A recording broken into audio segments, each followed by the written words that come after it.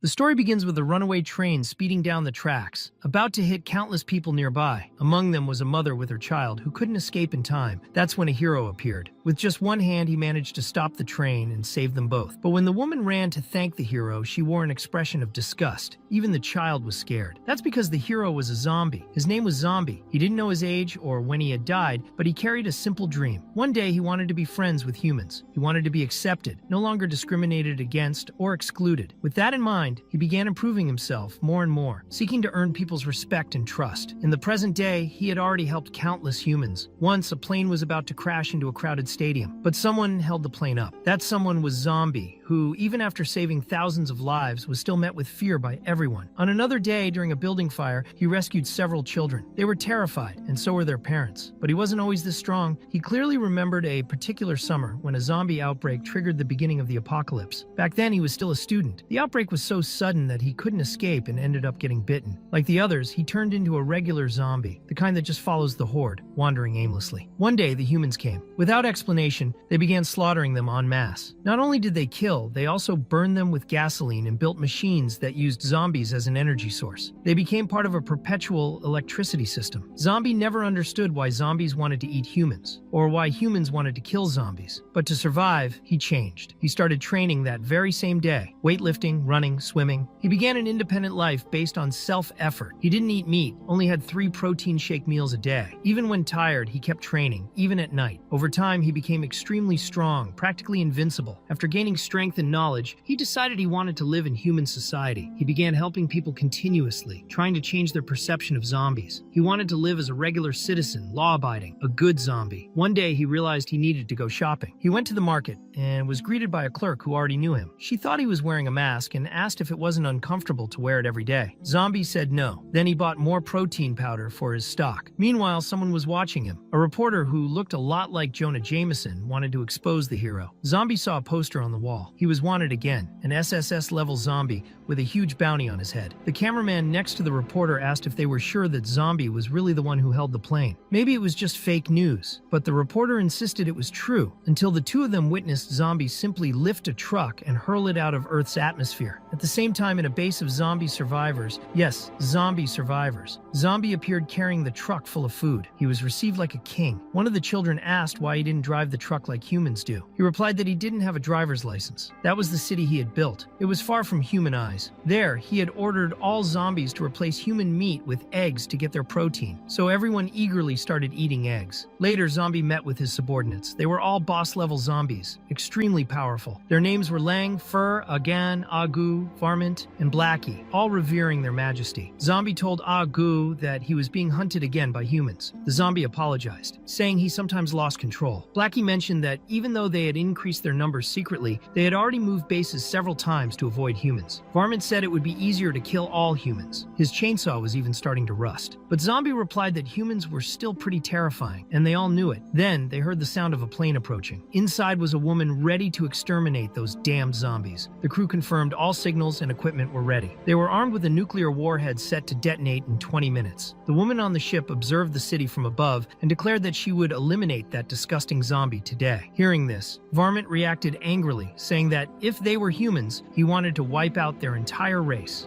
But Zombie stopped him. He said he always lost control when he got too close to humans, so he ordered all citizens to evacuate first. He would deal with the humans himself. Meanwhile, the humans' ground unit was approaching. Among them was the super soldier Marshall, prepared to act in case the zombie boss showed up. He said he was ready to slice that damned zombie in half. The rest of the team observed the situation from a distance, and at a certain moment, one of the soldiers reported that the Extraordinary Academy had located the zombies. Without hesitation, they threw a human bait to draw their attention. The human troops advanced. They wondered why those zombies just wouldn't die. It was because Zombie was protecting all of them. One of the humans decided to use a bazooka to finish it all at once. When the explosion hit the area, one of the soldiers commented that maybe that wasn't just any zombie. He said it could be one of the extraordinary ones, someone who always wore a zombie mask and had been helping people for a long time. The commander then wondered if they had shot the wrong person, but Zombie was completely unscathed, even after taking a bazooka shot. The president was informed that a boss-level zombie had been detected in Zone B and immediately sent Marshall Marshall to handle it. Meanwhile, the Extraordinary Academy team debated what to do. One of them said they might be underestimating their enemies, so they decided to test something new and conducted an experiment, turning one of the zombies into a mutant creature. Not even Zombie expected what happened next. The ground unit was alerted to the new threat, but the troop leader didn't want to waste time. He charged at Zombie, grabbed him, and locked him inside an armored car, ordering it to be taken away immediately. Meanwhile, a little girl watched everything and asked if that was the man who helped people and always wore a zombie mask. She was curious to know why he wore that all the time. Zombie didn't know how to answer. Meanwhile, the mutant was attacking the human troops directly. Marshall sprang into action, slicing a bus in half to save the civilians. Everyone recognized him as Marshall, the swordsman from the academy, and felt confident they would win. He ordered everyone to evacuate as fast as possible. He would deal with the creature alone. Zombie, on the other hand, was walking calmly among the humans, unnoticed, despite being the king of the zombies. When the girl tried talking to him again, he simply vanished. At the same time, the mutant zombie charged at Marshall, who, with a single blow, turned the creature into pieces. Marshall declared that the zombie could now rest in peace. However, he soon noticed another figure approaching. This was no ordinary zombie. It was Zombie, saddened by the death of one of his own. One of the crew members on the ship reported that the zombie boss had been eliminated. The president congratulated the team and ordered the achievement to be logged as part of Marshall's contribution. But Zombie said it wasn't the soldiers' fault. He apologized, saying that zombies sometimes just can't control themselves. That's when Marshall realized he was also a zombie. Without hesitation, he attacked with his blade. The ship's intelligence detected another boss-level zombie. In the next moment, Marshall's vital signs completely vanished. He was dead. One of the officers warned that not all civilians had been evacuated yet. Given the situation, the president decided to leave the ship and handle the matter personally. She was warned that going alone to the battlefield was unwise, but she went anyway. As soon as she attacked Zombie at high speed, her blade shattered on impact. She was startled, wondering what that zombie was made of. The intelligence team asked her not to act on her own, but she said she was fine. Zombie, meanwhile, said he had already apologized hours ago. The president realized he could speak and figured he might be a mutant or some kind of rare variant. She then grabbed her special sword, the one made for such cases. Zombie still tried to suggest a conversation, but it was clear she wasn't interested in talking. Her attacks were fast, but Zombie was even faster. He dodged precisely, even avoiding a strike that sliced half the city in two. That enraged the president, who shouted that the bastard was mocking her. Meanwhile, they were trying to rescue Marshall. To everyone's surprise, he wasn't dead, just seriously injured and completely naked. Intelligence informed the president that she could now leave the battlefield. The civilians had already been evacuated,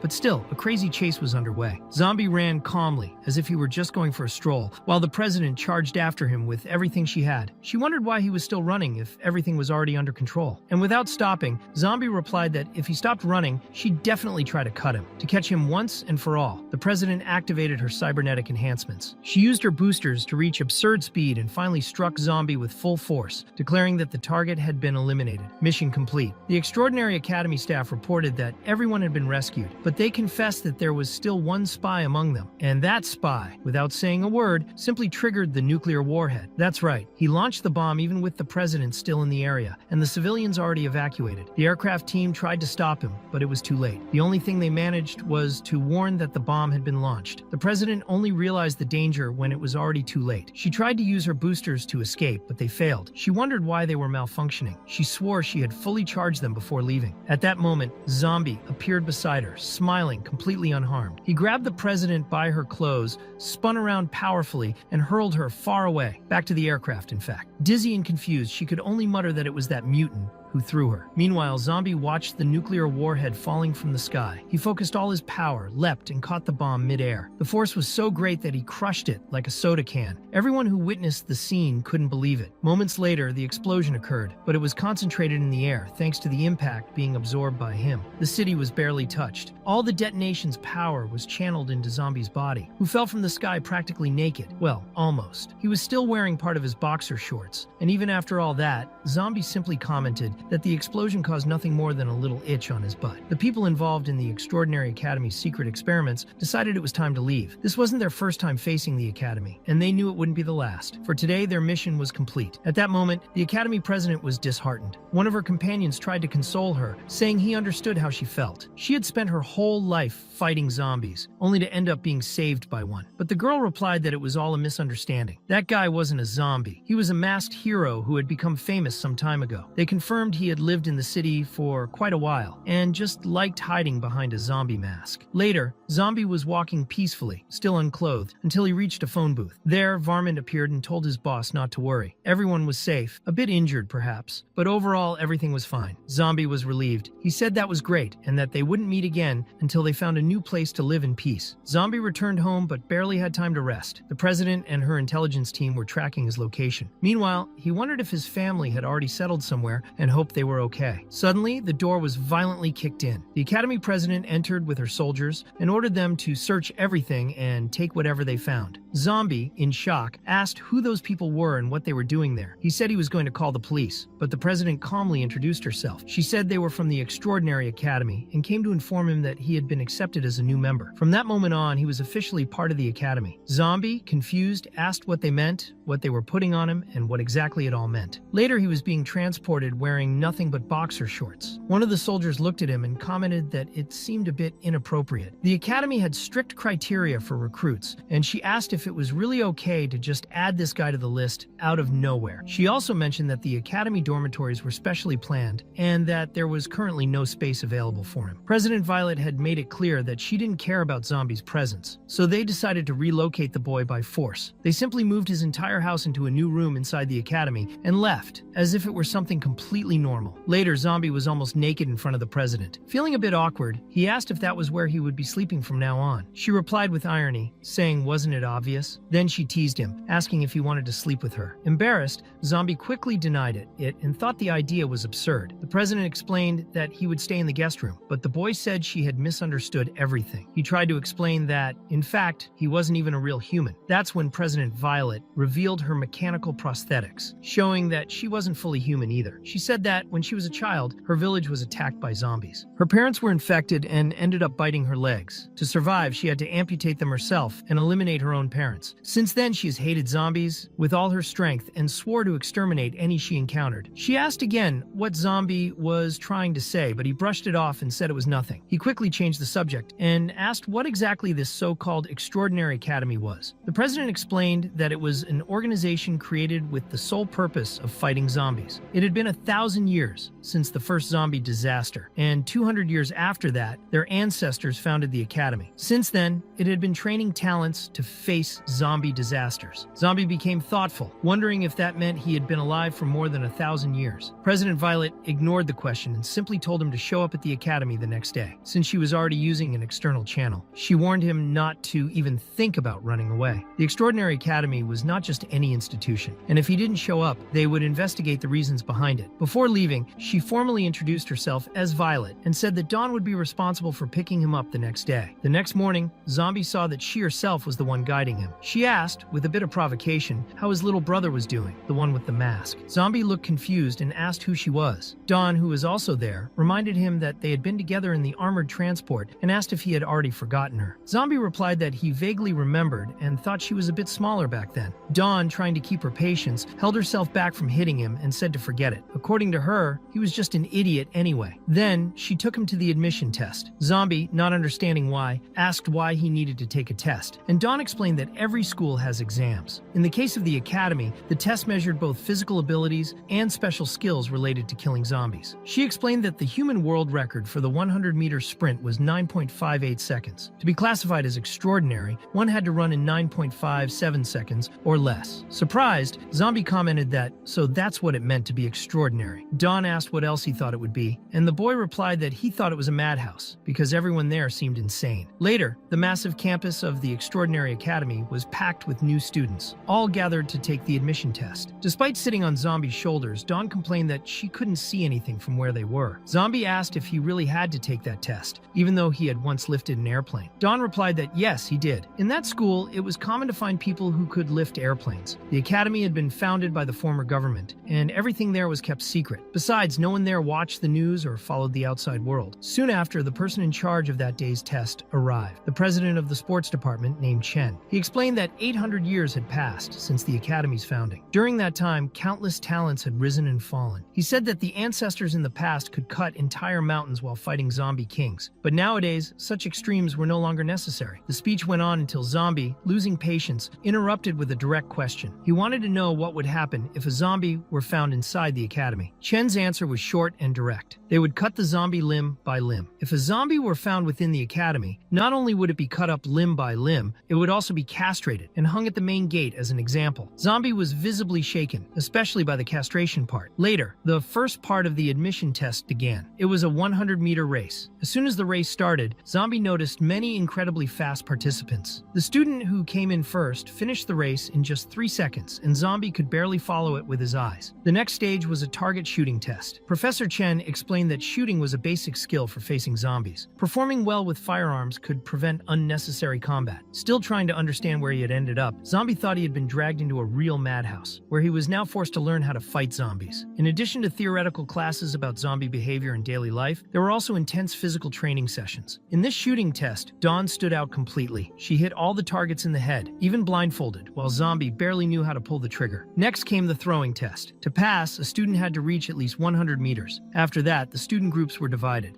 Zombie, still not understanding how everything was happening so fast, felt like he had been trapped in a group of total lunatics. To avoid drawing attention, he decided to hide his true strength, doing just enough to meet the average. This caused Professor Chen to notice nothing unusual about him. In the race, he clocked exactly 9.57 seconds. In the throw, he hit the minimum required mark to pass. Even so, Zombie's controlled performance caught Chen's attention, because President Violet had mentioned that he was extremely powerful. This raised suspicions. Maybe he really was pretending to be weak. During the javelin throwing test against zombies, Zombie was shocked by how extreme the standards were. The previous student, Sheng Shu, threw the spear 32 kilometers and hit the target, qualifying immediately. Next up was Zombie, but before he could throw, Chen himself approached. Chen asked if he was the so-called zombie, the one personally recommended by President Violet. Based on his results so far, he was barely passing the exams, and Chen questioned if he was hiding his true strength. He also reminded him that he had interrupted the speech earlier with a question. Another student, Jane, raised the suspicion that he might not be human, to which Zombie, a bit hesitant, replied of course he was human, even if he wore a mask. Chen, skeptical, said that if he really was human, then he should prove his strength. No one expected him to break the previous record, but at the very least, he should show some effort, otherwise they would assume he was deceiving President Violet, and in that case, he would be punished. Afraid of losing his banana, Zombie started thinking. Even though he didn't remember much about his past, he knew that people started chasing him ever since he became a zombie. He didn't want to become fuel either, so he decided to throw the spear with all his strength. At that moment, flashes of his intense training came to mind. He gathered all his energy and launched the spear with such force that it created a crater in the Academy's ground. The spear not only pierced the sky, it hit the moon, creating a hole in it. The explosion was so intense that it shook the surroundings, leaving everyone in a state of shock. No one could react. Jaws dropped. Dawn, completely stunned, commented on how strong he was and wanted to know how far the spear had gone. Zombie, still confused, replied that he had just done his best. After creating a hole in the moon, he was finally approved. Then he asked if he could go home. Dawn asked why he wanted to leave. With that level of power, he could even become president. To better explain, she used Violet as an example. She was the president of the swordsmanship department and had the authority to command a real army of troops, tanks, aircraft, cannons, and even nuclear weapons. More than that, she was the highest authority in a city with 30 million inhabitants. The city's civilian president was just a figurehead. The final decision always rested with her. Even so, Zombie insisted that he already had his own city. Later, the two of them were at the Department of Biotechnology, the place where all the Academy's weapons were developed. It was also known as the Logistics Department. In a framed photo on the wall, Dawn showed a picture of the sector's former leader, Professor Jamie. Everyone called him head of logistics. He had once been the department president, but after his wife's death, he became obsessed with an experiment involving humans and zombies. Rumors said that his goal was to fulfill his wife's last wish, but he went too far. Because of that, he was fired from the Academy. Currently, there was an order to eliminate him if spotted. That's when the department's current president welcomed the two visitors. She was Professor Jamie's adopted daughter, now the current president of the biotechnology department. During a conversation, she asked Dawn what kind of equipment she needed. Dawn replied that she wanted something that made transporting weapons easier, like a pair of pants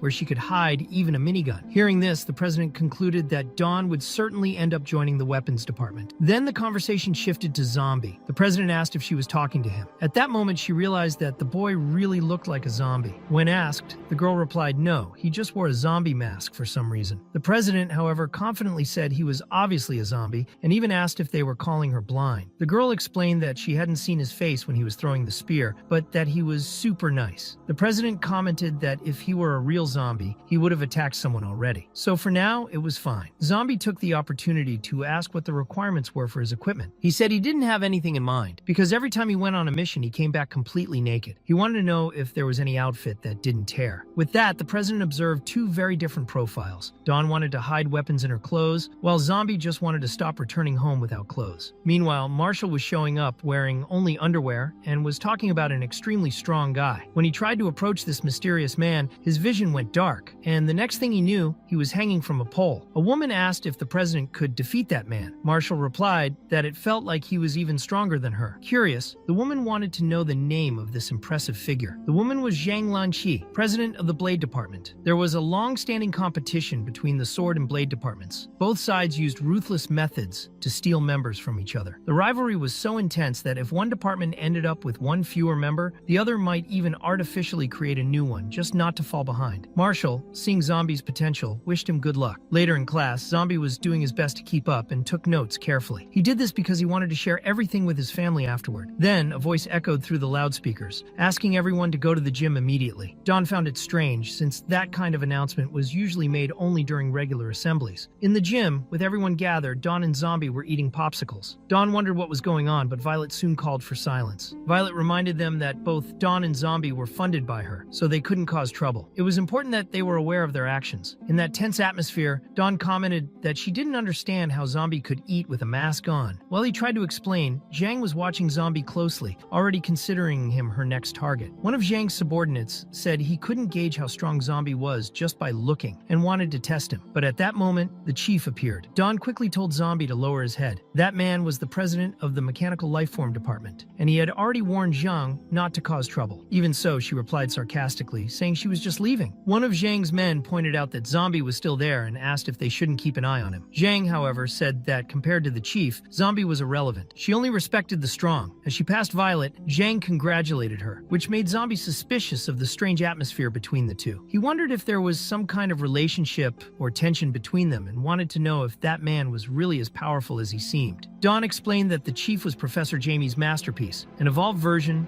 of the human race. He was the only one to survive out of thousands of experimental tests. After Professor Jamie left the academy, this man created the Mechanical Lifeform Department. The city under the chief's control was enormous, with a population of approximately 50 million people. During his 10 years of leadership, not a single zombie had appeared in the region. Upon hearing that, Zombie became afraid of the man. The chief didn't waste time with long introductions. He got straight to the point. He said they had brought new students to the academy, but it still needed everyone's help. He then ordered his robots to begin the projection. A hologram appeared in the center of the hall, showing the image of a spy who had been captured months earlier. According to him, thanks to that man, a nuclear warhead had been launched against their own people. When Zombie saw the image, he recognized the man instantly. It was the same person who had launched the bomb at him. The chief confirmed that, under normal conditions, someone like that spy would be executed immediately. However, he was still alive because he held valuable information. Dawn speculated that he could be one of Professor Jamie's subordinates. Zombie then asked if the zombie threat was truly over, and whether all of this was actually a result of internal conflict. Dawn replied that, in short, yes, some people just wanted to see the world burn. The chief continued. He explained that they had already tried countless methods to make the spy talk, but nothing worked. All the Academy's specialists had failed. They had resorted to every kind of torture, yet he wouldn't say a word. That's why they were now asking for help from all Academy members. The challenge was simple. Whoever could make the man talk would become the vice president of the chief's department. Many were excited by the proposal. It was truly an opportunity worth pursuing. The chief informed everyone that the spy was being held in the lower chamber and wished them good luck. 2 hours later, after multiple failed attempts, the newcomers started to grow desperate. At first, the methods were more conventional, but over time they became increasingly questionable. Dawn, watching everything, asked if they thought Zombie could make the man talk. Zombie replied confidently, saying he wouldn't just make him talk, he'd make him sing if necessary. Dawn then told the chief that her friend,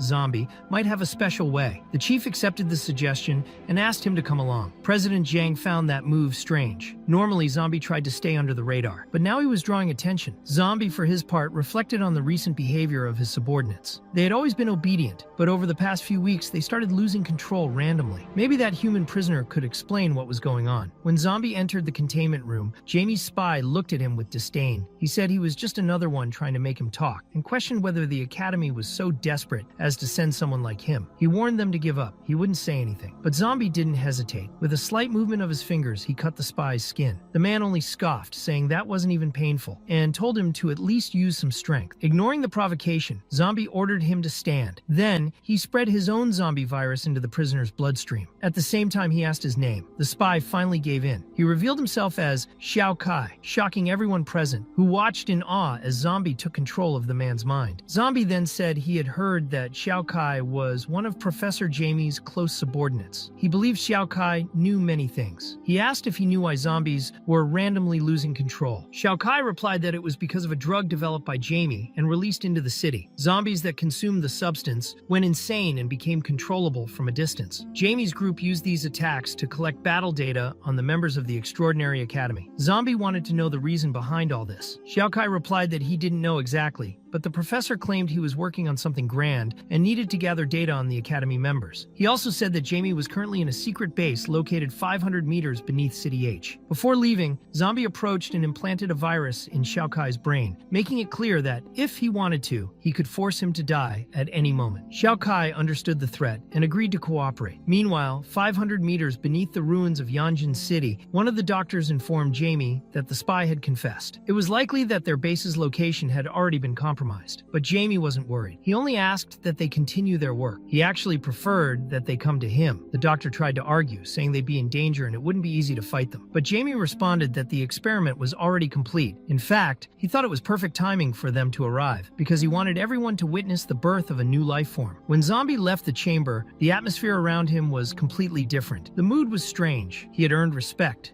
and everyone nearby whispered about him. Even the department presidents were impressed. The chief, seeing all of this, clapped his hands in satisfaction. He said it was great to see the young surpassing the old. He hadn't expected to find someone with so much hidden power among the freshmen, and since he had promised to make him vice president, he would now keep his word. But Zombie said that Professor Jamie was still there. The chief told him not to worry. Jamie wouldn't escape. When they left the area, President Jiang naturally followed them. Later, already in an abandoned industrial area, Zombie asked where they were. He thought he was being taken to some official registration as the new vice president, and then they would go after Professor Jamie. It was then that the chief, without warning, asked when Zombie had learned to speak the human language. Zombie was surprised by the question and wanted to confirm if it was really directed at him. At that moment, the chief turned around and fired a powerful laser directly at Zombie's head, nearly hitting President Jiang, who was just behind him. She recognized the shot and commented that it was the famous Ton cannon, one of the chief's most destructive weapons, capable of disintegrating any matter. The chief then declared that even though Zombie had fooled the others, he would not be fooled. He said he had already been wondering how long fools had let Zombie go unnoticed. But now it didn't matter because, according to him, Zombie was dead. After all, the weakness of zombies had always been the head. But no, Zombie was still alive. Not only alive, he got up and grabbed the chief by the neck with force. The chief's robots reacted immediately, but Zombie easily destroyed them, ripping off their heads like they were nothing. The chief, astonished, couldn't understand how that being was still moving. Not even the members of the Blade Department could believe what they were seeing. The fight intensified. The chief began to struggle to handle Zombie, who was faster than ever, even without a head. One of the swordsmen commented that the chief was in trouble, but Jiang disagreed. She said he was just warming up. Men like the chief loved to show off with big, flashy moves. It was best for everyone to clear the area to avoid being hit by mistake. At that moment, Zombie fully regenerated his head. He said he didn't want to hurt the chief. He just wanted to talk. The chief, suspicious, asked if he also intended to control his mind. Zombie regretted the situation and summoned his Model 1, forming a massive suit of armor around him. The chief revealed that he was a mechanical life form, designed exclusively to kill zombies. He said Zombie was the first of his kind to see him in that form and should feel honored. His attacks then became much stronger. He finally managed to pressure Zombie in combat. He threw him into the air, smashed him to the ground, and declared that all zombies must die. His disintegration cannons was so powerful it seemed impossible that anything could have survived within the impact area. The chief believed he had finally won, but no. Zombie calmly walked toward him. He was furious. His appearance suddenly began to change. He looked more human, although his new appearance was strange. For some, even disappointing. Zhang preferred him bald. Still, with this transformation, he created a massive storm that could be felt throughout the academy. Zhang began to panic. Zombie, now overflowing with power, said he had given a chance to resolve everything peacefully and asked the chief how he wanted to die. One of the swordsmen commented that Zombie's personality had changed drastically. Junk, who was also watching the scene, felt an extremely threatening aura. Faced with that, they fled. The chief, even surprised, apologized. He admitted he had never felt threatened by another being since he was born, and he challenged Zombie to defeat him. As Zhang and her swordsmen escaped from that battlefield, they were almost hit by something huge flying through the air. It was simply the chief's carcass, violently thrown. When the chief's men tried to retaliate, Zombie summoned all his models, but one by one they were destroyed before even entering the fight. The president spotted Zhang and declared that the zombie was dangerous, that they would need her help to defeat him. But Zhang snapped, asking if she had lost her mind. After all, it was the chief who provoked Zombie from the beginning, and now everyone was running away. Even with only one arm, Zombie exerted so much force that he was able to move an entire tectonic plate. The city began to turn upside down. It was like a scene out of Inception. Civilians looking at the sky wondered what the hell was happening. Dawn, watching everything, said the city was floating. Zombie had manipulated the gravity around him to finally capture the chief, and while lifting him with his monstrous strength, he asked if now he was feeling threatened. He concluded by saying that, indeed, the chief couldn't control him. Even though he was a robot, he seemed to retain some human part. So, Zombie decided to infiltrate his virus directly into the chief's brain. Orphaned since childhood and subjected to countless body modifications, the chief barely had any human parts left. Zombie commented that the man's life was truly miserable, being more undead than the zombie himself. Staying alive in his case was more painful than dying, and all of that had completely ruined Zombie's mood. After being left to die, the chief's body hit the ground, and Zhang rushed to catch him. She wondered, confused, whether he had been able to read minds. Later, Zombie was already in his room packing his bags. He told himself that he had lost control of his emotions again, and that when that happened, he even scared himself. He didn't like that side of him. He needed to act like a zombie, calm, controlled, and friendly. So, he decided to leave the academy immediately. However, before he could leave, Violet appeared and interrupted him, asking where he was going. Zombie considered silencing her, since now she was a witness to what had happened. He mentally apologized before preparing to attack her. However, Violet simply placed a paper in front of him, revealing it was the official documentation of his promotion. Zombie had been appointed vice president of the academy. From that moment on, he was an officer. Confused, Zombie asked if the chief's signature was on it. Faced with silence, Violet just smiled and said he was a very good human. She wished him good luck and said she hoped to work better with him someday. If she could become president, maybe she could complete the true mission that brought her there. Sometime later, in the hospital, Zhang visited the chief and asked if he knew that Zombie was, in fact, a zombie. She also said she wanted him to stay at the academy. The chief, in turn, explained that it didn't matter. It wasn't about being human or zombie. What mattered was Zombie's strength. They would need it if they wanted to capture Professor Jamie. Zhang asked what they would do if he lost control again, but the chief replied that it wasn't relevant at the moment. This time, he would eliminate all traces of Professor Jamie for the sake of humanity. Meanwhile, in the zombie city, Vermont was furious. He said they had received information that their king was being held hostage by the humans. To him, the king was the only salvation they still had in that world. So he decided they would kill the humans and rescue the king. Agu asked if they shouldn't try to stop him, but Blackie said Vermont was an idiot. However, only the king could stop him, and they had no way to interfere directly. While the chief was developing his plan to capture Jamie, a group of soldiers appeared before Zombie. They introduced themselves as the 56th Regiment, under the 4th Division Command Center. From now on, they would obey all orders from the new vice president, Zombie. The group totaled 12,000 soldiers. Zombie, surprised, asked if they would really follow any order. He even questioned if they would obey an order to blow themselves up. The soldier answered firmly, saying his words were commands. He had already pulled the grenade pin when Zombie, desperate, shouted for him to stop and threw the grenade far away. At that moment, other humans also got involved. They commented that the new vice president didn't seem all that strong and that they didn't understand why a rookie had been sent to such an important place. One of them introduced himself, saying they came from the Stainless Steel Academy, sent to assist in capturing Zombie's target. Dawn recognized the two and asked if they were the leaders of the Stainless Steel Blade Department. department. Meanwhile, the head of the Stainless Steel Academy also arrived, accompanied by the other presidents from the Extraordinary Academy. He commented that, originally, all of that was an internal problem of their academy. Still, he didn't understand why the higher-ups had promoted a rookie to vice president, let alone placed him in such a strategic position. Zhang replied, saying they were there as guests to help, not to interfere in internal matters. The man responded that he hadn't come to question anything, but the chief interrupted and said Zombie could finish him off right there while he was wetting his pants. The man accused the chief of bluffing and said that proved nothing. Despite that, he assured that Zombie wasn't alone. 2 other members of his academy had been sent to help. It was then that Jamie realized they were surrounding the entire city. Then the zombies were released. However, the doctor noticed that something strange had mixed in among them. As the zombies were being fought off, the soldiers from the Steel Academy commented that they were far too easy. Zombie explained that those zombies weren't from his tribe. One of the men approached and said the vice president wasn't needed there, so he could leave. Don, irritated, asked if he didn't know when to shut up. That was when more zombies appeared. In fact, Vermint himself showed up, and Zombie, surprised, asked what he was doing there. The doctor, standing beside Jamie,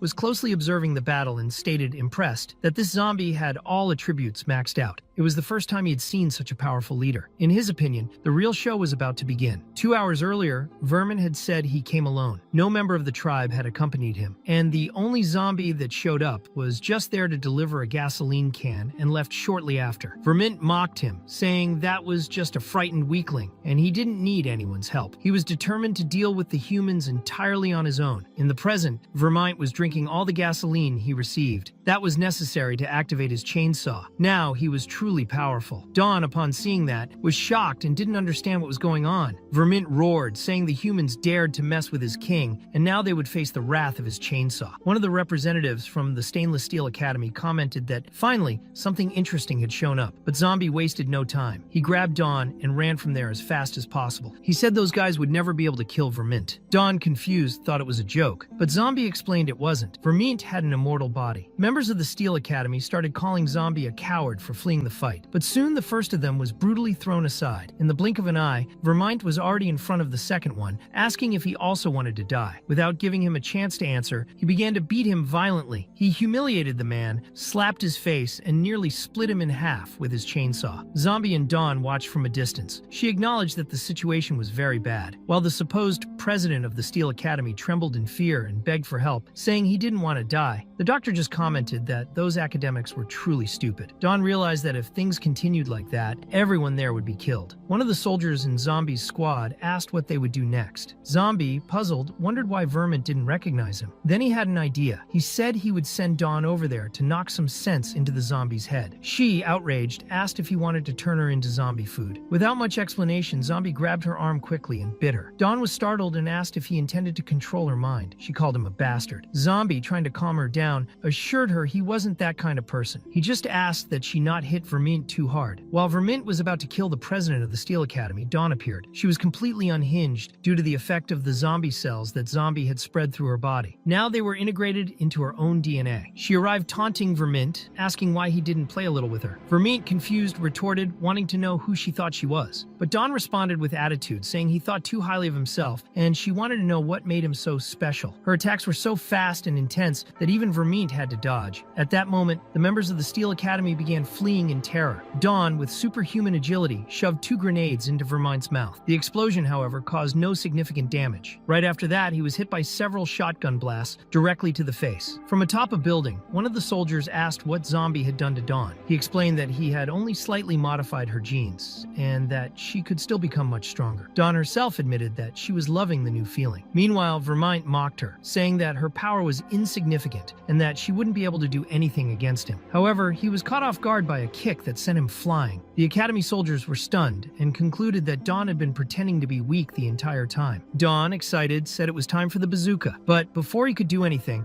Vermint found a gasoline stockpile. He drank several barrels at once and declared they could keep trying. Dawn fired the bazooka, but Vermint used his chainsaw to slice the blast in half, along with her body. Vermint proudly declared that he was undead. She was not. He said she wouldn't be able to regenerate from a blow like that. But to everyone's surprise, Zombie reattached Dawn's body as if nothing had happened. Smiling, Dawn said she was sorry, but now she loved the undead too. She stood up and warned that the fun was just beginning. That was enough to finally make the members of the Steel Academy retreat. Vermint, still confused, asked if she really was a zombie. Zombie was a bit worried. He hadn't expected Dawn to become so powerful after the genetic mutation. However, her body was already breaking down from the inside. Her bones cracked, her muscles tore, and she didn't seem like she could last much longer. Zombie didn't want to intervene personally to discipline Vermint, but maybe it wouldn't be necessary. Dawn was winning the fight, crushing Vermont with her minigun and leaving him completely wrecked. Vermint begged her to stop, said he surrendered and that he would leave. For a moment, everyone around watched in silence, but in reality, it was all part of a stealth attack plan. Vermint's punch struck Dawn directly and also knocked down others who were trying to flee. Zombie, frustrated, realized that damn Vermint just wouldn't give up. He questioned why Dawn had let her guard down. She, confused, replied that she didn't know. Vermint explained that she had taken some stimulants, and now the effect was wearing off. She knew she shouldn't trust anything a zombie said. Meanwhile, Dr. Jamie was taking advantage of the situation. He praised the zombie's strength and ordered him to finish off all the enemies. Dawn's power had indeed run out, and Zombie decided he had to go down personally to handle the situation. When he showed up, Vermont began trembling just at the sight of him. Zombie asked if little Vermont was finally recognizing who he was. The doctor questioned why the zombie had stopped and insisted that he should kill the enemy. But Vermont was in total shock. Zombie ordered him to kneel, but Vermont still didn't fully recognize him. He wanted to know why he should obey that zombie's orders. However, a single look from Zombie made Vermont wet himself. Then Zombie grabbed him by the face and asked why the little chainsaw wasn't saying anything anymore. It was time for a speech, a demonstration of why everyone should return to obeying him. However, all of this was happening only inside Vermint's mind. The doctor outside kept asking why he was still frozen. Vermint, for his part, remembered something terrible. He recalled the reason he had an immortal body. He remembered when he had been chopped into pieces, turned into sashimi, and left to dry on a tree for hundreds of years. As he relived that memory, he panicked and ran off. He didn't want to fight that zombie at all. He even broke through Dr. Jamie's control, saying that if they wanted to kill him, they should do it themselves. The environment fell silent. Everyone was shocked because he simply escaped. The doctor commented that it was the first time that it ever happened. He had lost control of his own zombie. Even so, Jamie stated they could abandon that route, as what had happened was already enough. The presidents were on their way. Meanwhile, aboard a helicopter, Xiao Kai was still transmitting all information about Jamie. The president of the Steel Academy said that all problems could be solved absolutely through brute force. He jumped out of the helicopter carelessly and caused an explosion that opened a crater all the way to the underground. Then he mocked, asking why they even needed an elevator. Zhang got annoyed and called him a musclehead. She complained that no one ever thought about using their brain. The chief agreed with her, but reinforced his belief that in the face of absolute power, any strategy was useless. He left the rear defense to those who remained in the helicopter. Zhang, now out of patience, commented that it was impossible to be surrounded by so many idiots, especially now that the chief himself had jumped from the helicopter too. On the ground, the laboratory was surrounded by soldiers, searched and investigated, but no clues were found regarding the professor's whereabouts. The chief believed it would be impossible for Jamie to escape from there, as all land, sea, and air routes had been sealed. Not even a mosquito could get through. Still, there was no sign of the enemy. Zhang, annoyed, questioned why she had to stay in the helicopter while the others descended like fools. In a distant building, Jamie and his doctors observed everything from afar. They ordered the execution of Plan A. Inside Jamie's lab, the soldiers found a huge capsule. There was a warning label that read, "There's a zombie king in here. Extremely dangerous. Open only if you're a real man." The president, without hesitation, ordered them to blow that thing up immediately. The chief, on the other hand, asked them to wait a bit longer. They were there only to capture targets, not to take unnecessary risks. Even so, the doctor commented that the enemies hadn't fallen for the original plan. Jamie then ordered the execution of Plan B, which involved manually detonating the capsule. The president of the Steel Academy suspected it was a trap, but Jamie was excited, saying that day would mark the beginning of the end for humanity. According to him, the awakened zombie king would destroy all human life. To everyone's surprise, the so-called zombie king was just a baby with a pacifier. The chief warned that such beings are dangerous precisely because they seem defenseless. He asked that no one underestimate him. However, when he tried to cut the baby with his steel blade, he realized the strike had no effect at all. Alarmed, he ordered an immediate evacuation. Even after several slashes from the president, the baby simply split in half and rejoined, letting out an innocent goo goo gaga. Jamie then activated the second phase of the plan, releasing a horde of zombies. Fortunately, President Violet and President Zhang were on site to handle it. One of the swordsmen offered to help form the defensive line, but Zhang refused, saying he only needed to stay behind and watch. For her, that fight would serve as a warm-up. With supernatural speed, Zhang dashed at the zombies. She leaped onto a tree, pushed off, and sliced them into pieces so perfectly they looked like they came out of a gourmet kitchen. The swordsman was amazed by what he saw, and Zhang remarked that the enemies should have thought twice before before facing them. The doctor, furious, called Zhang a stupid witch for destroying the monsters he had created. He regretted not having the chainsaw zombie with him at that moment. Meanwhile, in Zombie's village, the other zombies were also watching the situation from afar. Agu and Blackie were wearing masks. Agu commented that the masks were meant to ward off the zombie virus, but warned Blackie to keep it a secret. Blackie agreed and promised not to tell anyone. Soon after, Agu approached one of the local zombies and asked if he had seen a zombie with a chainsaw. The zombie rudely told him to go away. Blackie complained about the rudeness of the locals, and Agu admitted that he was scared too. If they didn't find Vermint in time, the king would punish all of them. Blackie was also nervous, but said it was better not to panic. They would find that bastard sooner or later. Back at the lab, the baby was excited to keep playing. The chief realized he was provoking them. The president of the Steel Academy tried to cut him again, multiple times. This time he managed to split the baby in half, but just like before, it reassembled as if nothing had happened. Still trying to maintain his composure, the president ordered everyone to stop running and fight like men. However, the creature assumed a new form, now with a feminine appearance. The president cursed, surprised by the transformation, and said he would cut her to pieces. But the zombie held the blade with the tip of just one finger. The chief then decided to use Model 1, his most powerful form, but was still defeated effortlessly. The impact was so strong that everyone outside heard the crash. The chief had been hurled against a building. Soon after, the president of the Steel Academy was also thrown, crashing through another building. The zombie yawned, finding everything boring. In another part of the city, Zombie and Dawn were having a barbecue. The Steel Academy folks even offered Zombie some tea, which he found a bit weak. One of the members asked who the lazy person was that had made such bad tea, claiming Zombie deserved better. Then, everyone heard the sounds of the distant battle. It was now up to Zhang and Violet to face the new zombie. Violet said it wasn't the time for internal disputes. She proposed a truce between the Blade Department and the Sword Department to deal with the threat. Zhang agreed diplomatically, while Dawn commented that she was hearing explosions. One of them seemed very close, making Zombie stand up to check what was going on. Meanwhile, Zhang and Violet coordinated their attacks to catch the zombie off guard. However, as soon as Violet approached, she was caught off guard by a kick to the face. The zombie said she had decent speed, but after trading blows, concluded Violet was still too weak. At that moment, the president of the Steel Academy finally stood up, using his support suit,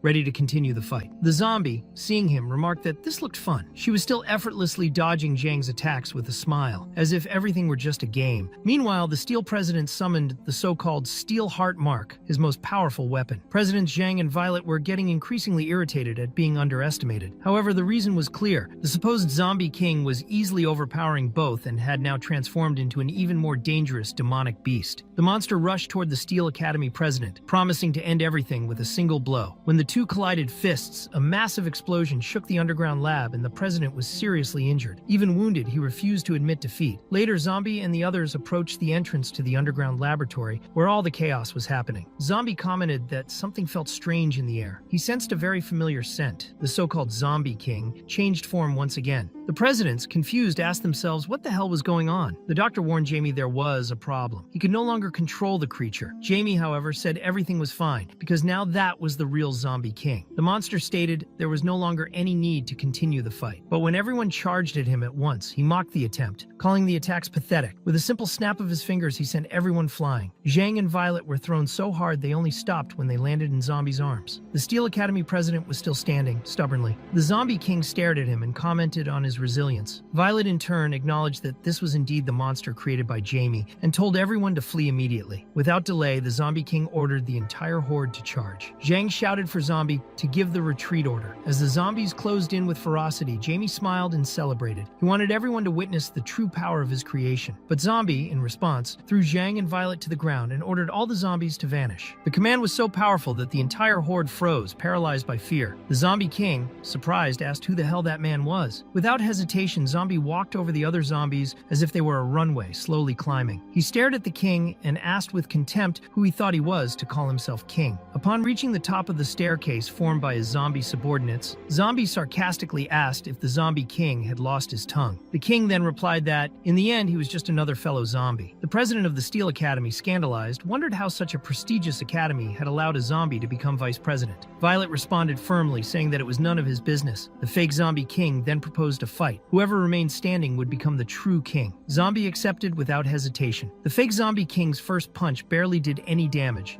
and Zombie even questioned whether he'd been eating properly. The counterattack was devastating. Not only did Zombie knock the fake king down, but he also scattered the surrounding horde like bowling pins. The impact was so strong that the fake king's body flew out of the city, crashing into a coastal navy ship. Jamie, shocked, wondered how Zombie had managed to do that. The doctor also questioned whether Zombie had been a zombie all along. The fake king, however, was enjoying the sensation. He took the opportunity to lift the ship and use it as a hammer, trying to smash Zombie into the ground like a nail. Seeing that, Dawn declared that the priority now is to get out of there as quickly as possible. Elsewhere, Blackie was trying to reassemble the chief's body, but Agu interrupted him and told him to look toward the direction of the fight. The chief grumbled, saying the two idiots had assembled every part that needed to be cut and cut every part that should have been assembled. Ignoring the complaint, Agu stated that this was the aura of the true king, and as expected, Zombie was still alive even after being crushed by a ship. Effortlessly, he grabbed a steel cable, wrapped it around the fake king's neck, and tied it tightly. The president of the Steel Academy, still trying to understand, asked if he really was a zombie. Without answering, Zombie delivered a kick so strong to his opponent's face that his skull caved in. The fake king said he could do that too. The fight intensified, becoming increasingly brutal. The two ended up back in the ocean. Now standing on a Navy ship, Zombie commented that the fake king liked to throw things around. The enemy replied that it shouldn't matter. If someone can throw something, they should. Meanwhile, the chief told the other zombies that they needed to get out of there immediately. He knew Zombie was strong, but he also knew Jamie and acknowledged that the man was a true genius. Blackie told the soldier to shut up and pay attention, saying that no one could ever defeat his king, except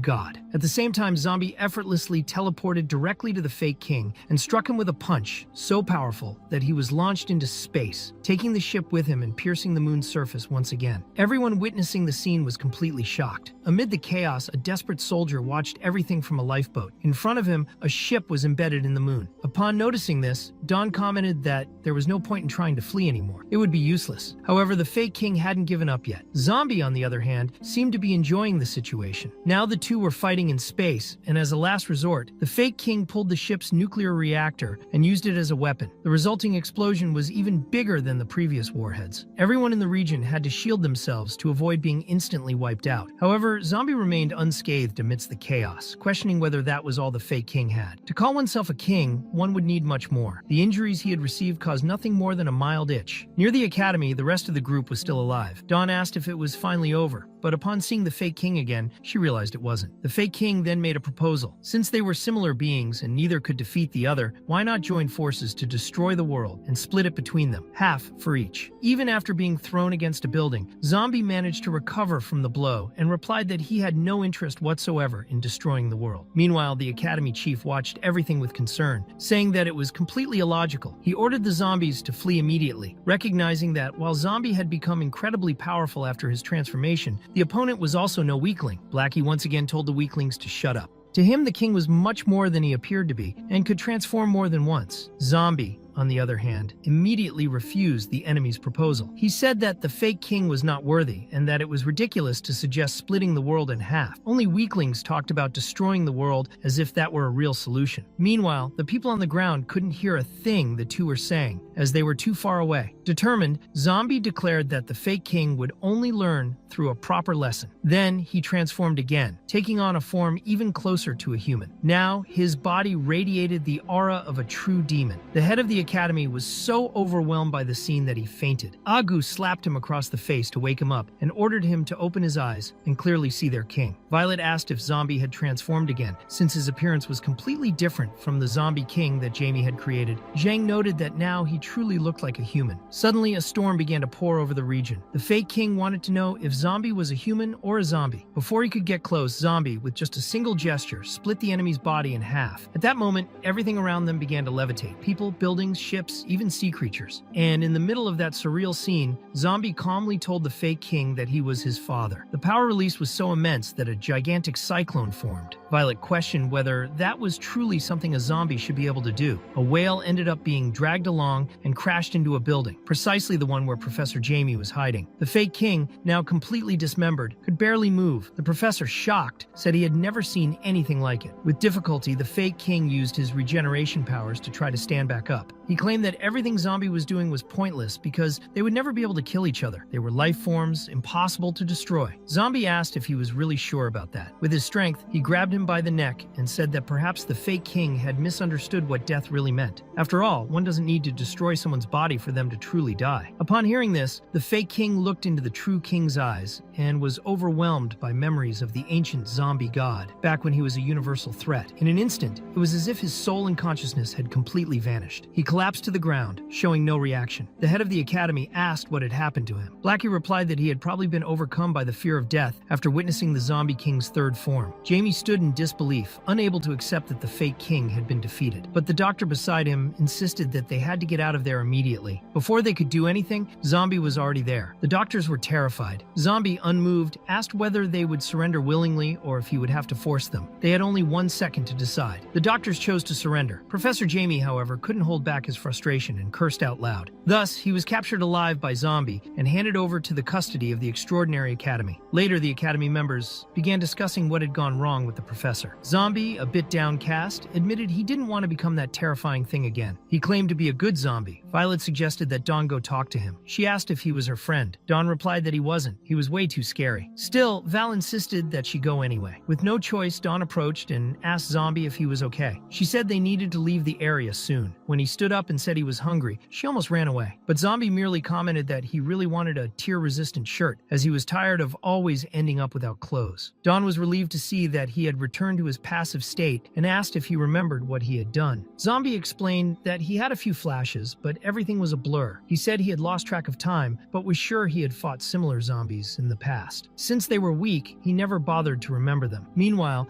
even though he was in custody, Professor Jamie began to laugh. He remarked that he never imagined he would encounter someone as powerful as Zombie. With a threatening tone, he said that one day he would obtain a sample of his genes and create an even stronger creature. And so, the zombie king created by Jamie was finally defeated by Zombie. The incident that had threatened the city had come to an end. Later, Zombie participated in a meeting with some mysterious figures. During the meeting, they asked if he had any problem becoming a president. Zombie replied that he didn't and would accept the position. However, the group warned him, being president was not just about power. He would have the responsibility of protecting the citizens, and there was a condition. If his city didn't surpass 10 million inhabitants by the deadline, the title of president would be revoked. They asked which city he would like to govern. Zombie chose City H, where he had captured Professor Jamie. However, they informed him that City H was uninhabited. They said that if he wanted to raise chickens, he would first need eggs to hatch. The city's population had to meet the requirements, or he would lose the position. Even so, Zombie reaffirmed his choice. He wanted to govern City H. That was how he became President Zombie. One of the people present asked where they had found such an idiot, since there were much better cities available. Even Violet seemed a bit disappointed with the choice. After the appointment, Zombie's small personal army was expanded. Now, 4 different regiments would help protect City H. This was a historic moment. For the first time ever, the entire zombie tribe moved into an official city. It was a unique sight. Human soldiers helped zombies carry their luggage and settle into their new homes. Blackie delivered the operation report. All zombies had been transported into the city according to the president's orders. Soldiers asked for the attention of all newcomers. Some zombies were scared, fearing they would be shot, but the soldiers assured them that President Zombie's orders were absolute. They said his people were just like any other and guaranteed everyone's safety until they reached their homes. Fur, moved, commented that it was wonderful to finally have a city of their own. Zombie said that sometimes, to achieve prosperity, there's no need to start a war. You can build something together.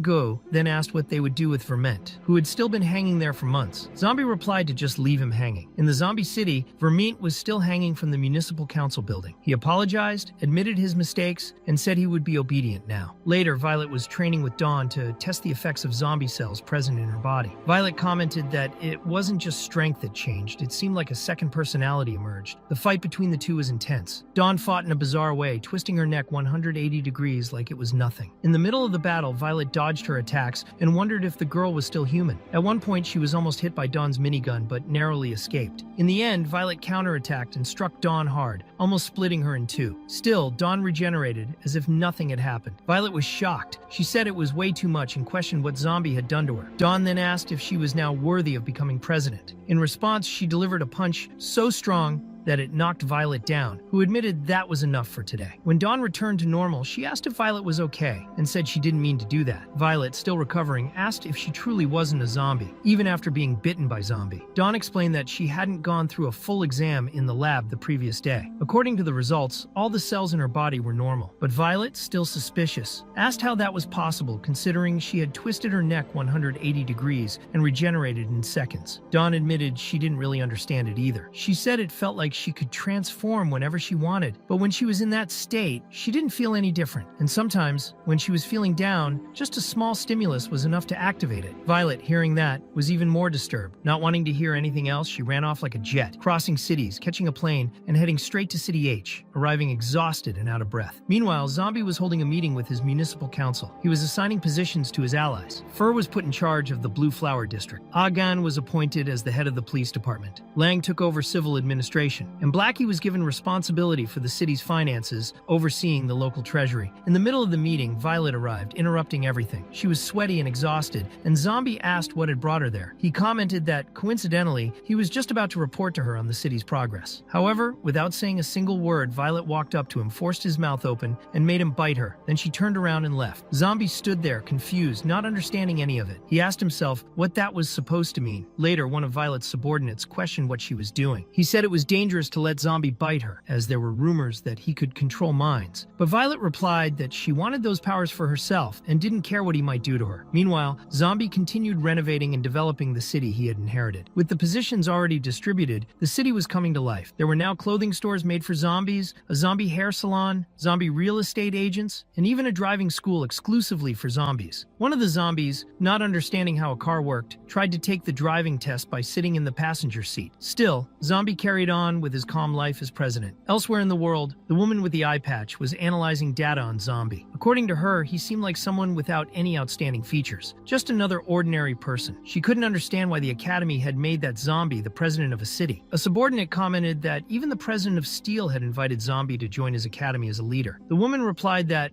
although competition between academies was normal, she still didn't like him. She said he didn't seem to have the personality of a leader, zombie or not. Even so, she considered paying a visit to his city just to check things out personally. Meanwhile, at the North Pole, a research expedition was underway. Professor Strand, the team leader, received a report about an important discovery. They had found an ancient corpse belonging to an ancestral people, completely preserved inside a massive block of ice. It was 500 meters deep. They were using a crane to extract the block with the utmost care. Strand, who was also the president of the Academy's archaeological department, instructed the team to be extremely careful not to damage the body. It was the first time he had ever felt so nervous about a discovery. When the block finally surfaced, it was possible to clearly see the frozen human body, still with well-defined features. But then, suddenly, one of the doctors was bitten in the neck. Professor Strand himself was knocked down and used as a sacrifice. Vampires approached, shattered the ice block, and released the body. As soon as it thawed, the body came back to life, color, and motion. All the vampires around knelt before her, saluting the Queen of Blood. She opened her eyes in anger, asking if that damn zombie was still alive. One of the vampires confirmed that he was. Even after 1,000 years, Zombie was not only still alive, but seemed stronger than ever. They said that although he had once wiped out the entire human civilization, he was now living among humans and rebuilding his own clan. The Queen of Blood swore that this time, she would not lose to him. Back at the Academy's headquarters, Zombie, unaware of what was coming, was calmly drinking his tea. Other presidents in the room silently watched that strange and unexpected scene. It was indeed a transformation, but it didn't seem to be a zombie transformation. They had recovered the body of the researcher who had been bitten by a vampire. He was found wandering in the North Pole, but the head of the archaeological department who was with him had vanished. Given the situation, Violet said it was necessary to call in a professional to analyze the case. That's why Zombie showed up. Despite that, everyone present looked at the new visitor with suspicion. The first to introduce himself was Ying, the president of the Iron Bat Academy, but that sounded oddly specific, and they hadn't even mentioned the Stainless Steel Academy yet. Indeed, those academies were getting stranger and stranger. Ying asked if Zombie had participated in the mission that captured Professor Jamie. Zombie confirmed that yes, it was him, but Ying claimed he was probably just another assistant. Even so, Zombie was excited. Now he could shake hands with humans and felt that he was halfway toward achieving his true goal. Another president mocked him, saying he was weak, and asked who had allowed someone like him to become a president. The president of the Steel Academy simply watched, thinking that guy was asking to die. He even hid, regretting not staying home. Later, Zombie went to examine the person going through the the strange transformation. He commented that he didn't even know what exactly that thing was and wondered why they expected him to know. However, upon seeing the bite marks on the victim's neck, everything became clearer. When the victim reacted, he showed fear toward Zombie, who analyzed the marks and mentioned the possibility that they belonged to the Blood tribe. The discovery intrigued him. Suddenly, he blew up the room they were in, completely terrifying the vampire. Zombie muttered that he swore that tribe had already gone extinct. Curious, he asked where the little red-haired vampire girl was, the one who used to poison him in the past. The vampire, desperate, replied that he didn't know anything and begged for mercy, explaining that he had only become a vampire the day before and that he was a victim. Zombie returned to his normal form, and Ying, still confused, asked who the hell that guy was. The president of the Steel Academy once again regretted leaving his house. Violet wanted to know what was going on and asked what Zombie had discovered. He explained about the Blood tribe and said everyone should be cautious. However, in the middle of the explanation, he completely forgot what he was going to say, causing general bewilderment. Violet asked if his brain worked normally outside of zombie mode, and Zombie just apologized, saying he would try to remember next time. Even though he seemed a little silly, everyone remained afraid of him. Meanwhile, in a distant alley, some vampires lived in hiding. Someone tossed a penny toward them, complaining about the presence of beggars and questioning why the government hadn't dealt with the situation yet. One of the vampire women told Her Majesty not to worry about that kind of human. And another starving vampire grabbed the coin, mumbling, "Money, money." The Queen of Blood asked what they had done during the time she was frozen. She wanted to know why they had decided to revive her now, when they were in such a pitiful state. The female vampire explained that she had no idea how hard it had been to survive these last 1,000 years. After she had dried up because of Zombie, they were completely powerless against him. He had started a full extermination of the tribe. To survive, they had to fake their deaths. For 1,000 years, the tribe avoided contact with humans and zombies. They hid in alleys like that and never dared to come out. Even Laling had become an idiot over time. The queen said it was pointless, even with her alive. She admitted that she was no longer a worthy opponent to Zombie, not even capable of touching a hair on his head. But Ling disagreed. He said there was a reason they had revived the queen now. They had obtained crucial information. They had found someone who could help her become invincible. Then he showed a wanted poster with Professor Jamie's face on it. Seeing that the professor was still alive, Zombie wondered why they hadn't taken him out yet. Violet explained that first, they needed to locate the professor's other secret experiments, and second, he had planted several spies within the academy. That's why they were using him as bait to lure out the others. Zombie asked if there was any risk of escape. The president of the Steelbat Academy guaranteed it was impossible. He said that since it was Zombie himself who captured him, he deserved to see the prison they had built for the prisoner. In the middle of nowhere, inside a gigantic crater, there was a high-tech prison built specifically to contain Professor Jamie. They dug a hole inside a mountain that was 3,000 meters deep. The prison had 100 floors and was guarded by 100,000 armed soldiers. Even using the elevator, it took 30 minutes to go from the top to the bottom. Each president had stationed a different platoon on each floor. Iron Taco reinforced that the security was absolute. Bombs were installed throughout the entire complex. Professor Jamie was tied to a detonator connected to a weapon of mass destruction, with power equivalent to over 10,000 tons of TNT. If anyone got close, everything would explode. Even if someone managed to free him, they would die in the explosion. Zombie was truly impressed by that level of security. He wished everyone good luck and left. Meanwhile, hidden in a distant alley, the vampires were listening to everything that had been said, and at that moment, they completely lost hope. The Blood Queen was furious. She said those humans were disgusting. Meanwhile, Iron Taco was talking to Violet and mentioned that he had forgotten to inform her about something important. Inspector Chin was already in the city to conduct an inspection. He asked if she would warn her little boyfriend. Violet was puzzled by the question and wanted to know why he was telling her that specifically. Iron Taco explained that Chief Gang had told the inspector that President Zombie was building a city exclusively for zombies. As for whether the president was a zombie or not, he said he didn't care. He only respected the strong, so that was not his problem. It was hers. That's why he was telling her everything now. Meanwhile, Zombie was walking calmly, observing the city's movement and sarcastically commenting on how human cities were full of life, literally since he himself was a zombie. At the same time, Professor Jamie and his subordinates were imprisoned. Their meal was arriving. The doctor remarked that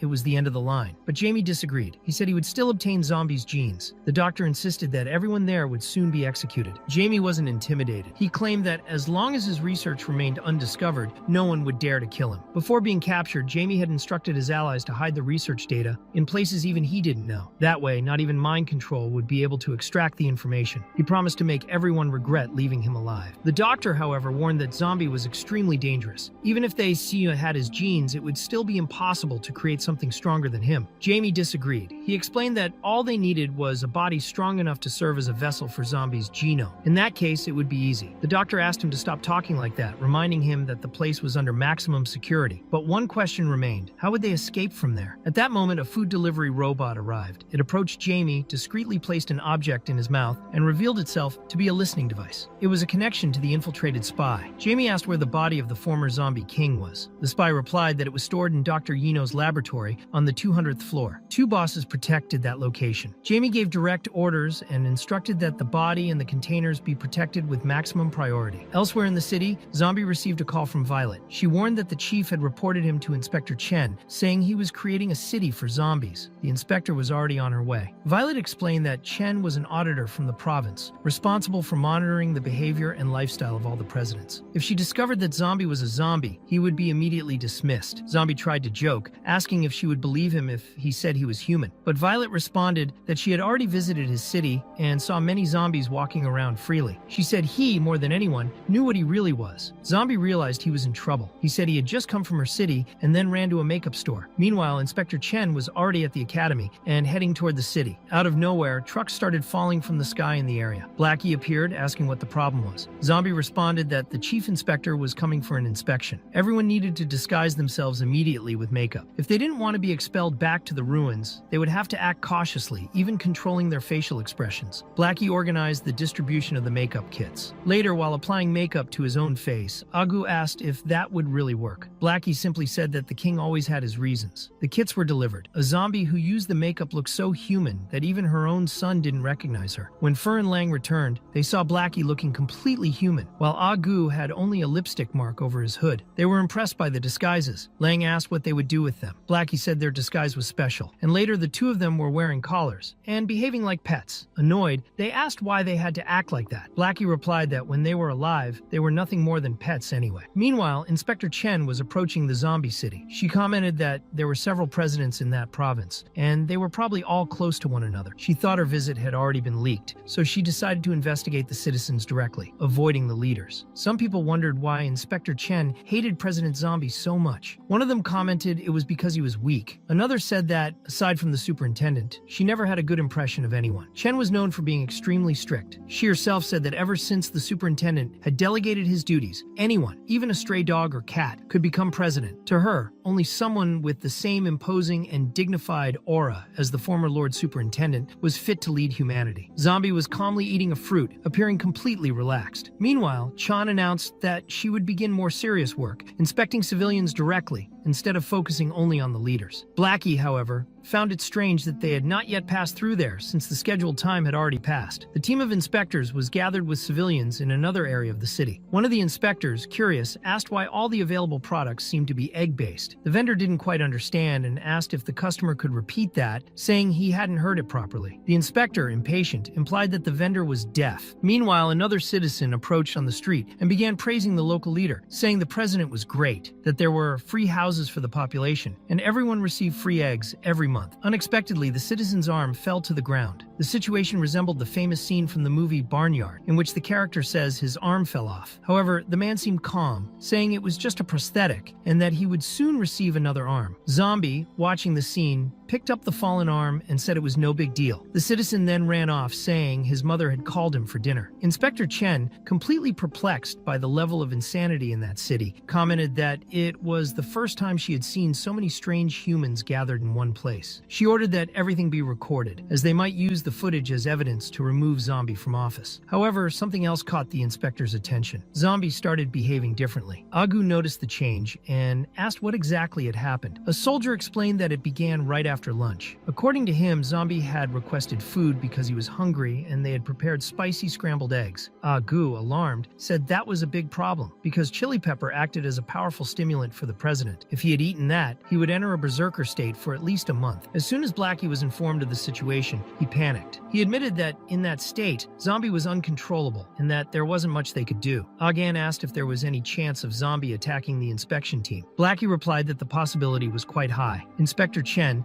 seeing the situation worsen, decided to end the inspection and suggested they move on to another location. However, at that moment, a truck sank into the ground. From inside it, Zombie emerged, offering a special tour to the inspector. She, confused, asked who he was, and Zombie replied casually, saying he was indeed the president she was looking for. Without the mask, he looked unrecognizable, which further shocked the team. Zombie approached the inspector, saying that, since she had come from so far away, he had prepared a special gift, canned spicy eggs. He emphasized that nobody there ate humans and pulled the inspector by the suit, explaining that they were in a school zone and there wasn't much to see there. Then, he made a gigantic leap, carrying the inspector with him. The inspectors on the ground were in shock, unable to understand how he had jumped so high. Blackie then asked if Kelly was Inspector Chan, but Agon clarified that the king was with her and that they needed to stop him before he caused a disaster. Meanwhile, Zombie kept ascending higher and higher to give the inspector a panoramic view of the city. He said that this was his city, with over 2 million square meters, and they were still opening lots for new constructions. He commented on the many jobs available, including office workers, public companies, construction workers, and more. He claimed they were planning to generate billions in tax revenue for the city hall. The inspector, a bit calmer, simply asked to be put down, but Zombie refused. He said they would still talk about laws and rules. Descending to a pedestrian crossing, Zombie commented that everyone there strictly obeyed traffic laws. No one could break them. However, a zombie driver suddenly lost a leg, which prevented him from braking the vehicle. The out-of-control bus sped forward, and Zombie, reacting quickly, kicked the bus, which flew through a building. Luckily, Blackie managed to save the person inside the bus at the last second. The inspector, still shaken, asked if that man had died. Zombie firmly said no. He claimed that was impossible. According to him, all his subordinates were unmatched powerhouses and would never allow citizens to die that way. When Inspector Chen's group approached, Zombie handed her back and stated that he knew exactly why she was visiting. He said he would let her return alive, but would be direct from then on. That was his city, and no one had the power to stop him. However, if she happened to think she had lived long enough, she could try to remove him from the presidency. Inspector Chen remained silent. The other inspectors, still shocked by what they were witnessing, began to question the previous reports. They said that guy didn't even seem human, and wondered who the idiot was who had classified him as weak and cowardly. They said whoever wrote that report should be fired immediately. Zombie, unfazed, said they could leave, and that he would even provide more free food if they wanted. But Inspector Shen interrupted before they could leave. She admitted that he had done a decent job running the city, but pointed out that as a president, it wasn't enough to know how to govern. One also needed to have a certain level of combat power, because only with real strength could one protect an entire city. She confessed that she hadn't seen enough to assess that. However, before she could continue, all the zombies around her went silent in shock at that statement. One of them murmured, begging her to stay quiet for God's sake. Zombie raised an eyebrow, pretending to be offended. He said he would think of something. The people present realized at that moment that they were all screwed. Later, on a deserted beach with no buildings nearby, Agu expressed his concern. He had a terrible feeling about what was coming. Inspector Shen, suspicious, asked why they had been brought to such an isolated place. Agu replied that whatever was about to happen, it was all her fault. It had nothing to do with them. Before they could argue more, they felt a strong tremor and saw rocks flying. Zombie had reached his third form. With a single command, he made the sea stop completely. The waves froze in the air and he flew off toward an unknown location. The inspectors couldn't see where he had gone until Agu set up a telescope and showed what no one would believe. Zombie was on Saturn. The team was completely in shock. They said that guy was far from normal, that there was no way he could be human. In the next instant, Zombie threw a punch so powerful that the impact was felt across the entire planet. The tremor was so strong that the entire academy shook. The entire country, maybe even the continent, was shaken. Alert systems in Violet City detected a level 12 tsunami, something never before recorded in human history. It was a direct threat to civilization. The Academy tried to activate its level 1 defense system, but it was completely destroyed. The tsunami surrounded the entire impact area. Observing the result of his own power, Zombie calmly asked Inspector Shen if she had seen enough. Sometime later, the group returned to the city. The inspector kept mumbling, saying he was a monster, a real monster. They left the area in a small transport cart. Agu asked if they hadn't overdone it, thinking it was possible the government would try to seize the entire city, but Blackie disagreed, saying he had a feeling that wouldn't happen. When Shen returned to the capital, she was visibly shaken. Even so, Zombie City received official approval. Meanwhile, in another part of the planet, inside a laboratory where the body of the former zombie king was kept, the doctor in charge admitted he didn't know how Zombie had managed to kill that man. He said it was truly a shame. If Professor Jane's project had been used for the good of humanity, it would have made a huge contribution. But unfortunately, everything had taken a different turn. Inside the same lab, there was an infiltrator, a spy sent by Jamie. He quietly mixed some components and prepared a syringe. According to Jamie, the zombie king had only lost consciousness. His physical body remained intact. The plan was to use that opportunity to bring him back. Without anyone noticing, the spy injected the substance into the body. One of the presidents present noticed the movement and asked what he had done, but it was already too late. An explosion shook the lab, and when the dust settled, the zombie king was standing once again. Following Jamie's orders, he began massacring everyone around, clearing the way to free his master. Jamie said he would make him just as powerful as Zombie. At the same time, chaos was spreading across the world.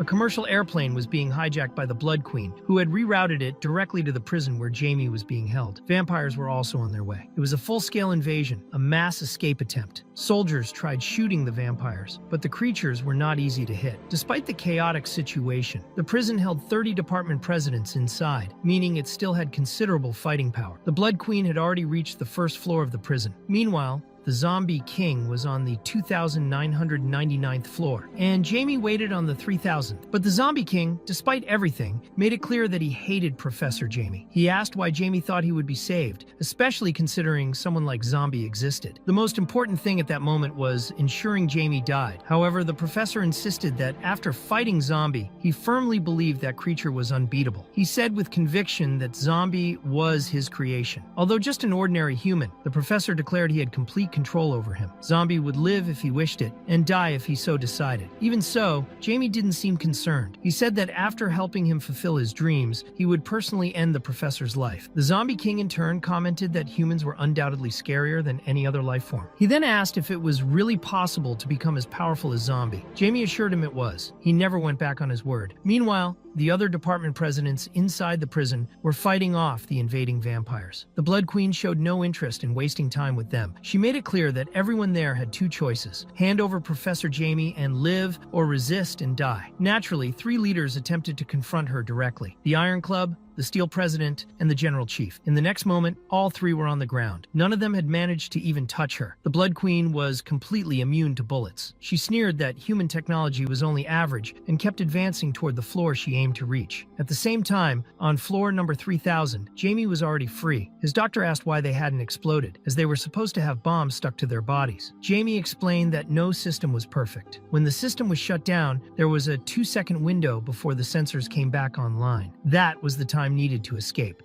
The doctor, worried, asked if it was really wise to make that man stronger. Jamie replied that there was no better vessel. When they left the area, even the zombie king was shocked by what he saw. All the prison agents were on the ground, completely defeated. The only person still standing was a woman in a bikini. She stared at him and said she had finally found Professor J. She made it very clear that someone who couldn't even touch a single strand of Zombie's hair during his second form wasn't worthy of being a vessel for anything. She suggested they use her body instead. The zombie king, surprised, asked if that woman really believed she was stronger than him. She replied yes, but only slightly. She said that if he didn't believe it, he could test her. The zombie king charged with extreme speed, but the woman retaliated with a direct blow to his face. The impact was so violent, it sent him flying through a concrete wall. The zombie king compared that attack to Zombie's strength and wondered how she could be that powerful. In desperation, he decided that if things continued like this, everyone would die with him. He was about to detonate a nuclear bomb in the middle of the prison. Before that could happen, however, the Blood Queen used reversal magic. She restored the bomb to its original state, compacted its energy, and compressed it directly onto the zombie king's body. Then she asked if he really considered himself a king with such miserable power. She also asked how Zombie had managed to kill him the first time. While being interrogated, the zombie king realized that she too was a monster from the past civilization, just like him. Once again, his consciousness faded, and in such a pathetic way, the zombie king died once more. The others present could barely believe what they had just witnessed. The Blood Queen then turned to the professor and asked if she was a strong enough vessel. He answered that of course she was. Meanwhile, at the zombie city hall, Vermint was still hanging from the top of the building. Agu was warning Violet that the president couldn't meet with anyone at the moment. She insisted there was an emergency and demanded to see him immediately. Still, Agu said it was impossible. Zombie was in a state far too dangerous. Violet, impatient, said she didn't know what he was talking about and opened the office door. Upon entering, she saw Zombie completely transformed. Surprised, she asked since when he had been like that. Zombie, calm, replied that it was sometimes good to change things up a bit. Then he asked why she was looking for him. Violet explained that Professor Jamie had escaped. Zombie said he already expected that. He commented that that group of losers never stood a chance of stopping a strike from the little red one. Violet, still confused, asked how he knew that, since everything had happened only 10 minutes ago. Zombie explained that the little red one used an ancient bloodline power. For that reason, he could naturally sense her movements. Violet said she needed more information about that woman and had to report everything to her superiors immediately. However, Zombie suggested that since she was already there was no need to rush off. He said it had been a while since he could peacefully blend in with humans and proposed that they enjoy the moment. He suggested they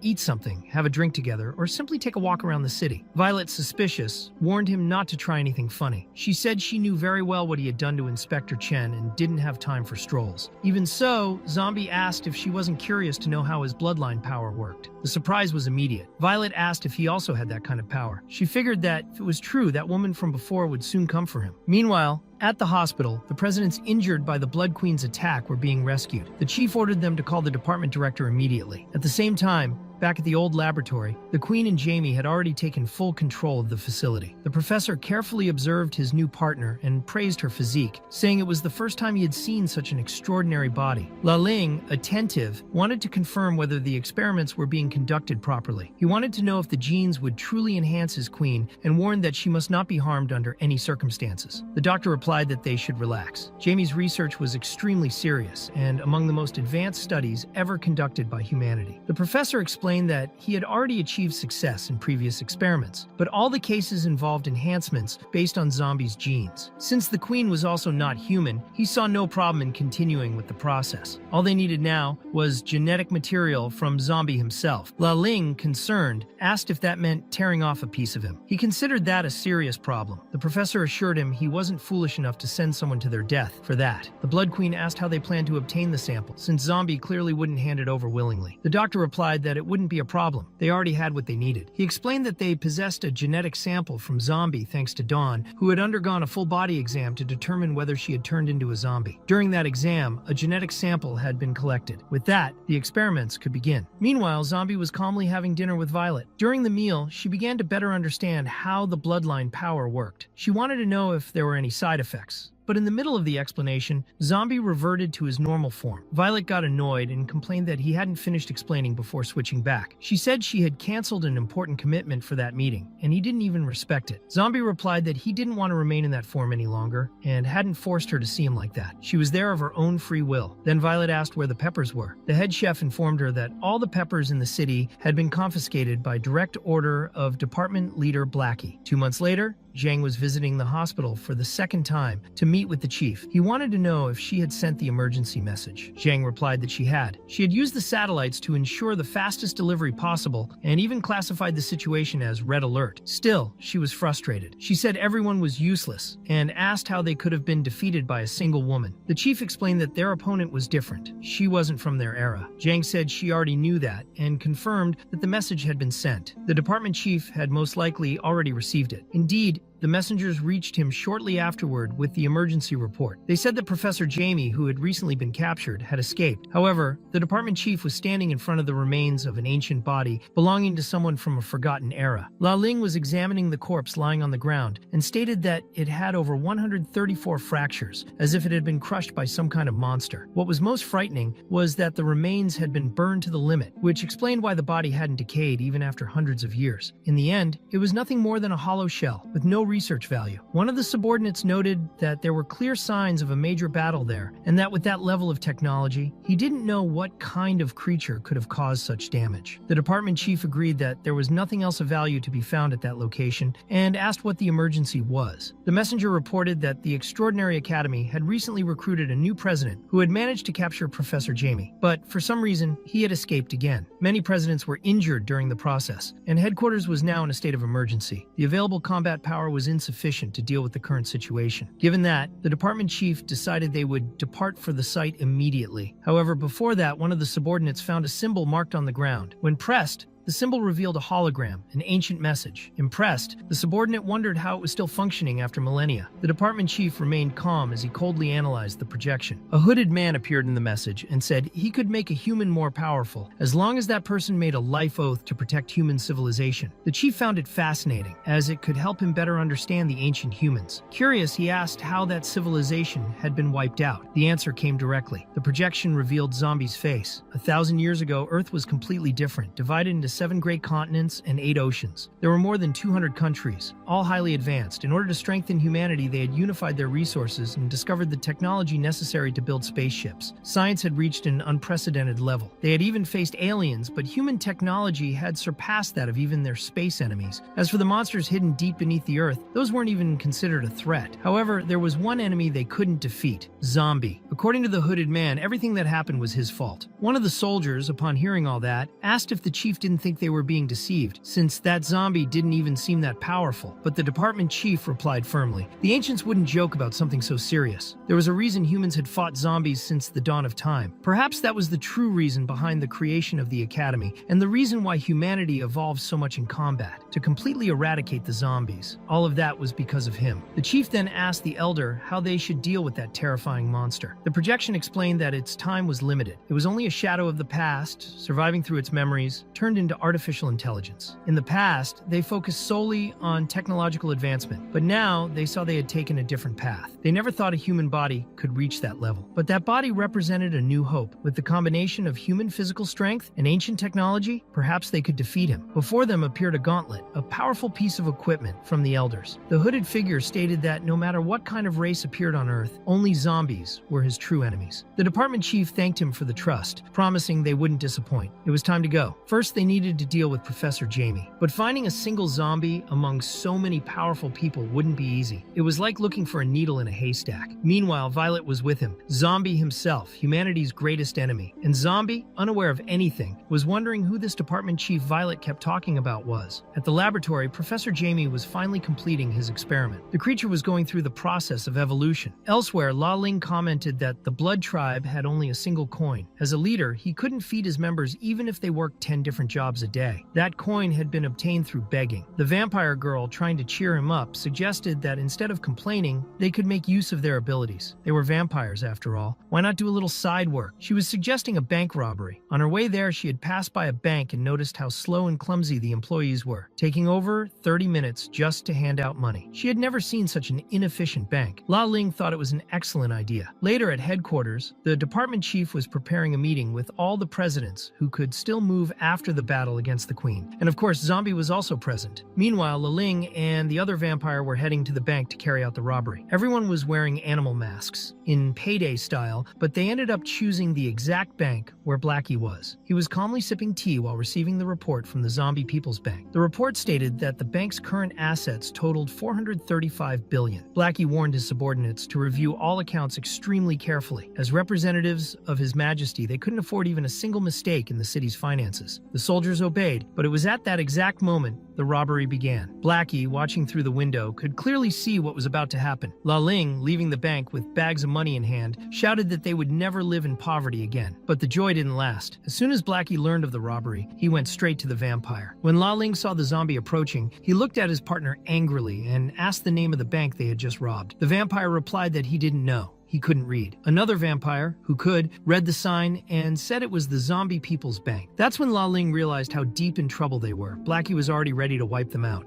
Desperate, La Ling ordered the car to speed up immediately. He knew exactly who was coming. He called Blackie the most mysterious subordinate of Zombie, and was sure the situation wouldn't end well. With a cold expression, Blackie said he didn't care what La Ling or the Queen thought, but if they wanted to stay alive, they'd better return the money. The impact of Blackie's first punch was so strong, it lifted every car in the city at once. One of the vampires driving the getaway car screamed that the money they stole wouldn't even cover the damage from that blow. Another vampire commented that Blackie had completely lost his mind. La Ling, still trying to stay calm, told everyone to prepare themselves. They needed to go back and inform the Queen that they had caused serious trouble. He decided to stay behind to hold off Blackie and said he wanted to see with his own eyes how strong he really was. However, Blackie had already made it clear that no one was allowed to leave. The next punch was even more brutal and sent La Ling flying, leaving him completely knocked out. Meanwhile, at the Guang District headquarters, the presidents were gathering for an emergency conference with the department chief. He had already been informed about Professor Jamie's escape, but he had something even more important important to share. In silence, he presented everyone with a gleaming gauntlet. He explained that the artifact was a piece of technology left behind by the elders. Most of the presidents were impressed by the discovery, except for Zombie, who observed everything with keen eyes. The department chief revealed that he had found the equipment at the deepest part of the ravine. When he recovered it, all the useful information from the ancient civilization had already decomposed. Iron Bat, excited, commented that with that technology they could finally finish off that damned woman and Professor Jamie. But the leader was clear in saying that the weapon wouldn't be used against the professor. There was something much greater behind this. According to the data left by the Elder's projection, there was still a terrifying monster living on Earth. It was this being that had wiped out the ancient civilization and caused its disappearance. Violet questioned whether there truly existed, at present, any creature powerful enough to wipe out an entire civilization. The department chief confirmed it. Yes, it was true, and they needed to prepare. Meanwhile, Zombie was nearby, closely observing the gauntlet. He asked how it worked. The leader admitted that the Elder hadn't been very clear, but he himself had already activated the equipment before. You just had to place your hand inside and press the central button. It was urgent that they find that monster as quickly as possible. At that exact moment, he began to realize something. He looked at Zombie and finally understood. Zombie himself was the monster the Elders had spoken of. Without hesitation, he ran to grab the gauntlet and activate it. However, before he could, the building was invaded, not by any enemy, but by La Ling's body, which had been thrown directly by Blackie into headquarters. Violet, surprised, recognized the vampire and wondered if he wasn't one of Zombie's subordinates. One of headquarters' automatic sensors detected Blackie's presence and confirmed he was a zombie. In response, all the presidents charged at him at once, but it was useless. Blackie brought them down one by one with brutal force. In a short time, all the presidents were lying on the ground, along with Ling. Blackie was already preparing to wipe everyone out in one go without hesitation. But before he completely lost control, Zombie intervened and gave him a lesson. The department chief, watching, finally understood the difference in power between them. Comparing a president to Zombie was like comparing an ant to a titan. The elders were right. He was far more powerful than they had imagined. Blackie then respectfully asked what His Majesty was doing there. Zombie simply asked him not to kill anyone. Even so, the department chief had no intention of backing down. He was already preparing a direct attack on Zombie, claiming that this was the seat of government and that they were the ones who had allowed the existence of the zombie city. At that moment, something even more unexpected occurred. An eclipse covered the sky. It was the signal of the awakening of the Blood Queen. The department chief immediately noticed and recognized that energy. It was her, the cursed woman they had been monitoring for so long. The queen appeared with grandeur, declaring that she was now invincible. All the remaining vampires gathered around her, trying to rescue La Ling, but the department chief wasn't willing to let them leave so easily. Seeing chaos quickly spread, the chief declared that the situation was getting out of control. He ordered the immediate evacuation of the entire city. The very next moment, he launched his next strike toward the Blood Queen, and the two began a fierce battle across the skies of the metropolis. Meanwhile, Blackie observed the clash above and commented that they were really fighting with everything they had. But Zombie, uninterested, said that it wasn't their problem. Let them burn. To him, that battle was irrelevant. The department chief, on the other hand, took responsibility. He told the queen that she was his opponent and that he would get rid of her with a single attack. He wielded the golden gauntlet, prepared to end the battle once and for all. The queen, confident, replied that it was a good idea, as she too planned to finish him with just one blow. At the moment their attacks clashed, the golden gauntlet was completely destroyed, crushed like a soda can. The leader, shocked, declared that the technology was a sham. Had he known,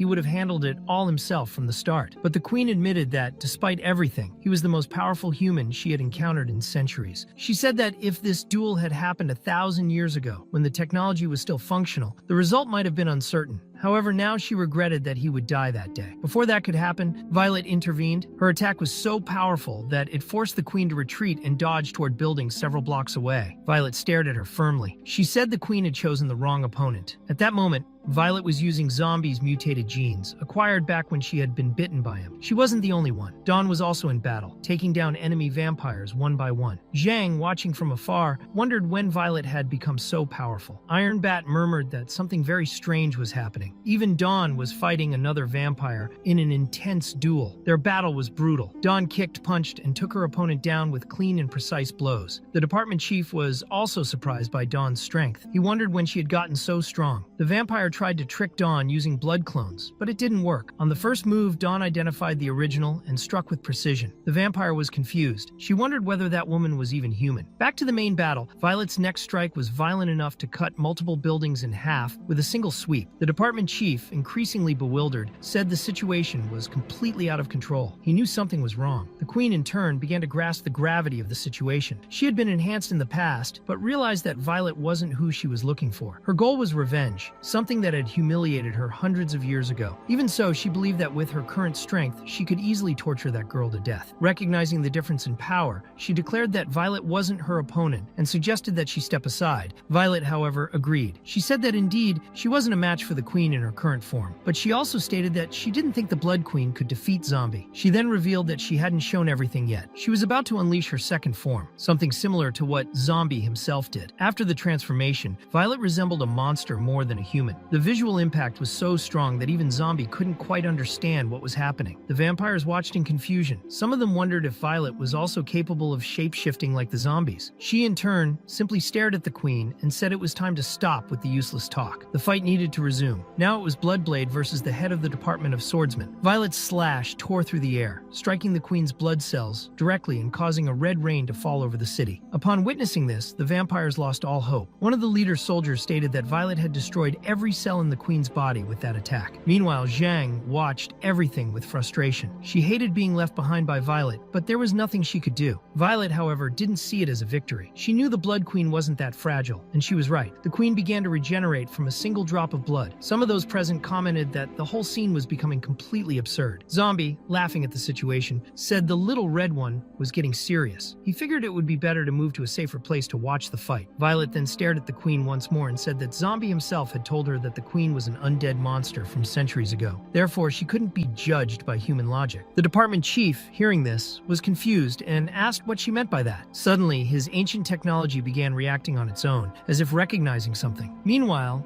Zombie, already distancing himself from the chaos, commented that it would be best for everyone to leave quickly because things were about to get very dangerous. The queen, on the other hand, declared that the battle wasn't over yet. Violet stood her ground, ready for the next round. Zombie had stepped away at the exact right moment, as Violet's next attacks were destroying all the buildings around the city. A single slash from her was so powerful it cut nearly the entire academy capital in half, blinding everyone's view with the sheer destruction. Zhang, watching from afar, wondered whether that had been enough to kill the opponent. Meanwhile, the city leader was trying to control the Golden Gauntlet, which seemed to be out of control. Even though Violet was already in her second form, it still didn't seem enough to face the queen. The gauntlet continued to restrain the leader, as if trying to absorb his entire body. The elder figure that had appeared before began to temporarily take control of the leader's body. Violet at that moment got up with difficulty. She pulled the sword that was still embedded in her abdomen and admitted she couldn't defeat the queen. However, she also stated that the queen wouldn't be able to defeat her either. That was when Zhang approached Zombie, driven by ambition, and said she wanted that power too. She kept repeating over and over that she wanted it for herself, but Zombie refused, claiming things were getting way too violent. Suddenly, the creature from the gauntlet revived without any warning. It was so gigantic that a single blow from it almost destroyed the entire city. Seeing the danger, Zombie rushed to evacuate each of the presidents, trying to protect them from the imminent destruction caused by that colossal being. The elder who had taken over the leader's body silently apologized, saying they would have to deceive Zombie for a moment, as he was about to sacrifice himself for the good of humanity. The elder then revived in his original form. He was so enormous that even an airplane beside his body looked like a tiny ant. Even so, Zombie didn't hesitate and held the creature's fingers with his own hands. The battle between the two combatants, who had previously been fighting each other, now turned against the elder. He watched with disdain, asking if all they had to face him were such superficial stimulants. With no other options, Zombie surrendered to his second form to confront the threat. He climbed effortlessly onto the first giant robot's body and twisted its mechanical arm with brute force. The elder, facing Zombie, revealed that he had waited for this moment for a millennium. Finally, the day of his revenge had arrived. Zombie, now in his third form, had completely transformed. His appearance was darker, gothic, and colder, like a calculating boy who plays steel games and posts everything on Twitter. He no longer spoke a word. This change made the elder finally recognize him as a real threat. To face him,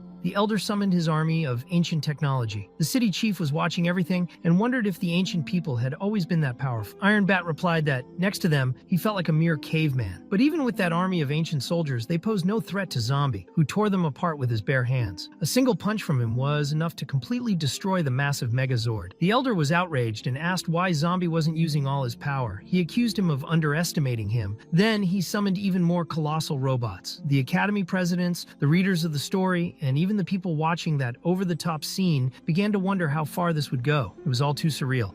The elder declared that, on that final night before the end, he would witness Zombie's true form. With a new blow, one of the robots hit Zombie so hard that it sent him flying all the way to the moon. Even so, he didn't change form or respond in any way. The leader, seeing all this, said the elder was going too far. That much wasn't necessary to defeat Zombie, but the elder insisted he needed to be eliminated at all costs. He then took his own robot to the moon, determined to defeat the enemy. While the fight took place in space, the leader, still inside the elder's consciousness, began reflecting on everything he had read in the reports. After Zombie became the city president, he had not turned cruel as the elder claimed. In fact, under his leadership, the city had prospered. It generated tax revenue, developed humanity, and there was no record of him harming humans. On the contrary, Zombie helped humans and showed that peaceful coexistence was possible. But the elder told him to shut up. He wouldn't accept that idea. He said that creature was never meant to live in peace with humans, that zombies should remain a meaningless race. But one day, Zombie appeared out of nowhere, and since then, the fate of civilization had been at the mercy of his mood. A being like that could not exist. He had to be erased from existence. It was then that the elder used divine punishment. A massive number of ancient soldiers pierced the earth with the goal of wiping out the zombie race entirely. But Zombie calmly replied that just because someone is big doesn't mean they're strong. And with a simple snap of his fingers, he completely destroyed the divine punishment. Zhang, observing all of it, recognized the danger. She knew they were dealing with something far beyond anyone's control. The entire city needed to be evacuated immediately. Zombie decided to face the elder personally, one-on-one, without using weapons or troops. Meanwhile, the Academy presidents rushed to evacuate all civilians, trying to make sure no one died in the confrontation. But Zombie, with only the strength of his hands, began splitting the lands around him, causing an earthquake so intense it reached magnitude 20. He didn't just destroy part of the territory, he literally split the entire continent in two. He didn't do this out of cruelty, but to isolate the battlefield. He wanted to fight the elder away from everyone, ensuring no innocent person would get hurt. With the battlefield now separated from the world,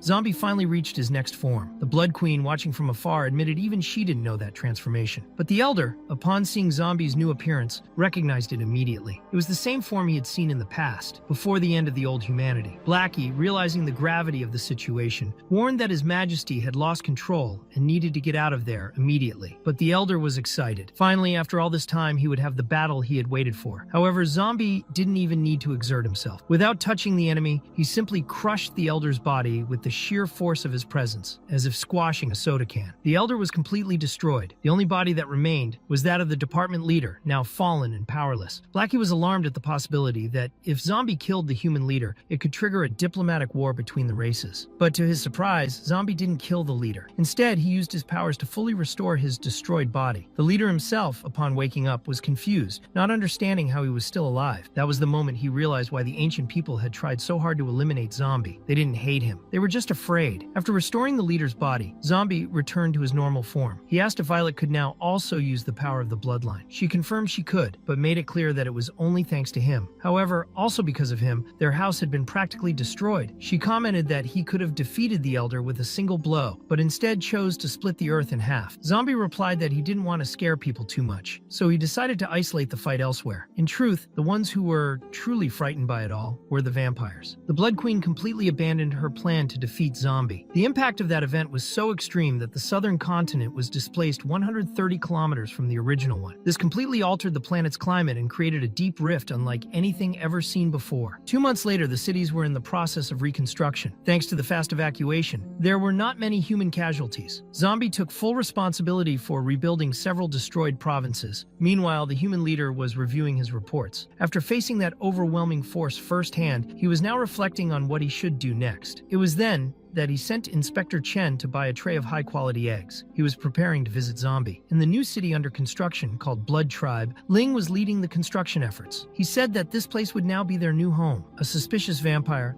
asked where he got so much money to start a project of that size. The answer came quickly. It was Blackie who funded everything. Surprised, everyone wanted to know why he would do that, since vampires were his mortal enemies. Blackie explained that it was the king himself who had established peace between them. Otherwise, the vampires would have kept trying to rob the bank. So, he preferred to lend the amount, but with a 20% interest rate. They would have to pay it all back slowly, working for the bank. By his calculations, it would take them at least 300 years to pay off the debt. The zombies who heard this thought that deep down, Blackie was actually quite a mean person. Ling then asked where the queen was. The vampire replied that she was probably still locked alone in her room. The Blood Queen had never imagined that Zombie possessed an even more powerful form than the one she had already faced. Not even in her worst nightmares did she consider that, when defeated, he had used only a small fraction of his true power. Now, after seeing him defeat an ancient god, she finally understood that she would never be able to reach him. She cried in silence, unable to accept that truth. Sometime later, Zombie woke up as usual. He was at home, smashed the alarm clock with a slap, and introduced himself the same way as always. Zom, from zombie. Bae, from zombie. His age? He didn't even know anymore. Zombie didn't remember exactly when he died. He only recalled that it was a summer day. He was just attending school when he ended up turning into a zombie. At first, he was like any other, slow and ordinary, but he decided to train on his own and eventually became invincible. After gaining strength and power, he grew tired of fighting just for peace, so he started helping humans directly. Through his efforts, he solved countless problems for humanity. Whether it was the zombie king or the ancient people, he kept helping humans, trying to change how they saw zombies, and he continued that way until he fully restored his city. However, even he thought he might have become too powerful. Maybe that was why humans feared him so much and wanted to destroy him. He discovered this only recently, the day before. Later, Violet showed up to visit him. She was visibly impatient because he was already 2 hours late. Even so, Zombie calmly said he would be ready soon. Then, all the academy presidents gathered. It was the beginning of a new academic year, and the time had come to evaluate the academy's growth. Zhang mentioned they had faced turbulent times that brought many problems and challenges. But from that moment on, with Zombie as the new head of the academy, they were confident he would lead them toward prosperity. Taking up his new position, Zombie simply greeted everyone. With simplicity, he asked if they were hungry and revealed he had brought eggs. With that, he officially replaced the former leader. Meanwhile, the department head was having trouble, as Inspector Chen informed him that the president was trying to make contact. The leader apologized and explained that, due to recent emergencies, he hadn't had time to submit the report. However, he promised to follow orders from now on. He knew the entire world was already aware of the incident involving the ancient people. After all, a creature of that size could never go unnoticed. Inspector Chen mentioned that, according to news from the north, the southern continent had experienced a devastating battle, and the suspected culprits were the ancient humans. The leader confirmed that there was still much to be addressed. The exchange conference was about to begin and many events were happening simultaneously. He then asked about the eggs he had requested. Inspector Chen handed him the tray, and he headed to Zombie's house. When he rang the doorbell, he was greeted by Violet, who was dressed as a maid. The leader was surprised to see her like that, and she replied it was just a misunderstanding. Then Zhang appeared, also dressed the same way, asking who had arrived. Still confused, the leader commented that even with Zombie being promoted, this was disrespectful. He said he would report the situation to the higher-ups. Zhang, nervous, tried to explain that it wasn't what it looked like. The leader then pretended to remember an appointment and tried to leave quickly, but the two stopped him. They said they would explain everything, as they had lost a bet, and that was why they were dressed like that. He wanted to know why. He found it odd, even for a party. He had never seen people wearing outfits like those. Violet said he wouldn't believe it, but that he could see for himself. Upon entering, he saw that Dawn was also dressed the same, and indeed, a party was taking place. All the presidents were present. The president of the steel department was even using his skills to cut sushi with precision. Seeing him there, the steel president asked the reason for the visit, and the leader said it was all a misunderstanding. He claimed Zombie had forced him to come. Since everyone was already gathered, he took the opportunity to announce something important. After a while, everyone was seated in a circle, paying attention. Zombie asked the leader if he wasn't the top representative of the humans. The leader said no. He explained that the region consisted of many provinces, spanning thousands of kilometers, and that his authority had limits. As he spoke, he partially removed his mask, sparking everyone's curiosity. However, he didn't fully reveal his face. He began to explain that the current planet was made up of only 2 continents and 2 countries. One was country A, the other country B. The place they were in belonged to country A. Long ago, in order to survive, the 2 countries joined forces to eliminate the zombies. But even while officially cooperating, they continued to fight in the shadows, trying to manipulate public opinion. It was in this context that the Academy exchange conferences emerged. Violet, now explaining more calmly, summarized the situation by saying the so-called exchange was actually a sports event between academies. It was promoted under the name of friendship and cooperation, but in practice, it worked as a display of military power and indirect competition between the 2 nations. That event could be compared to a global military exercise, something that happened every 4 years to showcase each nation's power. In the last edition, Country B had come out victorious. Upon hearing this, Zombie thought it all sounded a bit meaningless. Zhang explained that the final round of the competition involved eliminating the largest number of zombies. Someone from their province had even killed over 8 million. Zombie was confused and wondered if she really still thought he was human. Even so, Zhang said that this time he would have to carry that burden. The leader then declared that Country A would propose the event that year, but it wouldn't be like the last one. They intended to win in a different way. Meanwhile, at the headquarters of Country B, more footage of the attack caused by the ancient people was being shown. An ancient civilization with extremely advanced technology. One of the men in the office commented that the intelligence department believed Country A had already begun to understand that forgotten technology. If they managed to master it completely, it would pose a major threat to Country B. During the meeting, one of the girls recalled that the sports competition between the two countries would take place the following month. The man confirmed it and ordered them to attend the event, but with a secret mission to thoroughly investigate Country A's involvement with that ancient technology. The girls accepted the order directly from the Prime Minister. At that point in the story, everyone seemed to have completely forgotten about Jamie, who had escaped and was now acting on his own. No one seemed to care about his existence anymore. He was free, doing whatever he pleased. The story's script didn't seem too concerned with coherence, with events happening too quickly, plot holes, and ignored characters. Still, everything was done with humor, and for that reason, the best thing to do was simply laugh. At that moment, Jamie was conducting experiments to revive the dried-up body of the Elder who had attacked Earth, or rather, who had attacked Zombie directly, triggering all the current chaos. The experiment was successful, but the result surprised everyone. The revived Elder was a bald, skinny, and apparently fragile man. The doctor was confused, wondering where the powerful warrior they had fought had gone. The Elder revealed that he was the one responsible for everything. The powerful armor everyone saw had been designed by him, but its function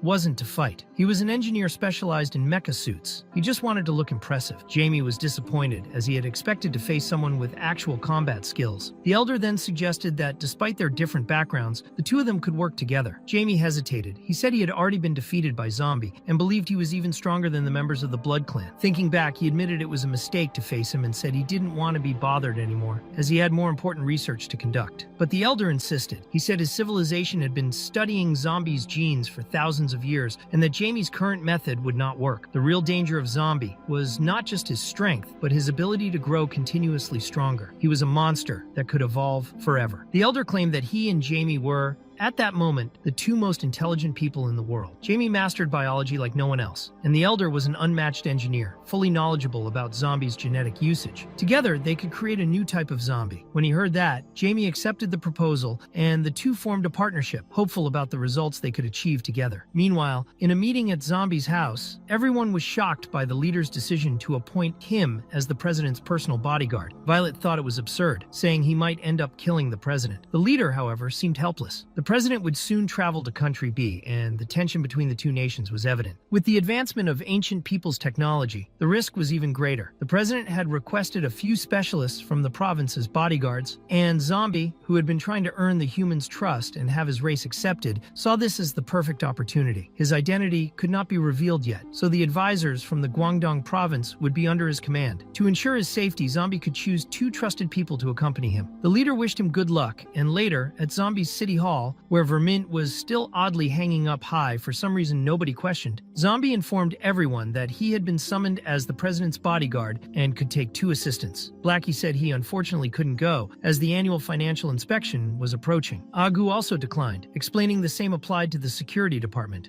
Gan couldn't go either. That left Fur and Lang, who were available. Both were trustworthy, and Zombie, thrilled by their enthusiasm, took them with him as if they were 2 extremely strong guard dogs. When Zhang saw them next to Zombie, she commented that they were adorable and called them good boys, as if they were pets. Fur, bothered by that, warned that if she made that kind of joke again, he would bite her to death. The reaction was so unexpected that Zhang was startled to realize the dog had actually spoken. Violet then appeared and explained that he was just one of Zombie's underlings and asked them to follow her. The nation's president wanted to meet him. When they arrived, the president's guards treated them with contempt, underestimating them for being late and especially for Zombie's appearance. One of the bodyguards approached, saying he had already dealt with 10 weaklings just like him. him. However, upon taking the first offensive step, he was struck so quickly he fell to the ground immediately. Most were shocked, but Zhang loved the scene. Later, in the presidential office, Zombie introduced himself. The nation's president commented that the Guangdong department leader had informed him that he was very strong, ideal for acting as a bodyguard. He wanted to know directly how Zombie would protect a national authority in case of danger. Zombie replied that, honestly, there was no real danger for him. Faced with such confidence, the president was impressed. He thanked him for his honesty and stated that he believed in his ability. The mission could proceed. Meanwhile, in the ruins of an ancient city in Country B, Ashi appeared fully equipped for combat. She said the zombie army was ready. She thanked everyone for their effort, said she would take care of the rest, and reflected on the world. She thought everything was very beautiful, but couldn't understand why humans still insisted on fighting one another. Ashi replied that he didn't know the reason. After all, he wasn't human. The woman then said she believed the root of everything was selfishness. She gathered all her brothers and sisters, saying the president of Country A was on his way. Their mission was clear: eliminate that dog. She acknowledged it might sound absurd, and that many would wonder about the reason behind that order. She admitted that the zombie outbreak had caused major disruptions, but emphasized that zombies never truly posed a real threat to humanity. Compared to technology, they were never even worth mentioning. She claimed that humans had already developed control methods hundreds of years ago, yet armies still insisted on exterminating them. In her view, it was all a conspiracy. Both Country A and Country B hid the truth that zombies could also have consciousness. Wiping them out was just an excuse to fuel internal conflict. Families had been destroyed, and conscious zombies were slaughtered in cold blood. Therefore, the mission of that group was more than simple revenge. They intended to overthrow both countries and unify the world under the idea of coexistence. At that moment, the official delegation from Country A was arriving in Country B. A grand welcoming ceremony had been prepared. The media was present. The public was following everything through live broadcasts. It was a grand event, but behind the scenes, rumors suggested that something dark was going on. In a plane approaching the ceremony site were the two girls sent by the Prime Minister. Their mission was simple: to protect the president. However, one of them suspected that their own sister might act impulsively. She believed that, knowing her sister's personality, she would try to bring the plane down before it even landed. At the same time, Ashi was moving through the streets, initiating the operation. But as the plane passed over her position, she felt something strange, a sensation both frightening and familiar. She felt unwell for a moment, but decided to continue with the plan. When the plane from Country A finally landed, everyone was anxious to see the president disembark. However, Ashi sensed that something was very wrong. The sniper canceled the shot, and the operations commander concluded that the man stepping off the plane was not the president. At the exact moment the scene was being broadcast live, people watching at home began to wonder who that man was. And so, Zombie was introduced to the world for the first time. The two sisters in charge of the president's security became suspicious. They checked the list and discovered that he was merely the official bodyguard. Even so, something felt off. Inside the plane, the department leader watched everything on a screen and said that was the effect he had hoped for. The plan worked. Zombie would serve as a human shield. If someone truly intended to attack, they would strike now. Violet, horrified by the situation, questioned the leader's ethics. She believed he had changed. Now he used his subordinates as bait to draw out enemies. But the leader replied that not even he could kill Zombie. How could he expect anyone else to do it? Zombie, overhearing the conversation, sarcastically remarked that he could even withstand a nuclear missile, so there was no reason to panic over a single shot. The leader simply told him to hold on, since the real president was just a regular person and did not have the same resilience. Eventually, when the real president of Country A finally appeared, he was received by the welcoming committee. Violet, still worried about the situation, urged everyone to stay alert. She knew this was only the beginning. The leader of the Coexistence Rebellion was also starting to feel uneasy about Zombie. The sisters found the direction things had taken very strange, but now it was their turn to act, since the best assassination opportunity had been wasted. When the committee offered a special car for the president, the operation leader ordered Zombie to place the president in a different vehicle and cut off all communications. As they prepared, one of the sisters asked whether they really needed to go through with the plan. The other responded with another question, wanting to know if she truly trusted the military strength of Country A, considering she had seen Violet and Zhang accompanying the president. In the last exchange meeting, they had been completely overwhelmed. They had not arranged a very robust security force, but one of the guards reported that the president had not entered the vehicle that was prepared. He and the others had boarded a different car. The woman asked exactly which car they had taken, and the guard explained that they seemed to have brought devices to block all communication. Everything had been cut. In other words, they already knew about the plan. The leader then ordered everyone to split into groups. Zombie would be responsible for taking the hidden route, tracking and guarding the president until he reached the hotel. It was also ordered that no one else should approach the president from that point onward. Meanwhile, Violet and Zhang would follow the original route, with the goal of drawing the enemy's attention. Elsewhere in the operation, the sniper communicated with the leader leader and asked what they should do next. He wanted to know the next order and whether they should proceed with the assassination. But at that moment, the signal was cut. He couldn't hear the response. Moreover, he realized even his weapon had stopped working. Annoyed, he muttered to himself that it was ridiculous to be using such bad equipment despite having so many resources available. Out of patience, he decided to act directly and drew his knife to complete the mission. Meanwhile, the head of the operation informed the leader that the boarding had occurred safely. Still, he questioned why they were being so cautious to the point of cutting off all communications. The leader explained that everyone there had their own secrets and that it would be foolish to think they were 100% safe. Country B still maintained unresolved and clandestine organizations operating in the shadows. In the car with the president, Zombie was directly confronted. The president asked if he was really a zombie and if he was there to protect him. Zombie confirmed it, simply. The president said he was counting on him, but raised one final concern. He wanted to know if at any point Zombie might feel an urge to destroy the government or the world. Zombie replied that he had no interest in that whatsoever. Meanwhile, the revolutionary leader was trying to re-establish contact with her team. Ashi realized there was an active signal jammer in the area. The two agents sent by the prime minister also had a bad feeling. The car with Violet and Zhang finally reached the ambush point. A killer zombie appeared and attacked directly. The sisters arrived shortly after, warning that the enemy was extremely dangerous. The zombie declared that the outsiders from the other side of the world would finally witness the power of the zombies of Country B. He coated his blade with oil and set it on fire with a lighter, launching a flaming attack that nearly struck them head-on. Violet, surprised, asked why Snow and Rain were there. Zhang barely escaped the explosion. Meanwhile, the leader was sending an urgent message to Ashi, demanding that he bring Xiao back immediately. If the chaos continued, the president of Country B would have more than enough reason to launch an open crackdown against them. When Ashi finally felt well enough to walk on his own, he faced Zombie and felt that same strange sensation from before. Zhang, still trying to escape the explosions, questioned whether Xiao was underestimating the enemy, but he was clearly very well prepared. Using a smoke grenade, he broke through Zhang's guard and managed to land a direct hit. Xiao smiled and asked who would be next. When Zhang fell seriously injured, the sisters finally descended to intervene. They used their abilities to surround Xiao, and one of them said they were just buying time for Violet to escape. Snow asked them to take Zhang to a hospital as soon as possible. In the end, she stated they would have to use force. Still, she made it clear that she did not want to kill Xiao and demanded that he leave immediately. Zombie replied that it was all nonsense. If it weren't for the fact that they were the leader's sisters, he would have dismembered them long ago. However, he decided that this would be a good opportunity to properly educate them in the name of their sister. He asked them not to blame him for it. Once again, he coated himself in oil, set himself on fire, and activated his special ability, the Fire Flower. Xia, watching it all, questioned if they had never seen anything like that before. He said that just because they were now favored by the government, they thought they were invincible. Rain asked why Violet was still there. At that moment, as Rain began her transformation, Zhang also rose to her feet, determined to take the spotlight in that battle. She revealed that she had awakened her transformation too. Zhang declared that she wanted to test Zombie's genes, and Violet, though concerned, allowed it, as long as they didn't waste time since he was fast. One of the sisters questioned whether those two were even human anymore. Zhang then taunted the enemy, asking what he was waiting for since he had promised to kill her. Xiao replied that he was dying for a fight and launched a fire missile. Despite the speed of the attack, Zhang absorbed it completely. Then she moved so quickly that a single kick from her was enough to knock him down. Ashi, surprised, said that it was impossible. As he tried to recover, he received an urgent message from his leader, demanding an immediate response. Xiao, still struggling to stay on his feet, replied that he was a little busy at the moment. Meanwhile, the president and Zombie had already arrived at their final destination. The mission leader informed him that Violet and Zhang were facing problems and asked if Zombie could check on the situation. Zombie agreed, but asked whether he could really abandon his post. The leader assured him that the territory was theirs and the president would be safe within that area. With that, Zombie departed. During the battle, Zhang recalled how she had gained her transformation. It happened right after the test conducted on Dawn. At that time, Zhang felt inferior and questioned how Violet, a fellow advisor, could be so much more powerful. She decided she would no longer accept that inequality and injected Zombie's genes into herself, gaining her own transformation. Violet, observing her companion's condition, asked her to control her emotions. Meanwhile, Xiao continued gathering firepower, but Zhang seemed not to hear the warnings. In response to the flaming attack, she returned all the flames, literally spitting fire back. Ashi, confused, couldn't understand how he was being hurt by fire if his body was made of that very element. Unable to process the situation, he was knocked down by a punch from Zhang. And it wasn't just any strike. She slammed him into the ground so hard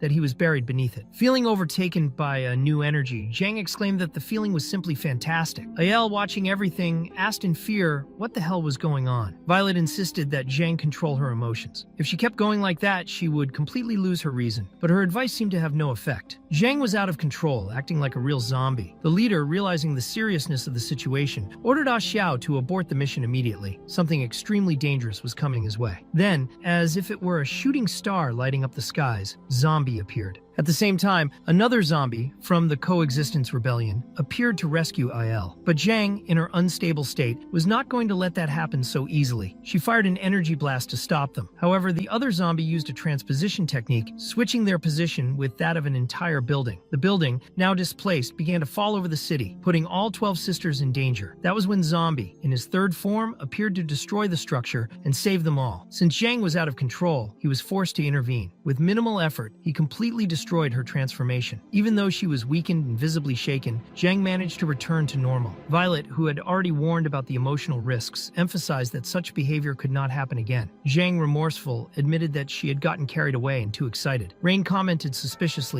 asking if that woman had always had that face, because just a moment ago she had seen a very handsome man. Snow agreed, thinking it might have been some kind of illusion magic or something similar. Rain joked that it was probably just because they had been single for too long, but then returned to the topic, wanting to know exactly who that person was. Snow replied that she had honestly never heard of him. Rain then suggested that he might have accessed ancient civilization technology and wondered how he could be so powerful in that transformed state he showed. While they were talking, Snow received information through her communicator. They said that the president of Country A had arrived at the hotel. She then informed her sister that her mission was officially complete, but still requested that the Prime Minister's intelligence team investigate who that mysterious hooded boy was. Meanwhile, Ashin was upset for having been rescued by force. He complained that he was about to defeat the enemy, but the other zombie explained that he was only alive because of that rescue. The real problem, according to him, was that mysterious hooded man, who ended up ruining their best chance to complete the assassination. To make matters worse, he now sensed two foreign auras ahead. Two powerful zombie bosses had invaded their territory. In reality, it was the pet transport arriving, bringing Fur and Lang. When Zhang came to pick them up, Fur was furious, but she immediately threatened to tell everything to Zombie if he misbehaved. Afraid of ending up like Vermint, who was still locked up at the time, Fur changed his attitude and promised to behave. He said he would behave, repeated it several times, and ended with a cheerful woof woof woof. Snow commented that those pets really did seem special. Violet confirmed, saying yes, they were different from the others. Since there were no urgent problems remaining, Snow announced that the official meeting would begin in 2 days and hoped they could cooperate pleasantly. As the group separated,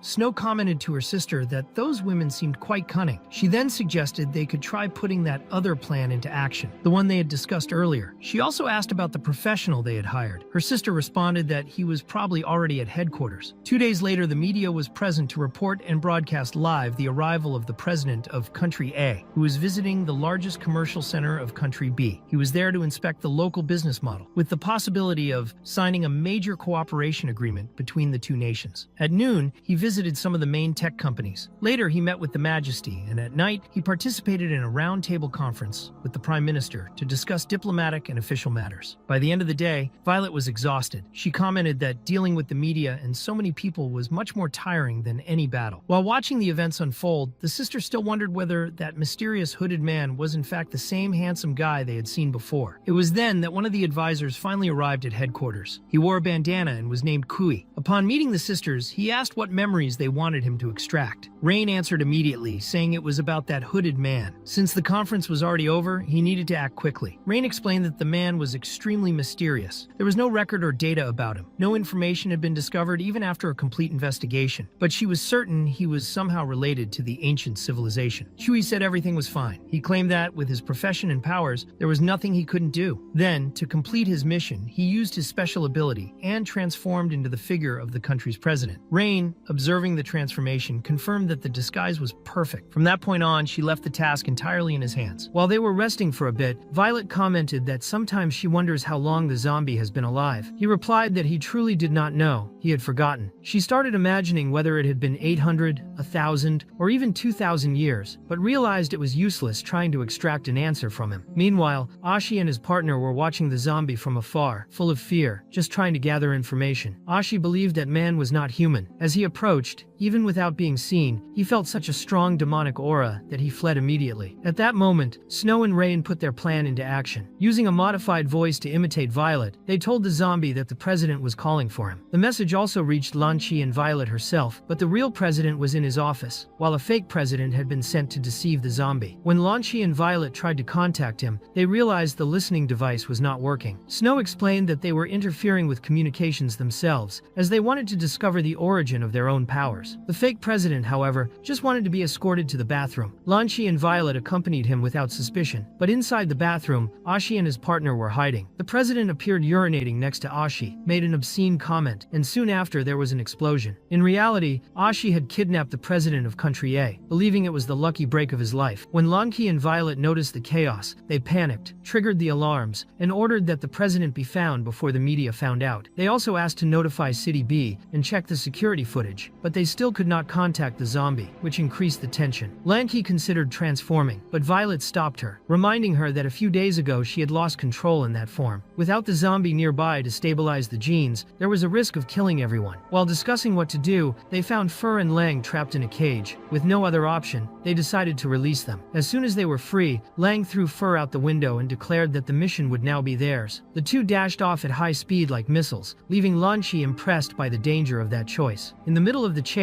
Fur warned Ashi that it would be better to abandon that man if he wanted to live, but soon realized that he too was a zombie. He discovered then that Country A was creating zombie bosses. Instead of freeing the president, the pair ran directly to the resistance headquarters. Violet and Lan Chi followed close behind. In the ruins of the resistance, the president was also taken along. Soon after, Fur and Lang invaded the location and were recognized as zombie bosses from Country A. Fur demanded that they return the president to avoid a war, but Lang revealed that they were also zombies, united by a contract. He asked them to think carefully before making a decision. One of the resistance members stated that the two human nations had not even started fighting yet, but that they still needed to prevent a war. They questioned why a zombie leader would choose to support humans. Fur countered by saying that no one had proven the other was a leader, and that he also had no right to speak since he was aligning with humans. The zombie replied that he only did it for the survival of the zombie community, as it was a greater cause. This made Fur remember the past. He recalled that half of his life had been just as a common bird, a crow living among his own, cleaning leftovers, hunting pests, and helping reduce diseases among humans. Even so, they were hated, called the incarnation of plague and evil. Humans despised crows without reason, and that filled his heart with resentment. Fur wished to become human, envied the awareness and the feet they had, but ended up being eliminated by the humans themselves. That was when the zombie found him, asked how he managed to survive in such a chaotic land, and named him Fur, taking care of him ever since. The zombie always said that hatred and destruction were not the solution. Now, before the resistance, Fur argued that their plans were far greater than they seemed. The other zombie realized that they would not reach an agreement. At that moment, when Violet and Lan Chi arrived at the scene, Ah Xiao interrupted the conversation, ordering everyone to leave immediately. If anyone underestimated the zombies of Country B, they would regret it. Fur focused his power and reached the second transformation. At that moment, the zombie said that if Fur truly wanted to become human or another creature, he could grant that wish. But in his transformed form, Fur made it clear that he had no intention of negotiating. The girls, upon seeing the scene, were confused and asked what was going on, since until then they believed he was just a dog. Ah Xiao explained that now that wingless little bird was trying to disguise himself as human, and that he would not show off in front of him. As he said this, he summoned a great tornado of flames. The attack did not hit Fur directly, but forced Violet and Lan Chi to leave the battlefield, leaving only Fur and Ah Xiao. The fight was brutal. Fur was fast and agile, cutting through everything with his claws like a wild beast, and in no time Ah Xiao was already on the ground, unable to maintain his transformation. He acknowledged Fur's immense power and, desperate, ordered the zombies from Country B to advance together to capture him. But all attacks were easily repelled. Fur countered effortlessly. Meanwhile, the zombie ordered Violet and Lan Chi to find the president. However, the pair was soon surrounded by zombies from the enemy community, and Long had to intervene, also assuming his transformation. Unlike Fur, his form did not resemble a human, but rather a gigantic creature. The enemies were impressed by the size and wondered if he too was an ancestral species. Lan Chi, frightened, wanted to know why such powerful creatures had been kept kept in cages. Violet replied that there were probably restrictions to avoid hurting the president with such exaggerated transformations. Ashi, witnessing it all, questioned what legendary species stood before them and realized the danger. He decided to leave the president in the care of another ally, as he needed to assist in the battle. Xiao wondered why a monster from the ancestral era was there. The size difference between Fur and Lang made it clear that the battle was on another level. The president ended up being taken to the leader of the rebellion, but she complained that the order was to kill him, not bring him alive. The person responsible simply replied that he would return to help in the fight. The resistance was fighting with all its strength against the two transformed zombies. Fur admitted he did not expect so much coordination among them and the level of human technology. Even so, he considered those missiles merely insignificant distractions. Lang, for his part, said none of it mattered. They obeyed only one person, and he recalled that with a single blow, he had once destroyed an entire city. The entire army had been wiped from existence. When Ah Xiao tried to approach Fur, he was violently counterattacked and thrown to the ground. As a last resort, they sent Ashi, who also belonged to an ancestral race. Lang became interested in him and initiated a clash of giants, while Fur continued to massacre Ah Xiao, explaining that he did not fight just because he was a zombie, but because he had been ordered to retrieve the president. Ah Xiao, nearly defeated, asked if it was wrong to want to save his own kind. Ashi replied that the battle was not over yet and said they were not welcome in Country B. Lang responded by stating that if they did not take the human president back soon, everyone would die there. During the battle, Ashi was grabbed by the neck and struck directly by an energy blast, leaving him gravely injured. Even weakened, he still questioned why someone as powerful as Lang had become a prisoner of the human race, comparing him to an obedient dog. But Lang explained that his goal was not to destroy the humans. He revealed that, in his origin, he was just a zombie among an alien family that had consciousness and a way of life. That race did not want war, only territory to live in peace. However, the humans arrived with their technology and destroyed their home, killing all his ancestors in battle. Lang's parents, before dying, hid him beneath the ruins so he could escape. The humans called them monsters, but they were the true killers. The loss of his parents gave birth to a deep hatred for humanity, but also a sense of shame for his own cowardice as a child. When he was finally found and nearly killed by humans, he was saved by the zombie, whom he came to recognize as his king. Lang realized the zombie was incredible. He saw with his own eyes the moment that being faced the entire human army alone and won. He watched as he blocked missiles with shockwaves, sank ships with brute strength, and even withstood nuclear explosions. That laser, which once vaporized zombie cells, instantly had no effect on him. Not even the most powerful mechanical warrior of humanity could withstand a single punch from the zombie. He had done everything Lang had always dreamed of doing. Lang remembered the look of terror on the faces of the humans. He had been lucky to survive that war. Other forms of life were not as fortunate. The zombie had wiped human civilization from the planet, but that also included all other forms of life. The battle dried the oceans. Many species were completely vaporized. The hundreds of continents that once existed were reduced to only 2. Lang knew that the zombie's hatred for humans was even greater than his own, and when he looked upon that destroyed world, that lifeless land, he felt no joy. Even after revenge, what remained was only endless loneliness. It was at that moment that the zombie rescued Fur, and Lang began to follow him in silence. Faced with all that, Lang asked if Ashi had finally understood, but he replied that it was a lie. He said that someone so powerful could never have existed in this world. At the same time, before the fake president, the zombie had already revealed himself. When they tried to read his mind, they were overwhelmed by an absurd amount of information. One of those present stated that the zombie was responsible for killing all his ancestors, but Snow replied that it did not make sense, and she headed toward the place where Kui was. The zombie, a bit confused, asked himself if he had been asleep. He wanted to know where the president had gone. He finally received a message from the department leader, informing him that the president had been kidnapped about 30 minutes earlier. Realizing he was late, he departed immediately for battle. In the emergency room, Rain asked about Kui's condition. The doctor said it was not good. He would stay alive, but in a vegetative state. There was a high chance he would never speak again. The news left the sisters in shock. Meanwhile, Ahizia claimed it was all a lie. If such a powerful zombie really existed, why were they still struggling so much to survive? If the zombie had destroyed human civilization, why did humans still exist? Lang replied that this question should be asked to the humans themselves. Ashi, on the other hand, declared that if anyone wanted the president back, they would have to step over his dead body. The zombie horde, horde, upon hearing that, went wild. Lang, furious, said he would make all of them disappear from the face of the earth. As he focused his power to annihilate the enemies, despair overtook everyone. But the zombie appeared, interrupting the destruction. He ordered everyone to stop. Immediately, the zombie horde knelt before him. Lang stated that now Ashi was witnessing who he really was. He was beginning to understand that this was no ordinary zombie. He was the progenitor of all zombies. The zombie asked directly where the president was. Ashi replied that he was in the first basement, to the left after the command post. Even Ah Xiao could not resist the power of that majesty. Meanwhile, the leader of the rebellion was about to execute the president. He, trying to buy time, asked if she was really the leader of the rebel forces. He said she had built her own name, which made her a visionary. She was suspicious of that and thought it was just a cheap compliment to try to survive. The president explained that he had information about an ancient civilization. She, as a human, might not be interested, but he insisted that he needed to tell something important. He said that Country A had found traces of the ancient people. They had even made brief contact and obtained fragments of ancestral technology. And the reason Country B was acting so suspiciously was precisely because they wanted that information. The president said there was no reason for her to keep tormenting or punishing herself over it. He was willing to cooperate. He asked if she would not rather just let him go. But the moment she decided to shoot, she was interrupted by the zombie horde, which pushed her to the ground. Surprised, she questioned why they were turning against her. She said she had fed those zombies, had given them free will, but it was the zombie who controlled them. He was the one who forced them against her. Confused, she asked who the hell that man was. The zombie said he never imagined the leader of the zombies was a human. That was, at the very least, peculiar. He added that as long as he had no interest in leading Country B, she was not authorized to kill the president. The president then commented that it was fortunate Counselor Zom was there. The leader of the rebellion ordered the zombies to come back to their senses, saying they would not get another chance if they did not kill the president right there. But she noticed the zombies were completely still, unresponsive, no longer answering to their own will. They were being controlled. The zombie, commanding the horde, said they could release her as soon as everyone left. He said they were civilized zombies and did not commit random massacres. Later, the president was already back in safety. He commented, still in disbelief, that he never expected all that to happen while he was just in the bathroom. He apologized and suggested they treat the whole incident as if it were just a sightseeing trip. And so, the president's tour of Country B ended in just one day. After that, the zombie and the security escort took him back to the hotel. Fur told Ah Xiao he had been lucky this time, and Lang also left, returning to his normal form. With that incident, the president of Country A concluded the final stage of his visit to the zombie people of Country B. After speaking with some civilians, he returned to his country. The security team, however, could no longer relax. After everything that happened, there was no choice but to protect the president permanently, day and night. Meanwhile, the sisters were devastated because their mission had failed. 1 month later, Lanqi was training with Violet. The goal was to better control the transformation. That battle was on another level, very different from anything they had ever experienced. Dawn observed and insisted that Lanqi control her emotions. As expected, Violet handled the power much better than Lanqi. Dawn was worried about the destruction caused by the training, but they continued anyway. Over time, Lanqi became used to the transformation, and eventually matched Violet in strength. The final blow exchanged between them was so intense that it shook the entire city. Dawn ordered the sedatives to be released, and even with the smoke trying to make them unconscious, the two kept fighting as if nothing had happened. In the end, both of them reverted to normal form, almost at the same time, finishing in a tie. Dawn explained that by calculation, the transformation multiplied their strength by 20 times over their normal bodies. This surpassed even Dawn's capabilities. However, he was puzzled because during the battle, both of them had pierced each other's hearts and still remained alive. He concluded they were no longer ordinary humans. Lanqi asked if that was the price for obtaining such power. Dawn replied that it was not just that. He said their regeneration speed was far faster than any human standard, almost like a miracle. Violet countered by saying they had consciousness and living bodies, that they were still human, but Dawn disagreed, saying they no longer were. Violet, firmly, said she did not agree and that, even so, Dawn should focus on creating equipment to help them control their transformations. A meeting was about to start, but meanwhile, the zombie remained calm, sitting and eating a simple fried egg. Violet interrupted him to inform that the president was calling. Meanwhile, Jamie was working alongside an ancestral engineer in the lab. They were manipulating liquid metal capable of taking shape through thought. lot. It represented the highest level of defense technology. The metal could move freely through space, and once the alloy was formed, only a small amount was needed for it to self-replicate infinitely. It was so resistant that crushing it would be as hard as destroying a planet. The doctor, impressed, asked why something like that existed on Earth. The engineer explained that after forming the alloy, it could multiply without limits. He added that the technology was extremely advanced for today's standards, and that in ancient times, the people who possessed it were arrogant. They lived like spoiled children, surrounded by machines that did everything for them. Another engineer commented that even with all that technology, they had not been able to defeat the zombie. The doctor asked whether it was even possible to defeat him, since he was so powerful, and wanted to know how a living being like him had been created. The engineer replied that they were not the ones who created him. The zombie had evolved from the ancient human eras. Surprised, the doctor asked if there had been previous civilizations. The engineer confirmed and began to explain. He said that, as with all history, everything started with an agrarian society, planting and harvesting. But one day, the first viral pandemic occurred. A common farmer was turned into a zombie. At that time, humans fought using only simple weapons. To get rid of these creatures, they followed a different path. Without bodies as strong as those of the zombies, they decided to invest everything in technology. After nearly 1,000 years of development, they achieved a gigantic leap. In this process, they discovered a terrible secret. The reason humans turned into zombies wasn't external. It was a virus hidden in their genes from the very beginning. And as they dug deeper into the origins of humanity, they found something even more terrifying. The zombie had existed even before the invention of civilization, being a mutation that appeared during the earliest human generations. Understanding of him was still shallow, but during genetic tracking studies, they discovered that there had been 6 human civilizations before the current one. All went through rise, fall, and destruction, and somehow, the zombie was always connected to those events. The engineer explained that the number of civilizations destroyed by him was already more than one. Jamie asked if the zombie was much older than anyone had expected, and the engineer replied that yes, the mere appearance of such a significant existence on Earth had deeply frightened humanity. To face him, they accelerated technological development, created surveillance to keep any human away from a 500-kilometer radius around him, and studied both his behavior and his genes, pushing science to its limits. They believed that even though he was powerful, the zombie was still a carbon-based life form, and incapable of moving at the speed of light. However, in the end, humanity failed. In the final moments of that civilization, in order to ensure the continuation of the human race, embryos were buried and fertilized underground. That was the reason humans still existed in the present. Jamie asked if the entire current human generation was formed by synthetic embryos, but the engineer explained that it wasn't quite like that. It wasn't men and women who produced those embryos, and after 1,000 years, the human genotype had changed. As an example, he said they had never imagined that someone with Jamie's intelligence would appear. It was precisely that unpredictability that made the human race unique. Tired of the subject, the professor said he didn't want to hear any more of it, and showed the body he had created using zombie genes. The structure had no consciousness yet, but it was nearly complete. The engineer remarked that it was time to inject the nanometal, because that way they could obtain a mechanical version of the zombie. With the strongest nanometal in the universe combined with an immortal body, it would be no weaker than the original. The doctor questioned whether they were just creating a copy of the zombie, and warned that he had always tried to coexist with humans. If they replicated his current mindset, the result could turn against them. Jamie agreed, saying they couldn't give the creation the same mindset the zombie had now. The engineer asked how they could transmit the mindset of his own era, but the doctor replied that if this entity decided to cooperate with the real zombie, all efforts would be useless. The engineer admitted that no one really knew what he thought back then, since his reaction was simple: to see a human and begin a massacre. Jamie commented that there was no need to worry so much, as destiny would take care of the rest. While those discussions took place, the zombie was traveling by boat back to Country B. The president welcomed him enthusiastically, saying he was grateful for being saved earlier. He stated that having him in his country was a great fortune, and offered gifts, such as women or money, but knowing he wasn't interested in that, he gave him a naval fleet, composed of aircraft carriers and 60 warships. Thus, half the civilians of the country were now under the zombie's protection, and he was impressed by the gesture. Violet commented that even she didn't have access to a fleet of that size, since department leaders and advisors could only control territorial forces or major cities. The president declared the zombie the new official commander, and began a military parade with confetti. Meanwhile, on another ship, the leader of the rebellion demanded respect and reminded everyone they weren't there by chance. The Blood Queen observed the situation with disapproval, but La Ling tried to calm everyone, suggesting they talk things through peacefully. He asked the rebel why he had been summoned, and she explained that the exchange between Country A and Country B was about to begin. On that occasion, she intended to provoke a clash between the naval forces, so they would attack each other. La Ling Ling accepted the idea and asked about the payment. The rebel replied it would be 3 tons of gold and asked the queen not to maintain that hostile expression. La Ling reminded them that they were indebted to Blackie, who had imposed an interest rate of 40%, something that would take millennia to pay off. When the queen approached, Ah Xiao tried to block her, demanding she stay away from the boss, but the rebel herself allowed her to come closer. The queen stated that it didn't matter what method was used, no one but her would be able to stop the enemy, and therefore her actions should be paid for separately. The rebel agreed, as long as she caused a conflict between the two countries. While those negotiations happened, the exchange between the nations began. Although the tradition was over a century old, they decided to briefly explain that, since the dawn of civilization, humans had lived in hiding from zombies and still remained confined to the limits of their cities, investing massive resources into military development in an effort to survive. Even though the two countries were distant, they still belonged to the same race. That's why every 4 years there was an exchange. That year's event would be held in the open ocean. The goal was to capture strategic islands and showcase military power in front of civilians, as a promise that the military was ready to protect them and their families. The advisors and generals of each country arrived early at Gua Island, where the opening would be marked by a beach volleyball match. The public present wasn't just there to watch the sport, but also to observe the representatives. The zombies showed up, thin and with no volleyball skills whatsoever. Ironbat commented that there was nothing better than watching a match between women. Many wondered who that skinny guy dressed like a zombie was and why he looked so weak, even though he was introduced as a bodyguard. When the chief appeared, the zombie asked if he had recovered his legs. The chief confirmed, explaining that the biologist had helped with the process. The match began in doubles format, with Violet and Lanchi facing the sisters Snow and Rain. With every jump from Violet, the crowd reacted with excitement, and soon the match became too intense to be just an opening performance. The referee considered that if they kept fighting that way, the match would have to be cancelled. At that moment,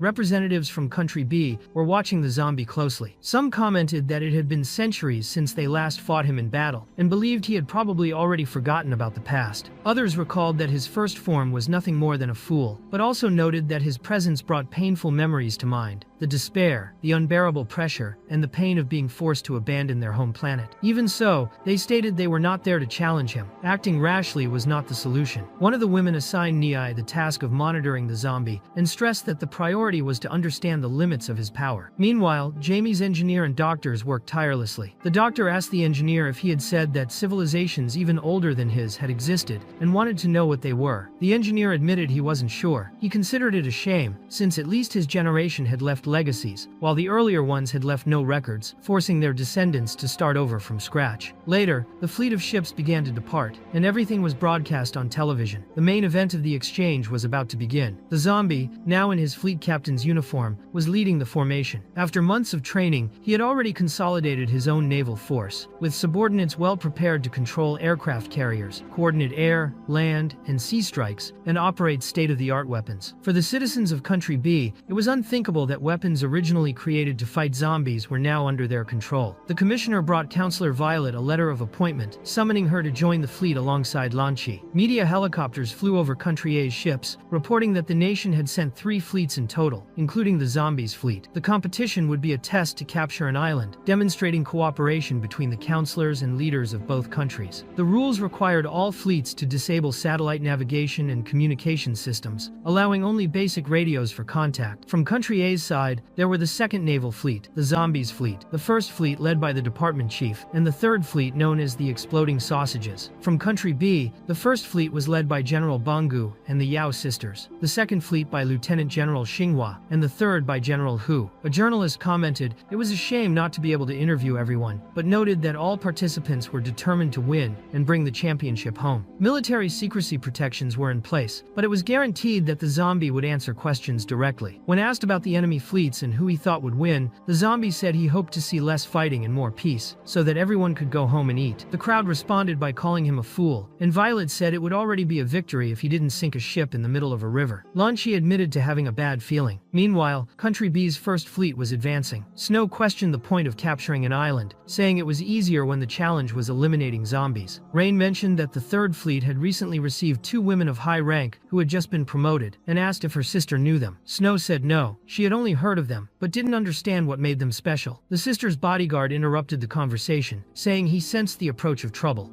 Nai asked if it was a specific person. The bodyguard replied that her origin was probably the same as his, so they should consider her the same species. He also commented that her aura seemed weak at the moment, which meant she was likely very far away. Meanwhile, on an Atlantic island, Lieutenant General Xinghua approached the target and opened fire without hesitation, hitting the exploding sausages fleet directly. Despite the strange name, the shots were just paint, since they didn't intend to destroy each other. Even so, Country A lost 3 points. The Steel Chief observed and said they had already started fighting, asking why they weren't fighting back. The leader responded that they were still too far for that. The journalist announced that Country B had taken the initiative, leaving no room for retreat. In addition to capturing the island, another victory condition was the accumulated score, and whoever scored the most points would win. Although the ammunition had been replaced with paint to avoid harming civilians, the public awaited an epic battle. The soldiers from Country B were confident they would win. The sausages retaliated with full force, and thus began an improvised war between them and the Lieutenant General's fleet. The Steel Counselor asked if it wasn't necessary to intervene, since the sausages were on the verge of defeat. The leader said to wait, as the first to reach the island would receive 40 points, and it was better to let the others tire themselves out. Meanwhile, the sausages counterattacked with projectiles that exposed the department counselor completely naked, showing off his muscles in an exaggerated way. The audience reacted with shock, and many were moved by the bizarre scene. The journalist expressed sympathy for the embarrassment of the people watching after so many years. Lieutenant General Xinghua herself ended up engaging in physical combat against that pervert, and the audience cheered. The Steel Counselor called attention to the left, where the sisters spotted Country A's fleet. Snow realized they were planning a stealth entry, and remembered that whoever reached the island first would earn 40 points, so they sent people to block each other's advance. On the contested island, the doctor informed Jamie that there was a problem. The human army was coming straight toward them. The professor, surprised, asked for an explanation. At the same time, a battle was unfolding between the department leader, the sisters' ship, and Jamie himself, who was furious. He said it was impossible for them to have been discovered, since he had chosen that island precisely because it was safe. The location was between countries A and B, just a few square meters in size, and considered neutral. Months earlier, the president of Country A and the prime minister of Country B had discussed the location of the exchange. The president didn't want anything in his territory, since the last time ended in chaos. The prime minister also refused and suggested that tiny island, the only piece of land unclaimed after the territorial division. Whoever won could claim it. The president agreed to the proposal. Back in the present, Jamie was growing impatient, asking if the experiments were finished. The engineer, exhausted after 20 days without sleep, said he just needed a bit more time, as he was still finishing the program and adjusting the creation's arm. The broadcast showed the approach of the Major General's fleets from Country B, but the journalist noticed something strange. She couldn't locate Country A's fleet. At that moment, the zombies' fleet was stuck on an iceberg. Lan Chi asked where they were, and the commander said they were about to crash. Dawn stated that they must be near the North or South Pole. The counselor complained that she had already warned them not to let a zombie steer the ship. The zombie was completely lost, and the vessel indeed crashed. They discovered they were at the South Pole, and questioned how he had managed to bring them so far, without even knowing how to use a compass. The zombie himself suggested giving up on the competition. Meanwhile, on the battlefield, the two armies continued to exchange blows in the middle of the ocean. Jamie watched everyone approaching, and realized that the battle between the sisters' fleet and the leader was about to begin as well. He ordered the program to be stopped immediately. The engineer asked if he didn't have several species, and suggested looking through the residue for some nanomaterial that might help. The doctor found what he was looking for, and the professor declared that the human army had treated him like a fool, but now he would show his true power. At that moment, the rebellion group and the queen were also paying attention to the battle between the humans. One of the shots hit the fleet where Niai and the others were, but the attack was stopped by a stone wall that emerged from the middle of the ocean. La Ling realized this was a bad sign, as it meant there was an extraordinary on the other side. The big guy ordered the boat to be steered, but the commander insisted he was in charge. The giant didn't hesitate and crushed his skull. The new commander was in shock, not understanding who those people were. La Ling explained that the next step would be to crash into another ship, but emphasized that they couldn't reveal themselves, as they were camouflaged among the fleets of the country. Both sides, however, seemed to care only about destroying each other. While all of this was broadcast on television and gaining more attention, the zombie was calmly fishing in the South Pole. Just as the ships were about to collide, the Queen and the giant bodyguard jumped from their vessels. The impact of their powers created a whirlpool in the ocean. The extraordinary used his rock powers to trap the Queen's body, and the journalists cheered, saying that was a true display of strength. They commented that he seemed to be on the level of a general, but found it strange that there were no reports about that bikini-clad girl from Country A. The chief reported to the department leader that something was was wrong on the island. Suddenly, a huge zombie appeared, walking toward the ships. It was Jamie's secret weapon. Meanwhile, the zombie finally managed to catch a fish. The steel counselor, watching from afar, asked what that thing on the island was and whether it was part of the exchange. The leader ordered everyone to return immediately. The sisters also tried to retreat, but the giant zombie threw a rock that exploded part of their ship. The counselors were left confused, and the steel one stated that the intercom was not a joke, making the situation too serious even for the media, which hadn't expected such a violent scene. Jamie ordered everyone to be killed. The Prime Minister called the president of country A, wanting to know if he was the one who had prepared that. The answer was no. He said he didn't have that kind of technology, and reminded him that it had been the president himself who had chosen the location. The leader then ordered his forces to prepare for a counterattack. It was clear that neither country would destroy their own military equipment, which meant there was a real enemy on that island. Only after catching several fish did the zombie realize that the two sisters had disappeared, taking the fleet's ships back to the battlefield. Violet was furious with the zombie, as she had trained for years for that event, which only happened once every 4 years. After finally gaining incredible power, she wanted to eliminate the sisters, but everything had been ruined. In the middle of the confusion, the captain realized they wouldn't have enough fuel. Violet replied that she didn't care and ordered them to find a solution immediately. Later, in an almost comical scene, everyone was rowing a warship in sync to the rhythm of 1, 2, 3, 4. The engineer then announced that he had completed the program and had already released something into the ocean. Meanwhile, at the Great Western Bay in Country B, the resistance zombies were relaxing and smoking cigarettes until a capsule emerged on the beach. From inside came a new enemy. The energy released was so intense that even the zombies group who were in Country A could feel it. Something was profoundly wrong. The nano zombie was alive and standing. The people at James's lab were watching everything, surprised that it was actually active. The engineer could hardly wait to see the true strength of that creature. The zombies wondered who that being was, but the nano zombie hugged Ah Xiao, saying he was happy to see him alive. The engineer was perplexed, and everyone was disappointed with that unexpected reaction. The nano zombie explained that he had finally found a life form similar to his own, as he had always felt alone. Jamie questioned where the project had failed, but the engineer asked for calm, believing there must be a problem in the program. The nano zombie apologized for being rude and introduced himself as Jiang, explaining that sometimes even he didn't know what form he would end up in. Agi confirmed that he was definitely a zombie, while Ah Xiao found his metallic body strange. Soon after, the group decided they had to leave, and Ah Xiao said goodbye to Jiang, saying they had other matters to deal with. Alone on the beach, Jiang seemed content and decided to explore other places. Meanwhile, Jamie was furious, cursing the engineer who had received so much research funding only to end up with that. Jiang, on the other hand, went to the human city and, upon encountering them, his mood completely changed. On the plane, Ah Xiao commented that he found that being interesting and perhaps should have recruited him for the rebellion, just hoping he wouldn't be killed by the humans. But at that moment, Jiang began a devastating attack against the human race. With a single strike, he split the city in half and sent everything flying through the air. Even the plane was hit, struck by a car thrown skyward. They witnessed the horizon, where the city looked like a scene straight out of Inception. The lab crew was stunned, and they weren't the only ones. Everyone watching the exchange test also saw from afar that absurd vision of the city tilted 90 degrees. The queen, still held captive by the enemy, asked who those people were. To her, apart from the zombie, no one could be her opponent, and it made no sense to think they could control her with such skills. As she spoke, she easily broke the rock hand restraining her. The large man observed and said she was as strong as he had imagined. Nai stated they had no intention of hurting her. They only wanted to know who her master was. Another girl added that perhaps the queen didn't know other vampires existed because she had been left behind back then. The big man commented that, based on the timeline, she should have disappeared long ago, and it was strange she still held so much power. The queen replied that he spoke as if he knew her. Nai then explained that her immortality came from a genetic factor and revealed they were humans from an ancient civilization. They were only there to investigate the true strength of the zombie, and since the queen had lived on Earth for so long, they asked if she could reveal who created her and where her master was. Full of hatred, the queen responded that she hated humans more with each passing day. However, the presence of the big man ignited a fire within her, and the bodyguard ordered everyone to stand behind him because things had just gotten serious. The fight, however, was interrupted when half of Country B tilted 90 degrees. The journalist covering it almost lost his breath at the sight, and everyone was speechless. Meanwhile, the rebellion crew tried to fly the plane through the buildings and spotted Jiang rising higher and higher, reaching close to the stars. At the top, he assumed his second form and prepared for his next strike against human civilization, splitting the ground again. At that moment, the plane was destroyed, and the zombies fought to save the rebellion leader, unable even to put into words what they were witnessing. Alone, Jiang blew up half an entire country. The fighters didn't understand anything. The big man wondered if that wasn't the real zombie, while journalists reported that at least 30 million people had been vaporized. The media said that even an island had simply vanished, leaving only empty land behind. The rebels who fell there were shocked by the sight. Xiao asked what Jiang was doing. Jiang Si replied that humans deserved to die and asked if there were still any survivors.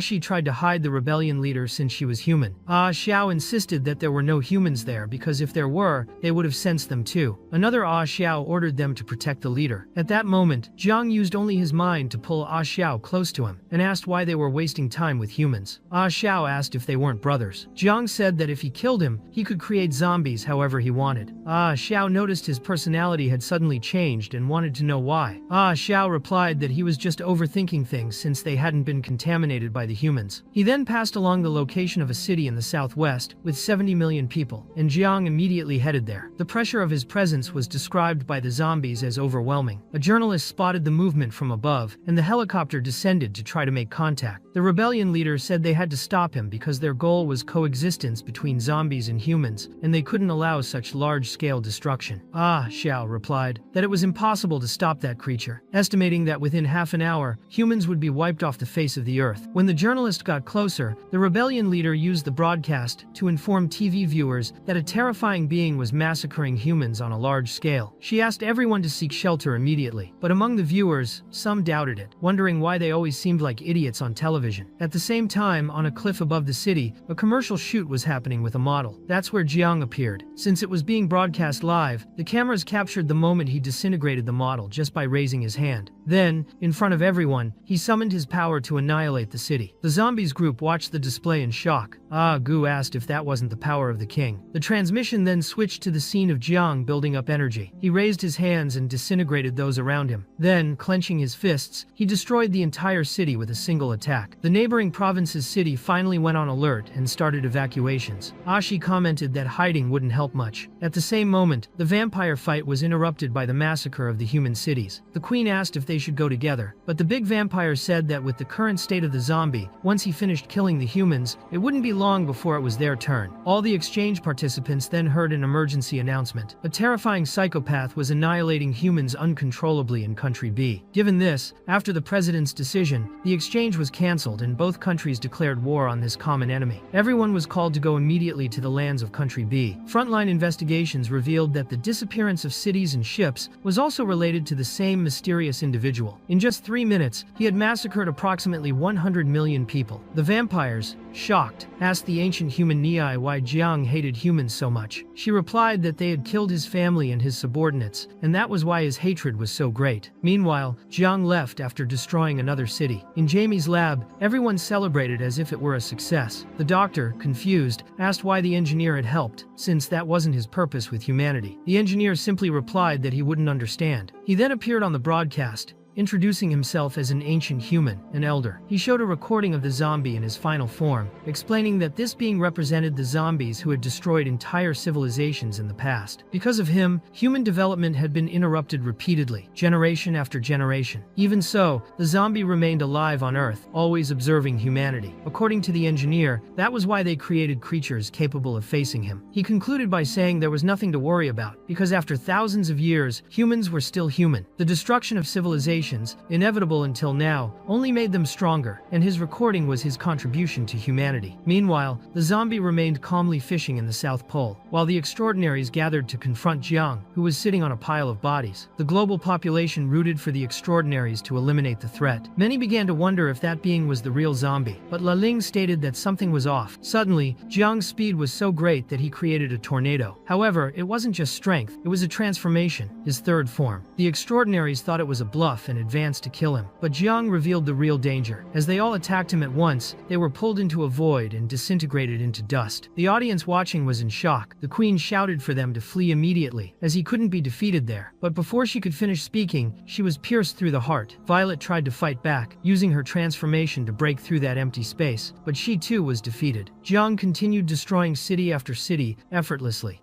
Gu declared that this was the king's fourth form. Blackie commented that his aura felt very similar and wondered if it could be the king himself. Gu suggested that, since the king wasn't present, Blackie should decide whether they would approach him. Blackie replied that if it truly was the king, he would follow his decisions, recalling that he had already wiped out humanity in the past. Despite that, Fur disagreed. He questioned whether they truly believed that being was the king, stating that they had only used his genes to modify the appearance. Fur reminded them that the real king always fought for peace and would never involve himself in massacres. Their king was seeking the truth, something far nobler than that iron-skinned monster. Lang supported Fur, saying they were right. Later, everyone gathered before Jiangxi, who seemed disappointed. He even transformed again, but in his primordial state, he displayed enough power to wipe them all out like children. Bored, he said he would come back to play after exterminating all of humanity, and then headed to the next city. Violet, still in disbelief, said it was impossible to fight him since they hadn't even survived a single strike. The queen, though very weak, began regenerating. Meanwhile, the zombie continued fishing at the South Pole. Around the world, it was announced that they were facing an unprecedented crisis. In just half an hour, thousands of cities had been destroyed, and the mysterious individual showed no signs of stopping. The next target was precisely the city where the zombies were gathered. As Jiang approached, Fur asked if they would just stand by and watch the destruction of the king's city. Blackie said they were still too young, but Lang had already transformed to protect the city. The survivors were in shelters, as it was confirmed that more than half of the global population had been exterminated. This was the most severe disaster humanity had ever faced. Jiang began to wonder if humans and zombies could live together, finding the idea amusing. Fur, on the other hand, reminded them that this was their city, and they couldn't forget that. Jiang stated that he didn't know who Fur was, and had no idea who he was. At that moment, the president of country A made an announcement, saying that as long as the light remained, they would not be exterminated. Meanwhile, Fur tried to confront Jiang, but was defeated with a single blow. The zombie returned and saved Fur from the fall, asking him to evacuate everyone from the city immediately. Lang was also taken down with a single hit. Jen commented that things like this happen, but Blackie was desperate in the face of the situation. The real zombie appeared and ordered the immediate evacuation of the population. Suicidal journalists followed every movement and tracked the robot to the outskirts of the city, not understanding why the president was so interested in that specific place. Jiang's next strike, which would devastate City H, was stopped by the zombie. Not only did he interrupt the attack, but he also hurled Jiang so far that he crossed the city. Mid-punch, the zombie entered his second transformation, indicating that the real fight had just begun. After launching Jiang into space, the zombie prepared to continue, and the robot watching said it looked like he was fighting himself. The people in the shelter looked on in fear, wondering who that man in military uniform was. Soon after, zombies appeared to evacuate the survivors and take them far away. Many recognized the zombie as the president's bodyguard. Journalists reported that a warrior from the country was engaged in a hand-to-hand battle with a monster. When Jiang came down, he looked like a flaming meteor, initiating a brutal fight with the zombie. His punches destroyed parts of the city's structure. At this point, Vermont was finally released, though not completely. The Steel Advisor asked what they should do, but the leader replied that he suspected a nearby island and decided to investigate. Meanwhile, some doctors were rooting for Jiang to win. The people recognized that he was the president's bodyguard, but wondered why his appearance had changed. The zombie was now in his third form and easily opened a hole in Jiang's chest. People in both regions cheered as the monster was defeated. The zombie commented that Jiang was still too inexperienced to compare to him. However, the enemy's next attack, which the zombie dodged, caused a nuclear explosion in the atmosphere. Jiang had simply launched a nuclear bomb with ease. Even after the impact, Jiang fully regenerated and entered his third form. Both were now evenly matched in power. Soon after, an energy strike tore off the zombie's head and vaporized his body out of Earth. Many believed he had been disintegrated and that the battle was over. The doctors celebrated, saying the zombie had finally been defeated, and human hope began to crumble. However, in mid-air, particles and cells began to merge. The zombie regenerated completely from a single atom of his body. The audience could not believe what they were seeing, especially when he came back to life completely naked. Some recognized his familiar appearance and said he was the figure recorded in videos of the ancient civilization, the same one who had destroyed humanity in the past. This sparked the idea that both sides were actually monsters. Violet remarked that the zombie was now exposed. Lan Chi said that Jamie was probably responsible and was hiding on that island. The zombie's next strike was so powerful that Jiang's nanotechnology armor began to give way. The explosion of the impact pierced the enemy and hurled him through the moon, Mars, Jupiter, and even Saturn. The zombie didn't wait for his return. He followed immediately, determined, to the edges of the solar system. Meanwhile, Niai observed and said it would be better to return to the shelter because, if the battle continued, human civilization could be destroyed again. On Saturn, the zombie devised devised a plan and used his power to reverse the planet's rings. He then realized that Jiang had disappeared. He returned to Earth, closely followed by the zombie. At that moment, Jiang used his power to create a horde of nanotechnology zombies from the bodies of the fallen extraordinaries. The zombie did the same, using the cells of people from the destroyed cities. The dead came back to life, and those witnessing the scene were horrified to realize that distant relatives had turned into zombies. The zombie even granted his army the same transformation that Violet and Lanchi possessed. They all entered their second form and advanced mercilessly, annihilating Jiang's army, who acknowledged the overwhelming strength of that power. The mere clash of their fists was enough to hurl entire cities into the air. Violet realized that if no victor was decided, that world would cease to exist. Earth was not suited to withstand two individuals of such a level. The team then moved to a remote island, while supporters cheered for Jiangxi. Meanwhile, Professor Jamie warned that they needed to escape. First, they burned everything, and then collected the most important research documents. As the helicopter was preparing to take off, Lanchi held it back with one arm, revealing that the enemy's front line had already reached the site. Once again, they were captured. Violet noticed the engineer present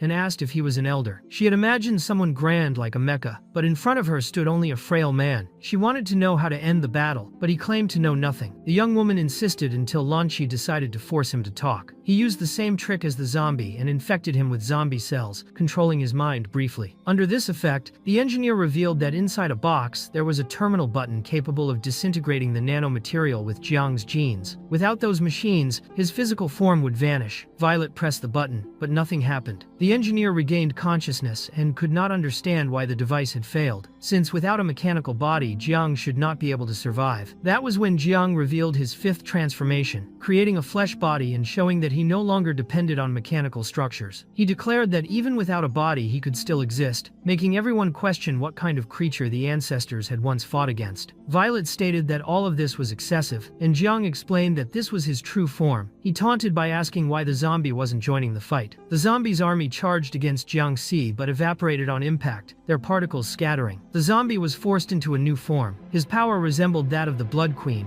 and turned not only the Earth but the entire solar system red. Jiang admitted he had never witnessed anything like it. Everyone was terrified while Niai seemed to recognize that energy. Jiang demanded an explanation, wanting a reason for being destroyed. The zombie explained that after eliminating human civilization, he had continued researching alone until he reached that true form. Jiang replied that he wasn't surprised, but he still believed he had a chance to fight. The zombie denied it. Jiang rushed in furiously, but with a simple snap of his fingers, the zombie gathered the universe into the palm of his hand and compressed everything back to normal. The spectators felt dizzy and disoriented. When they looked again at the battle, the zombie was already holding Jiangxi by the neck, nearly disintegrating him completely. Jiang acknowledged the strength of his opponent. Violet concluded that the zombie had controlled space. Lanchi felt as though she had been touched by death, and Jiang admitted he still sensed that effect. He asked whether the zombie held no hatred for humans in his heart. The zombie replied that he had never been under anyone's control. Jiang lamented, saying he had wished to live a good life within that body, and did not understand why his genes had been given to another like Dawn. The zombie confirmed that he had allowed weak humans to obtain unimaginable powers, including Violet and Lanchi. Jiang then claimed he knew the true nature of humans, that they would wage bloody wars for power. Without the zombie's permission, no one would ever have had a chance to control him. He himself was nothing more than a fragment of the genetic information of the original Zombie King's body. When Jiangxi gained independence, his first action was to fulfill his role and turn his attention toward the zombie, questioning whether he had done a good job. Deep down, he had always believed that the one truly desiring the destruction of civilization was the zombie, who hid a deep hatred for humanity within himself. Jiang claimed he was merely following that instinct and carrying out his function. Many wondered whether he was speaking directly to the zombie's own genes. Jiang declared that he had already killed billions of humans and wiped out half of civilization, questioning whether the zombie really believed he was saving anyone. He said humans would come to fear him as a monster, and would continue to turn against him behind his back. Then he asked why the zombie did not simply wipe out humanity once and for all. The zombie replied that he would not. Jiang wanted to know what he would do with the dead, since all he could do was turn them into zombies. At that moment, the zombie stated that he would bring them back to life. With a cut to his own chest, he tore out his heart and spread his blood across the world. This act caused all the people who had died in the conflict to fully regenerate and return to existence. The engineer was incredulous before the impossible, while the zombie turned the question back on Jiang, asking what he would do now. At that moment, the enemy surrendered, and the zombie retrieved his gene, telling him he could rest. The next priority was to capture Professor Jamie, as they suspected that this mechanical version of Jiangxi was a conspiracy organized by the elders. Still, the zombie admitted that he did harbor a small resentment against humanity, confirming that the genetic entity had been right in accusing him of wanting to destroy everything just to escape loneliness. However, to erase that shadow once and for all, he activated a sixth, unknown form, sacrificing his heart and eliminating the last trace of hatred toward humans. Thus, he completed his redemption. 2 hours later, the zombie appeared again in his first form. He remained still until minutes later, his body began to convulse. Lan Shi observed and remarked that without a heart, he might have become nothing more than an ordinary zombie. The zombie replied that this was not the case, as the organ would grow back. Lan Shi showed anger, saying she wanted to strangle him, while Violet concluded that he was invincible. Both questioned why he had not ended the battle sooner, and how the president would explain his actions to the world. At that moment, the zombie gazed at the dust that remained of Jiangxi, reflecting that, in a way, he truly did resemble himself. He also wondered what interesting events the future might bring. The world entered a brief period of peace, though uncertain about humanity's fate. During Reconstruction, Vermont was once again placed atop City Hall, still serving his punishment. Later, Violet and Lan Shi met with the president, who asked where the zombie was. They replied that he had not returned since the last event, and the president warned that new unrest was about to begin, with the risk of society collapsing once more. At that moment, public opinion claimed that Professor Jamie was innocent, and that he was, in fact, the true hero of humanity. Even though the zombie had saved the world, people did not feel grateful. On the contrary, they began to fear him. The planet was shrouded in a black cloud of fear. Some harbored anger but didn't have the courage to express it. Still,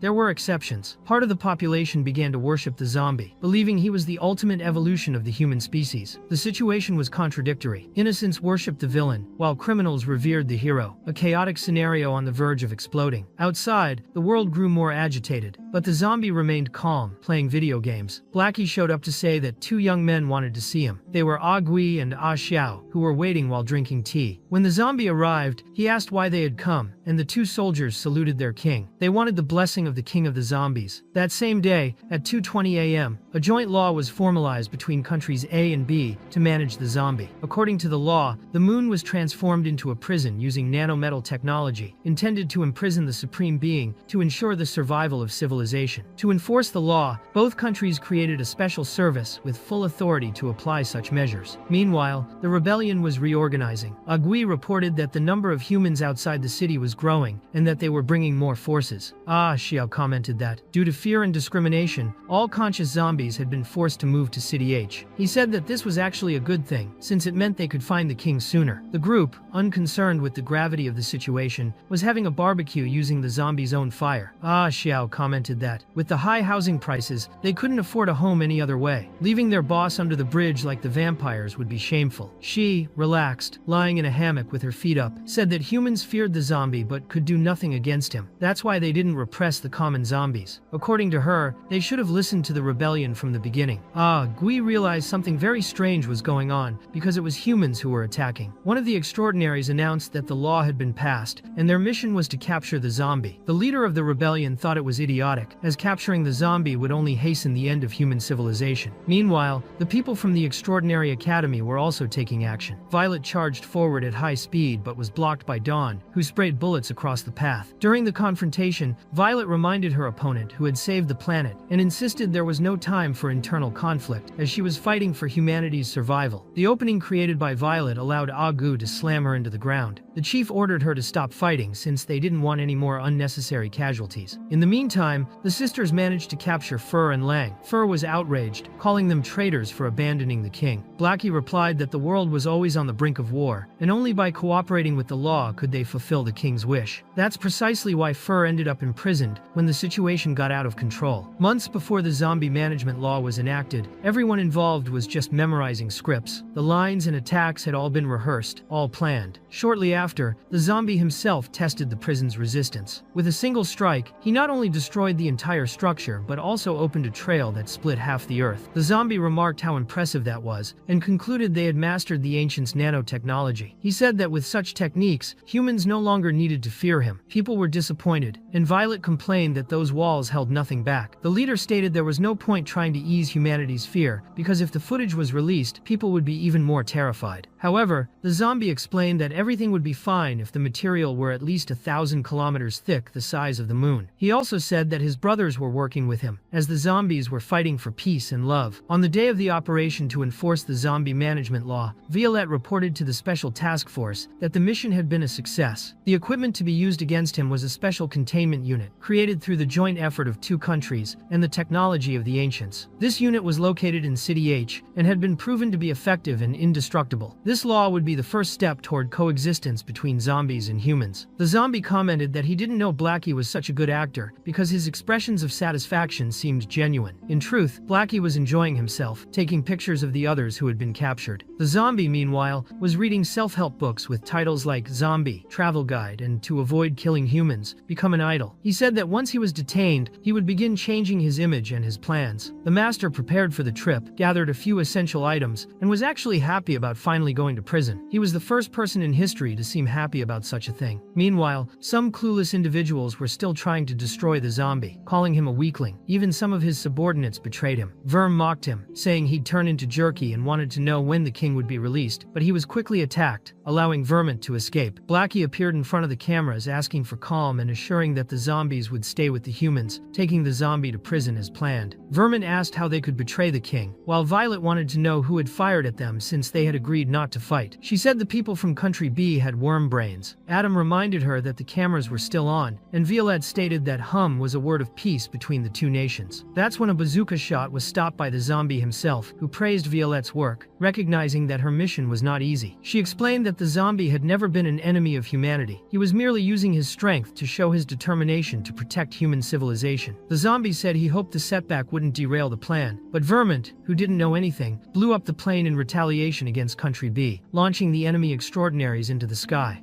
Gu was confused and asked if he was really attacking for real. Maybe the king had spoken with him, and Blackie said that for now, they would just observe. Maybe the king had his own ideas. The zombie commented that he had forgotten to tell Vermont about the plan. He explained that they had agreed to bring the zombie race to prosperity together, and asked if they had betrayed the king, blaming the humans and declaring he would kill them all.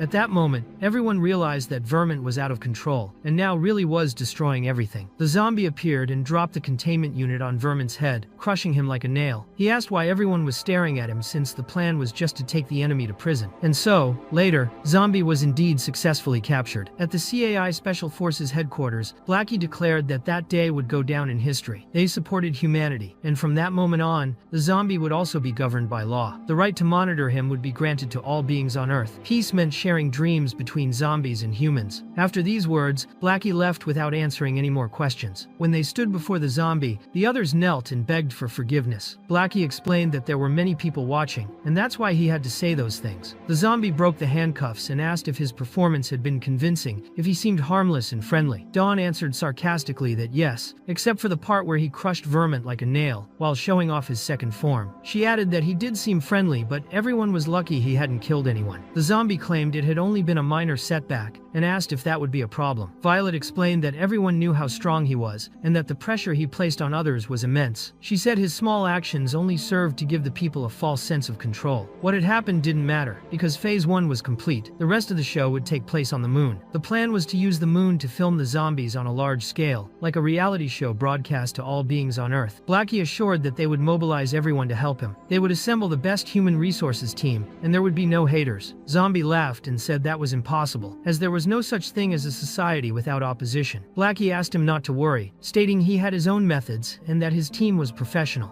Gu asked if he wasn't thinking of killing anyone, and Violet stated that her job was to stay by Zombie's side, keeping a close watch on him. For that, she had to put on an oxygen mask. At that moment, Zombie took her to the moon with him, not in a rocket, but with a giant leap. That was where his prison was located, and they had finally arrived. Zombie commented that it made him feel nostalgic. Violet called out to him, and he remembered there was no sound in space. So, she put headphones on him, and asked why he had pulled her from Earth to the moon without warning, since they had prepared a rocket. Zombie replied that this method was more convenient and saved fuel, but said he could take her back if she wanted. She refused, calling him an idiot, and said they were almost there. She explained that the prison companions were friendly and skilled communicators, so there was no need to worry. It was then announced that Zombie had entered the lunar prison, and all defense systems had been activated. The detention was complete. Presidents gathered to observe, and the elder engineer questioned whether they believed they could stop him just by mastering nanomachine technology. He reminded them that 9 minutes and 17 seconds was how long a wall 1,000 kilometers thick made of nanometal could hold him based on when he had destroyed ancient civilization. But now he was even stronger. The president replied that they didn't intend to control him, since even the lunar prison was his own idea. The true objective was to test the mastery of the elder's technology. With these tests, they confirmed that advancements could be made in areas like space travel and terraforming. The prime minister added that if Zombie lost control, the lunar prison would buy enough time for them to board ships and leave Earth, taking the last humans to the stars and abandoning the monster in the past. The engineer, however, reminded them that his own civilization had also fled to other planets, but even then, they didn't escape. At the time, they believed they had finally left Earth behind. Their ships reached the edge of the Milky Way, and everyone celebrated, thinking they had escaped Zombie. But they were wrong. He destroyed all the ships effortlessly, wiping them out without any effort. Zombie was more powerful than the sun itself. The engineer commented that an entire fleet had been lost in an instant. The last message received from command came from that creature, stating that the perimeter of the celestial prison was secure, and that Zombie had no way to escape. However, all those who tried to flee were eliminated. The truth was that the one responsible wasn't Zombie, but rather the divine messenger who was with another group. Nai reported that, according to the report, Zombie had left the planet, and even some of his companions had been accidentally left behind. At that moment, the vampire Tai Shan captured the remaining ones. The queen asked if they were calling her one of Zombie's companions, but quickly freed herself, saying she had no time for such nonsense. The divine messenger, however, said she was just an inferior being, and needed to be reminded of that. The vampire queen became so weak in his presence that she fell to her knees, acknowledging she had to show respect. Later, the messenger took her to the Academy of the Extraordinaries, saying it was the perfect place. The queen asked if they were looking for information about Zombie, and said it was right ahead and could be obtained. She warned, however, that the humans there were strong and held great combat power from modern civilization, and that he should plan better. The messenger told her to shut up, saying he didn't need advice from someone who had been defeated. Meanwhile, elsewhere, people celebrated Zombie's departure from Earth. The chief reminded everyone that, despite being a zombie, he had helped defeat the unbeatable doctor, Jamie, who had caused problems for years. Thanks to him, cities no longer needed to build huge walls to protect themselves from zombies. Zombie had helped a lot, but some questioned whether it was right to celebrate his imprisonment. Iron Bat said yes, because everyone knew he had no bad intentions. But now, with his departure from Earth, they felt great relief. No more missiles would fall on their heads, no more nuclear bombs would be launched at them, and no more nanotech zombies would try to exterminate humanity. The chief concluded that all they could do now was hope the plan would succeed. But they were mistaken, because a new threat emerged. The divine messenger appeared, completely destroying the chief's equipment and mocking the place, saying that the Academy of the Extraordinaries, considered the place with the greatest combat power in humanity, was full of weaklings. The Steel Advisor tried to attack him with his sword, but the blade broke, and he was sent flying. Iron Bat was in disbelief, and then the ground filled with blood as the balloons turned into flaming skulls. The chief replied that those were just boring tricks, and said that humans should not be underestimated. He then fully regenerated using nanotechnology, and activated the Iron Heart, a transformation called Nano 1. Iron Bat wanted to know if they had mastered that technology, and the chief asked how long he planned to stay on the ground. The Steel Advisor also stood up, transformed into Nano 1, saying this would be the perfect opportunity to test their new forms. Iron Bat complained about being the only one without that technology, but still joined the two. Their combined attacks were about to disintegrate the Divine Messenger. The Messenger, however, stated that more than 1,000 years had passed, and humans remained the same. He summoned a demonic claw, grabbed the Steel Advisor, and forced him to de-transform. Then, he counterattacked the chief using his own move. He remarked that 1,000 years ago, humans needed an entire starship to deliver an attack of that magnitude, and that in a way, this was even progress. One of the elder humans responded that this wasn't the same civilization he had destroyed in the past. The current one focused mainly on developing combat strength. The messenger simply said it didn't matter, as they were all just dust dirtying the planet. Iron Bat asked who he was and if he knew Zombie, to which the messenger replied that, in a way, yes, they were the ones who exiled and sealed Zombie, and now they had returned from the stars to finish off that demon once and for all, and to wipe out humanity while they were at it. The elder tried to warn that a human had escaped, but the messenger retorted that it was useless. There was no escape from death. He grabbed the chief and slammed him to the ground using gravitational force. Then he turned to the queen, questioning whether she was inferior, and commented that the academy claimed to have information about Zombie. He explained that if the queen could find those records, her suggestion to attack wouldn't be seen as ill-intentioned, but rather as a warning to humanity. The queen thought she already knew they were weak, but she hadn't imagined they were so useless, as she had planned to use the chaos to escape, yet they didn't even put up a fight. That's when the elder woman appeared with the information, and the queen confirmed she knew something was hidden. Among the documents was a recording about Zombie, belonging to a variety show with the highest global audience, boasting over 10 trillion likes. The show was broadcast live to the entire planet, and supported by SABE and Maximum Force. At that time, 8,000 extremely dangerous supercriminals had been transferred to the lunar prison, turning the broadcast into a true spectacle of wickedness. Since those criminals had been isolated for years without external information, it was likely they would clash with Zombie without even realizing it. The spokesperson from SABE declared that, even in extreme conditions, Zombie managed to live peacefully with humans. In reality, he was just using the prison as a means of relaxation and exercise. The elder woman commented that they had already sent thousands of defamation messages against Zombie, showing that they were still trying to eliminate the enemies of the divine race. The divine messenger ordered everyone to be silent, declaring that Zombie was thinking. Meanwhile, Violet, who was backstage, activated a set of lights and asked what they were doing, saying they hadn't even shown Zombie's makeup yet. The camera changed focus, and in a rush, the team retouched his makeup. The divine messenger reflected that Zombie, despite having the power to destroy the whole world, now remained in confinement. He concluded that the enemy's true goal was to explore the mystery of the human soul, and at the same time, challenge the authority of divine civilization. The final plan was to break the barrier created by the gods, even if it meant sacrificing generations of destroyed civilizations. With that understanding, the divine messenger declared that Zombie was the most cunning and dangerous enemy of the divine bloodline. He decided to act first, using his power to possess the mind of one of the prisoners and communicate directly with Zombie. When the enemy's crew heard the news, they threw a party in celebration. As the broadcast had been live for days and Zombie hadn't attacked anyone, the public reacted positively, embracing the program. Meanwhile, Violet tried to keep the problematic prisoners under control and said that if they didn't cause trouble, Zombie would stay calm. But a guard appeared, announcing an emergency. The divine messenger decided to test the enemy's strength, striking with the full energy of the possessed human body. However, Zombie blocked the attack using only his hashi. Instantly, the prison triggered a high-level alert, declaring that the target showed violent tendencies. The system went into total lockdown, and a self-destruction countdown was initiated, with only 3 minutes remaining to deactivate the threat. The prisoners, terrified, asked how that was possible, and quickly pointed weapons and lasers at Zombie. But the enemy didn't initiate any massacre, which surprised everyone. Many began trying to calm him down, saying that patience was a virtue, and that harmony could bring benefits. The divine messenger wondered whether this was truly the result of living in peace with humans, but concluded that fear still existed, always linked to repeating the mistakes of the mechanical civilization and to the cyclical destruction of humanity. Zombie, in turn, understood that this was just another struggle for survival within the prison. Violet explained that he needed to stay calm and handle the situation rationally. The enemy considered how to react. First form, foolish. Second, irritated. And third, calm. He chose the third option. His team, desperate, believed he would kill everyone, while the elder asked them to urgently check the self-destruct system. The divine messenger, annoyed, declared that Zombie was still a destructive demon and ordered the possessed prisoner to reveal his true power. But when the puppet tried to attack, Zombie, just using his intimidating aura, placed a hand on his shoulder and completely broke the mental control. The divine messenger was shocked, asking how it was possible that mere fear had broken his control. Zombie expelled the divine messenger's soul with such force that it didn't just affect the messenger, it impacted everyone in the room. The pressure was so intense that even the resistant bodies of the others began to weaken. Shortly after, Zombie returned to his original form. The loudspeaker then announced that the target's aggressiveness had disappeared and the alert was cancelled. Zombie declared that everything was resolved, ending the incident as if nothing had happened. Still, those present were completely drained, devastated by the force of that pressure. Even the divine messenger had been wounded, despite not receiving a direct blow. This had not been part of his plans. He questioned why Zombie refused to attack him. He suspected Zombie was trying to turn the humans into pawns in order to seize the authority of the substitutes of the gods. He stated that he would never allow that. Even if humanity's trust in Zombie was shaken, he would not retreat. He ordered everyone to wait for the arrival of the main troops, while he would head to the moon before reinforcements arrived, determined to stop Zombie's advance at all costs. The Queen asked if he had just left. Nyai responded that the messenger's target was Zombie, so wasting time on Earth was pointless. The Queen remarked that the Academy of the Extraordinaries had been attacked, and that humans would soon realize it. If Zombie's followers joined the Extraordinaries, they would be unstoppable. She then asked if the three before her wouldn't rather kneel. She would offer them a chance to survive. Nyai thought that Lunatic would surely be eliminated by Zombie, and concluded it was time to take advantage of the situation and recruit some followers. Nyai said she doubted the humans would realize what was really happening. She suggested the Queen go to the battle site and see it for herself. When the Queen arrived, she saw the walls had been completely restored. Nyai explained that no matter the destruction or lives lost, everything could be restored by divine power. That power could transform projections of the imagination into reality. That was the authority of their civilization. As long as that civilization wasn't completely destroyed, humans would never realize they had even been attacked. In their view, disappearing in ignorance was a form of mercy. Another version of Nyai explained that the enemies also fought using gods born from imagination, and asked if the Queen herself hadn't been born the same way, a being molded by imagination, a vampire. The Queen was offended, asking if they were saying she was the product of fool's imagination. Nyai answered that she could believe whatever she wanted, but the divine messenger had already decided. That meant she wouldn't be allowed to leave. Meanwhile, that same model who had been one of the first to die because of G was alive, now doing new photo shoots. Suddenly, someone grabbed the photographer's foot. It was the chief, desperately begging to be taken to the department. Near the moon, another divine messenger declared that the most powerful force in the vast sea of stars was hidden at the heart of that place. Imagination was the spark that ignited everything. With this power, they had created countless gods and became a divine civilization. With that same force, they imprisoned the primordial demon in his ancient homeland. Over the ages, they traveled through the universe, conquered stars, but never lowered their guard against the demon. That evil being pretended to want to live in harmony with mortals, but that would never be allowed. Using his powers, the messenger stirred the fury of another prisoner. Zombie, who had entered the bathroom line, was attacked, but he simply slapped the opponent and told him to wait his turn. The blow was so impactful that the prisoner immediately calmed down. The messenger declared that soon, Zombie's true nature would be revealed. That was certain. The week went on. Zombie's routine was very irregular. He woke up early, washed his face, retouched his makeup, trained with dedication, and headed to the race challenge. Before the start, everyone around him had been controlled by the divine messenger. However, they were discarded like trash as soon as Zombie began to run. Later, he went to the gym, where he did his daily workouts. Zombie commented that the gym facilities were excellent. The messenger ordered the attacks to continue, but everyone lost mental control after being terrified by what they saw. Zombie was bench pressing 40 tons as a warm-up. The messenger yelled at them not to freeze up, but the prisoners began to wonder if he really wanted them to attack such an absurd creature. Was he crazy? After warming up, Zombie decided to play tennis. On the first serve, he launched the ball out of the moon. Those under the messenger's control literally peed themselves. The messenger got furious, asking if they couldn't even defend themselves. He called them all idiots,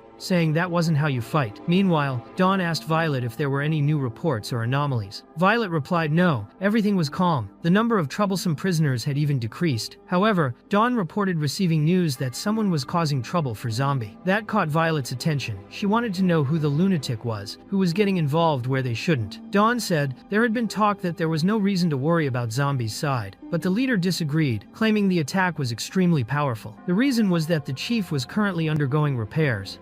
Shi asked about the results of the investigation, and the leader explained that the president himself had gone there with some subordinates, but so far, no abnormalities had been detected. Since all targets had been restored as if nothing had happened, the Sausage Squad was called in to investigate and confirmed that everything was indeed normal. Ironbat questioned whether something was wrong, but Commander Sausage examined the site and concluded there was no evidence of an attack at the academy. Maybe everyone was just overreacting. Meanwhile, a battle was taking place between the Vampire Queen and Nyai, but the others couldn't see it. It was as if the Queen were a spirit. Nyai explained that there was no use in the Queen trying to make herself noticed. She had merged her mental energy with the illusionary world, so no one outside could see her. She also said that any master of the Queen should be of the same divine race, but the Queen replied that she had no master and was not a product of anyone's imagination. Tai Shan, who accompanied his master, stated that the mind of such a simple creature would understand nothing and suggested that he should just break her bones and end it quickly. The Queen acknowledged that he was indeed strong since last time she had been careless and was hit, but now she was determined to eliminate him. While the president returned, having found nothing abnormal, the fight between the two vampires finally began. The impact of their blows was so intense it caused explosions all around. Nai warned they had already wasted too much time there. The illusionary world was about to disappear, but she managed to temporarily reinforce it, while Tai Shan handled the situation. The queen seemed to be easily overpowering Tai Shan, and mocked him, saying he was too full of himself. Tai Shan's master found it odd and stated they would make him remember who he really was. Then, Tai Shan activated his final transformation, and used the power of the stone to become the immortal mountain. He had turned into a true wall of combat. His master explained that the strength of mind and soul was born from the imagination of those who act in the name of the gods. Tai Shan declared that the queen would never be able to destroy Mount Tha, but she replied that he talked too much. The mountain strike was so powerful that the queen didn't anticipate it and lost her arm. As she tried to regenerate the lost limb, she was forced to dodge the next attack. Tai Shan's master then activated his blooming, causing spikes to emerge and pierce the queen's entire body. It was as if she were trapped inside a cocoon of jagged mountains. The master warned that the queen shouldn't think too highly of herself just because she could regenerate. Those spikes would drain all her divine energy until nothing was left but a puddle of blood. She ordered the queen to beg for mercy, but suddenly the queen's body began to melt. Tai Shan's master thought it was too fast, but Nai realized the plan. The queen landed a direct hit on the master's neck, and Nai had to intervene to save her, saying she had gone too far. The queen then stated that even divine beings could be hurt like any other creature. Nai remarked that had she arrived a moment later, the master would have died, but fortunately, the wound was quickly healed. The two decided to fight together to defeat the vampire queen. That's when Nai used her most powerful technique, the invocation of eternal serenity. Now, both were at full strength to face the enemy. Everyone on the plane could see what was happening, but Nai renewed the illusionary world and made sure no one could see anything again. The queen was also affected by the illusion, which allowed the strike from Mount Dai to hit directly. She couldn't see for a second and was struck. The other master was impressed by the girl's resilience and wondered how she was still able to fight. She also wanted to understand how powerful she must have been in the past. Anai commented that the last time she had seen that girl, her aura was almost non-existent. She also remembered that she had spent about 1,000 years on Earth and should have disappeared long ago. But the invocation of serenity noticed a mysterious force inside the girl. That was what kept her alive. In fact, what was inside her were the zombie genes that Jamie had implanted. Serenity said it was a good thing. The queen still couldn't fully control that mysterious power within her, because if she could, they would have already lost that battle. The queen then summoned her bloodstorm and declared that if they liked hiding in illusions so much, she would send them straight to death. Each raindrop turned into a sharp needle, a deadly weapon. Serenity and Tai Shan, in his mountain form, tried to protect the two, but even with their efforts, the needles struck everyone. Even Serenity herself was wounded. Tai Shan reverted his transformation afterward, and when the illusionary world came to an end, a meteor shower fell upon the land. The mountain was completely destroyed. Nai tried to use her restoration power, but she couldn't anymore. She was too weak, and her mental energy had run out. It was Serenity who saved them at that moment, otherwise, they would have died. The master looked at her, trying to understand how someone could be so strong. Nai explained that Serenity was fighting with everything she had, and without a host, she had burned all her energy in that last attack. The queen declared victory and left the illusionary world. At that moment, Commander Salshicha appeared and asked if they were behind all of it. Before he could attack them, Tai Shan stood up. Nai commented that the illusionary world had vanished, and the master asked Tai Shan to retreat, as they couldn't fight in that state without energy. It was then that the commander immobilized Tai Shan and ordered the others to act. Dawn fired his laser and hit Tai Shan directly, leaving him collapsed on the ground, powerless. The two were about to be captured, but the queen reappeared, standing and pulling herself together. Nai said that it was impossible she didn't even have a host. She had regenerated even after completely vanishing. The queen responded with contempt, reminding them that she had already explained she didn't need a host. She was the queen of the vampires. She had fought against the zombie for thousands of years. She found it pathetic that someone would use the genes of that damn zombie as if it were something impressive. Meanwhile, on the lunar prison, the capital's criminal variety show was about to begin. After half a month of selections, the show finally aired live for the entire world. The audience eagerly awaited the return of their favorite contestants, especially the dancing prisoners. That's when the zombie stepped onto the center stage doing breakdancing. The divine messenger was furious. He couldn't stand that the zombie zombie, continued ignoring his presence. The prisoners were ordered to attack the zombie day and night, without rest, but he never showed any anger and continued insisting on this game of living in harmony with humans. The messenger then decided to act himself. After the dance, the zombie asked about his performance. Violet replied that the audience had loved it, and he was currently in first place on the rankings. More importantly, the humans' perception of him had improved significantly. The zombie commented that all the rehearsal time had been worth it. If it continued like this, his dream would soon come true. He was planning to enjoy his future retirement. Then he got ready for the next round of the program, the lunch challenge. Before leaving, he sensed something strange. Violet said she would handle whatever was going on outside. He then proceeded to the next challenge. Outside, the divine messenger began his attack, but was intercepted by Violet, who realized the earlier call must have been about him. The messenger was surprised and asked if a human like her dared to raise a knife against a representative of the gods. Violet threw the blade with force and cut part of his hair, making it clear she didn't care who he was, god or creature. She wouldn't let a worm ruin her plan. She said that Violet needed this to ensure her generation's survival. The messenger replied that it didn't matter, everyone would die in the end anyway. He promised to show her the divine civilization's way of combat. The blood moon rose in the sky like a mirror, reflecting fear in everyone's heart. The messenger transformed into a massive creature. This was the form of Vero, the god of legends. Meanwhile, at the SAEB Special Justice Agency, Tai Shan's master was imprisoned. Blackie asked if she had been part of the attack on the academy, but the leader replied they shouldn't underestimate her. They had to send elite forces to deal with the brute who was with her. The other white-haired warrior had fled, but was seriously injured. Lin Chi was still helping the vampire queen in her pursuit. Blackie commented that, to avoid panic among humans, zombies could not directly intervene in battles. However, in cases of interrogation or torture, he was authorized to act. Even so, the elder declared he would never yield. Later, Dawn appeared and explained that the prisoner had actually been quite cooperative. She revealed her origin, number of allies, combat methods, and objectives, all without the need for torture. The information was handed over without resistance. Blackie then asked where that firm stance from before had gone. Dawn explained that to gather information, that civilization studied many books from humanity, and after being captured, accepted humiliation as part of the process. Dawn wondered what kind of books those could be. In any case, the prisoner revealed all critical data. That's when Blackie realized she was part of the divine civilization. That civilization invoked gods through imagination, and had come to this solar system with the goal of purifying it. The divine master explained that there was no longer any reason to hide anything. They only kept mortals in ignorance out of kindness, but she claimed none of them could resist the destruction imposed by the gods. Dawn asked if she was so sure that those gods were stronger than the zombie. She replied that the messenger of the gods had already gone personally to the moon to defeat him. According to her, all they had to do was look, but the zombie was there peacefully, in the middle of the lunar show, cooking. He was already on his 7th egg dish. He only cooked eggs. He only ate eggs. The leader assured there was nothing unusual. On the contrary, the lunar program was going perfectly. Dawn asked if that contestant hadn't already been eliminated. The master replied that was impossible. Blackie stated that the battle had already begun. They just had to look at the sky. Meanwhile, Violet was slicing through the countless tentacles of the gigantic creature. The divine messenger grotesquely emerged from within it and asked if the zombie had infected his subordinates with his virus. According to him, that shouldn't have any effect on an inferior human like her. Violet wondered who that being was, since not even the most advanced nanotechnological equipment could completely cut through those creatures. Dawn warned Violet not to get involved with that monster, but she replied that it was easy for him to say. Dawn informed her that the satellite had already locked onto the target's position. All that was left was for her to move away, so the defense system could activate. He then ordered Vet to get out of there immediately. Violet answered that she had no choice, and the only option left was to try that strategy. She once again used the zombie's genes, forcing them to proliferate inside her body. It could kill her, but it would also increase her power. The messenger said he had intended to let all the impure die without pain, but since they had caused trouble, they would now die right there. He then used solar energy to reinforce his invocation. The power of Vero, the god of legends, nearly destroyed the entire moon. Even with Violet's efforts to contain the blast, a massive explosion occurred. One of the subordinates warned that the lunar prison's defense system had been completely destroyed. The leader was shocked and questioned what kind of power that was. The man was using the sun as a weapon. At that moment, Agu arrived, asking what was going on, since an attack had pierced 1,000 kilometers of metal and struck the prison's core. But Blackie explained that the moon hadn't been completely destroyed. The prison was still standing because the zombie himself had responded. He appeared in his 3rd form and rescued Violet, telling her to rest. Then, upon reaching his 4th form, he declared that he would take care of the situation now. It was revealed that, thousands of years ago, because of the zombie, the divine civilization was forced to to abandon its homeland and begin a long journey across the vast stellar ocean. During this journey, the God-era civilization witnessed countless wonders in the universe. Their understanding expanded, their perception grew, and their imagination strengthened, becoming their main source of power. The messenger explained that the God-era civilization was too powerful to be understood by the zombie, and warned that if he really wanted to lock himself in that prison, he should stay there until he burned and turned to ashes. On Earth, an alert was issued, confirming a strange phenomenon, an attack from an extremely advanced alien civilization. The moon had been partially destroyed by solar power, and a huge explosion had occurred in space. Inside the prison, everyone was in despair. Valid said the broadcast was still going, and that this time, she would make sure the whole world saw the zombie protecting humanity. The fight was being broadcast to the entire planet. Without any effort, the zombie pierced through the solar ray, passed through the creature, and impaled the messenger, tearing a huge hole in his chest and striking his heart. While holding the heart in his hands, the messenger stated that a demon would always remain a demon. According to him, time didn't change the zombie's bloodthirsty nature, but the zombie used the heart as a weapon and struck the creature again, piercing it once more. Right after, he grabbed the messenger's face and hurled him violently toward the moon. Meanwhile, on the other side of the planet, at the secret base dedicated to humanity's escape plan, the peak of human technology was concentrated in a spacecraft capable of housing 30,000 people living in space. An elderly engineer was there, saying that even though he found all of it meaningless, he would still do his best to help humans improve their severely outdated technology. Jamie was also working on a drug that allowed humans to enter deep sleep and maintain vital functions during space travel. For humanity, time was the greatest challenge, and even if they couldn't achieve immortality, that alone was already a huge advancement. The Prime Minister stated that as long as they managed to escape, he didn't care about freeing the lunatics who had almost destroyed the world. The President commented that they were no longer in conflict with the zombie, and that humanity was now safe. The Prime Minister agreed, saying the zombie had been quiet and not causing problems. But just then, the sisters arrived, bringing urgent news. The astronomical station had detected a neutrogen flash, something that only occurred when a star died, and it had been caused by the zombie himself. The Prime Minister wanted to run away immediately upon hearing that. The death power of the star was enough to completely destroy the creature summoned by the divine messenger. The zombie returned to his original form and apologized for getting carried away. He left the messenger there with a hole in his chest and said he needed to get back to the show. The messenger, even gravely wounded, stated that he had studied the zombie for millennia, analyzing his strength, form, character, and combat methods. But only after facing him directly did he realize the zombie was even more terrifying than any legend. The messenger then fully regenerated his heart, and the zombie asked if he still wasn't ready to flee, using the power and corpse of that legendary god. The messenger invoked Varro's power, saying he had come to end all of this once and for all. After this attack by the substitute of God, the world fell into chaos. The divine human remarked that the messenger had ordered them to cause destruction. But now they didn't even have to try. The fear of the god's arrival had caused civilizations to collapse in mere seconds. But soon the news reported that the aliens had been completely annihilated by the zombie with a single punch. The battle lasted 2 minutes and 37 seconds. The world returned to peace. Some looters who had been stealing in panic wondered if it was all over. Routine returned to normal, and everyone went back to work. The divine human asked what kind of civilization that was. Dawn replied that with the zombie around, destroying the world was just another Tuesday. Those humans had seen it all. No threat seemed truly big anymore. Then she asked if that creature had really died from just one strike. Fur didn't quite understand what was going on, but commented that the moon's cameras only showed a giant red stain.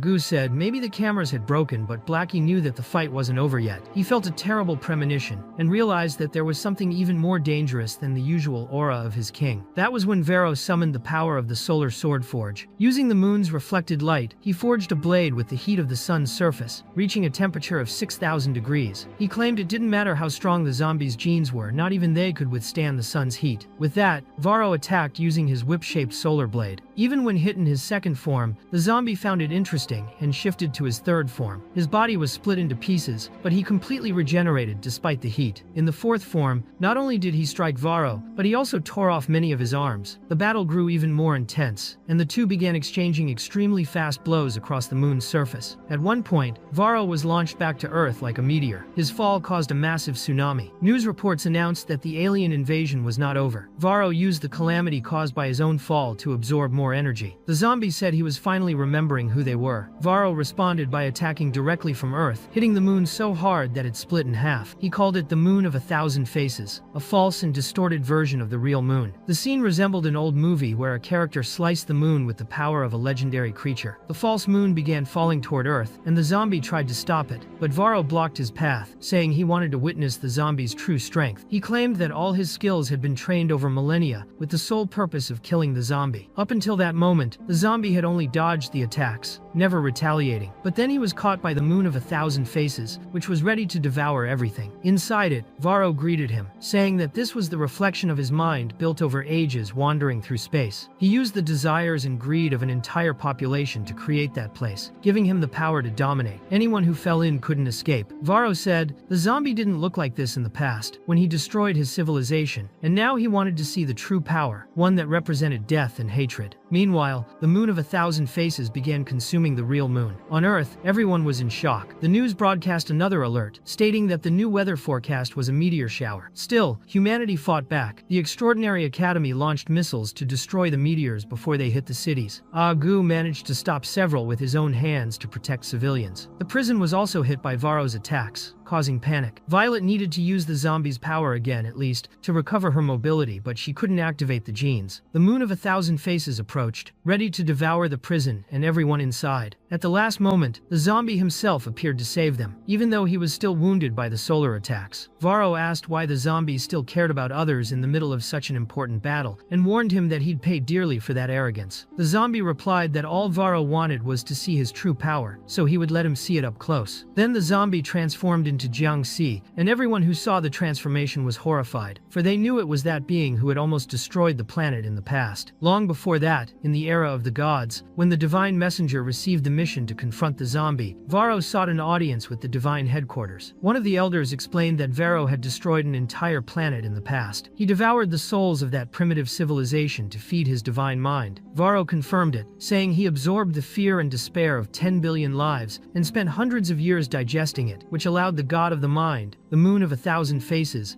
to complete its transformation. Before that, he had spent more than 1,000 years studying the records about the zombie and perfecting his combat techniques just to face him. Now, he claimed to have enough power to match the zombie's strongest form. The elder said that if Varro was that confident, then he was authorized to act as the vanguard of his people's revenge. Varro promised to defeat the zombie, but at that moment, he was already being grabbed like trash. The zombie asked why he looked so surprised. He had always been his nightmare. It was Varro who had run away in fear like a dog thousands of years ago. Still, Varro claimed he was a genius who had studied for ages for that moment, so he wouldn't lose. He then made the sea of blood of the moon of 1,000 faces begin to boil. The zombie asked if that was all, then crushed the enemy's disgusting flesh body and hurled him into the moon of 1,000 faces. Even without a head, Varro declared he hadn't lost, for he had merged his life force with his mind god. As long as the moon existed, he would exist too. He said he could revive endlessly. The zombie recalled that those beings killed his subordinates, fled, and now dared to return. He believed they were now begging to be annihilated. Varro replied that he was right. What mattered most to the zombies was their subordinates. Even in that current form, the same one used to exterminate human civilization, his deep hatred came from the moment humans executed his allies. Varro revealed that a woman who once tried to defy him had fallen into the moon of 1,000 faces, and that now her consciousness was connected to the divine mind. He could sense that she possessed the zombie's gene. The zombie replied that she was his friend, and concluded that for Varro, destroying his civilization once hadn't been enough. Even when the zombie destroyed one of Varro's forms, another emerged within Mufa's moon, asking if they were friends. That seemed even more interesting to him. Varro realized that the zombie now cared about lesser beings. The moon of 1,000 faces headed toward Earth, warning the people that it would collide with the entire world, exterminating that pitiful ant-like civilization. Meanwhile, the Prime Minister tried to escape in a rocket, even leaving the princess behind. He no longer cared about anyone. Varro told the zombie to go ahead and kill him, to save the civilization he cherished. But he added that if the moon of 1,000 faces were destroyed, his friend's consciousness would be drowned in despair, and not even the genes could save her. Varro concluded by saying he had placed the zombie in a dilemma, and that he needed to stop pretending to be all-powerful. That's when the zombie, with enormous speed, punched the moon away from Earth. The impact of the blow destroyed the dilemma completely. He struck everyone all at once. Even as he regenerated, Varro said that the zombie had killed his own friend, and now, he wondered, who would he take revenge on? But the zombie commented that his destructive form was meant for battles, so maybe it was time to try something different. He assumed his blood form and effortlessly revived all the dead. Varro, surprised, said he had never witnessed anything like it, and at that moment, he finally disintegrated into dust. With the end of the battle between the zombie and Varro, the disaster that threatened the world was contained. Violet was resurrected by him, and even the moon in the sky was restored. Once again, the zombie demonstrated his terrifying power before humanity. A few days later, everything was being rebuilt. This time, there wasn't such a severe impact. In fact, people quickly returned to their routines, and the live stream, which lasted 3 weeks, ended successfully. The zombie achieved a complete and overwhelming victory. He won all the challenges against the prisoners and was recognized as the true national idol. Meanwhile, everyone was celebrating the absolute success of the Zombie Idol project. The atmosphere was festive. Agan commented that humanity had finally accepted its king. Dawn said that in the end, the plan only worked because Varro participated. And even receiving just a piece of cake, the divine human chose to remain silent. At that moment, the leader received an official document from Nation B through diplomatic channels. The country was in total chaos because the prime minister had fled, taking all the money and elite members with him. The queen now wanted to turn Nation B into an empire again. Blackie questioned whether that country wasn't supposed to be trying to eliminate the zombies, which was news to everyone. The commander, known as Salsicha, explained that the president had said that if the zombie was interested, he was willing to resign from office.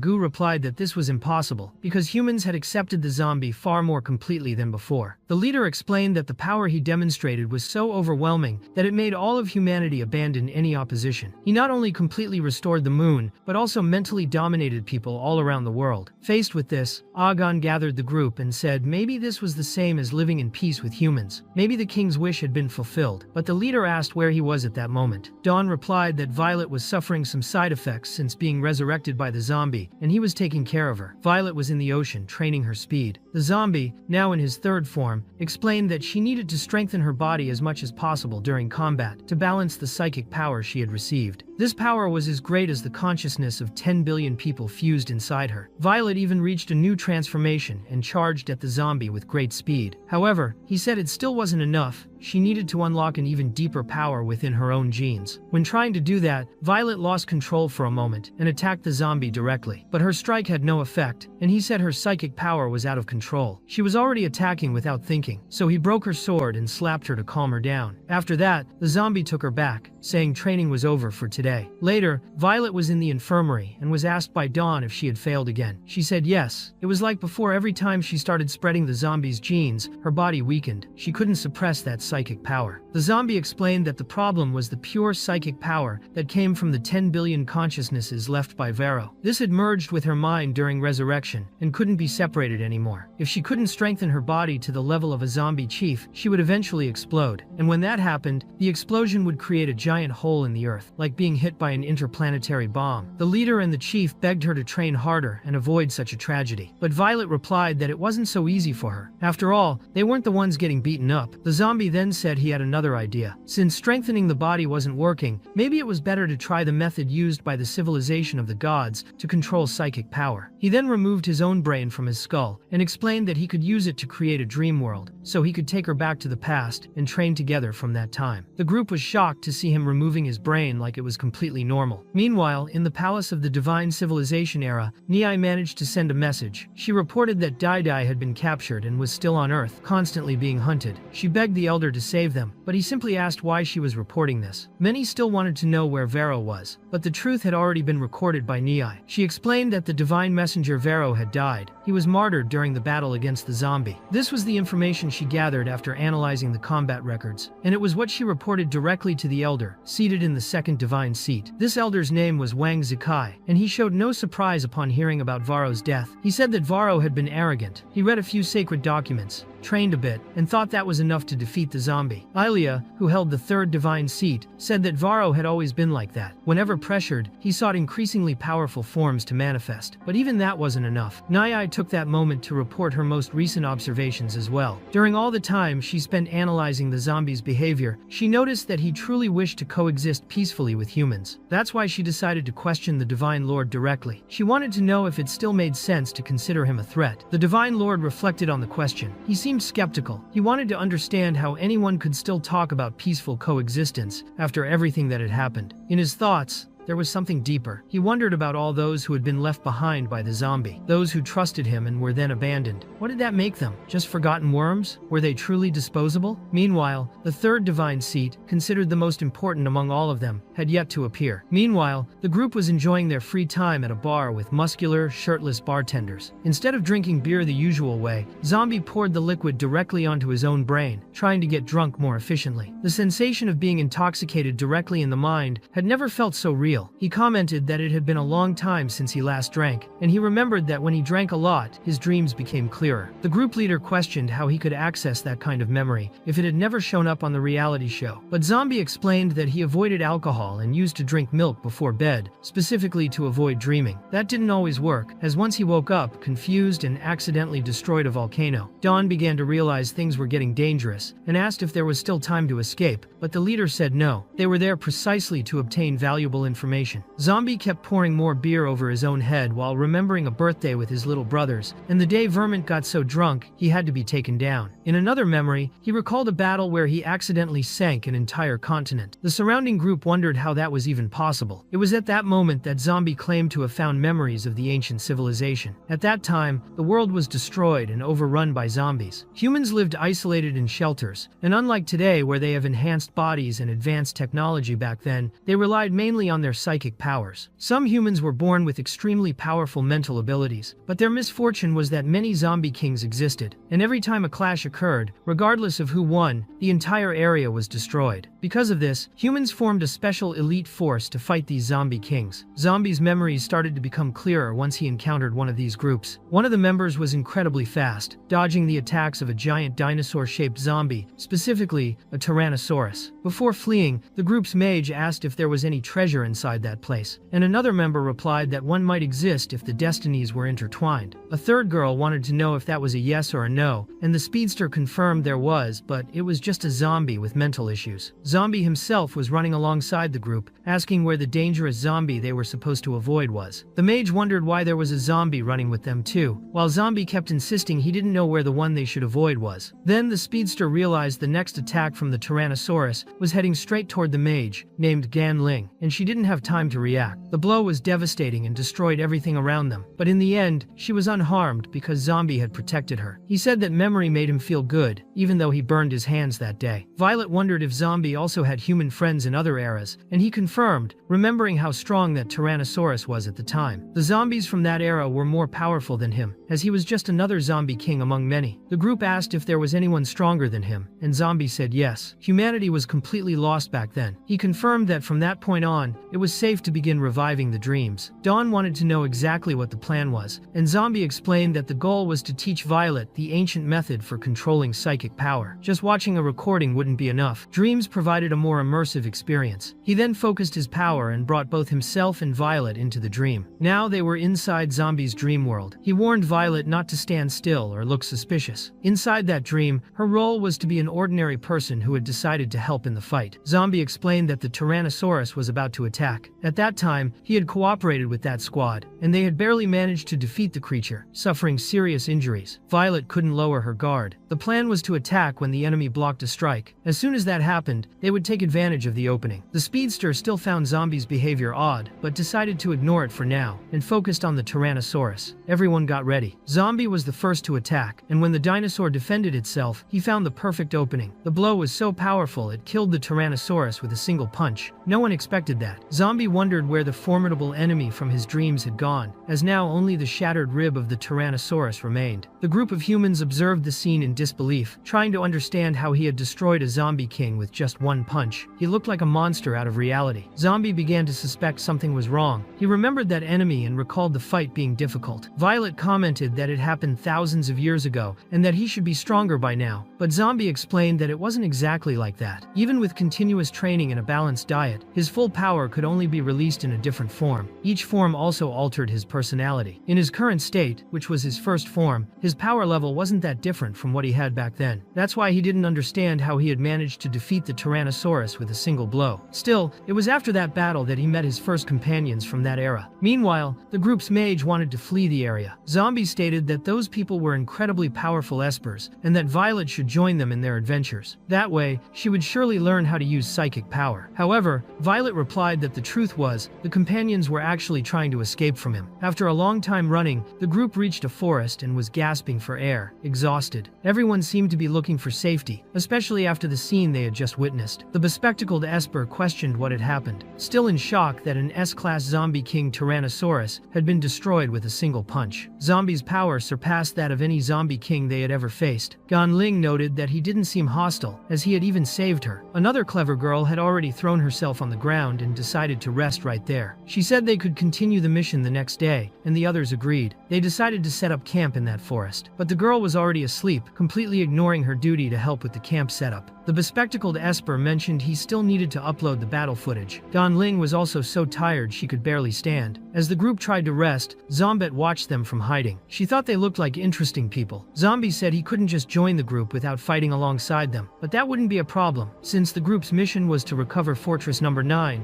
and defeat the Blazing Flame Zombie King, who had already destroyed 3 cities. Zombie thought he just needed to gain some experience with them until the time came. The old lady had advised him to take it slow, because if he used his full strength too early, they'd be scared again. But the bespectacled Esper soon sensed something odd nearby. Violet commented that his perception ability was impressive. Zombie also noticed movement. Suddenly, flames began burning the surrounding leaves. The bespectacled Esper said it could only be the work of the Blazing Flame Zombie King. And sure enough, it was him ready to set the forest ablaze and eliminate the Espers. The Lancer managed to deflect one of the fireballs, and the Zombie King even showed a bit of respect for the technique, calling the performance acceptable. Then came the next attack, this time from multiple directions at once, led by the speedster of the Z-Peers. But the Blazing Flame Zombie King blocked everything with ease. Gan Ling recognized that he was much more resilient than they had expected. The Zombie King declared that it was all pointless, the Espers were too weak. The group began to panic in the face of the enemy's power, but the speedster showed no fear. He landed a direct kick to the Zombie King's chest and asked if he really thought they'd be defeated by such weak attacks. However, the Zombie King wasn't even scratched. He mocked their strength and vowed to reduce them all to ashes. At that moment, Zombie stepped in right in front of the next attack, thinking it was the ideal moment to act. But he thought he needed to control his strength so as not to cause a massive impact. He began punching the Zombie King in the stomach, just to test the effects, and the girl recognized that it was the same strange zombie from before. Diocles asked if he had been following them this whole time. The Zombie King ordered him to get out of the way, or be killed too. Zombie remembered he had to act gently and kindly with the group, and remarked that the Blazing Flame Zombie King was indeed powerful. He asked for permission to fight alongside them, but the Zombie King refused and tried to incinerate him, intending to erase him from existence. Even so, shortly after, the entire group of Espers was kneeling, revering Zombie, begging for him to spare their lives. Zombie replied that he only wanted to be friends with them. On another day, their next enemy was the Fanged Zombie King, which resembled a giant undead boar. The group's plan was to surround the creature and launch so many attacks that it would be immobilized and distracted.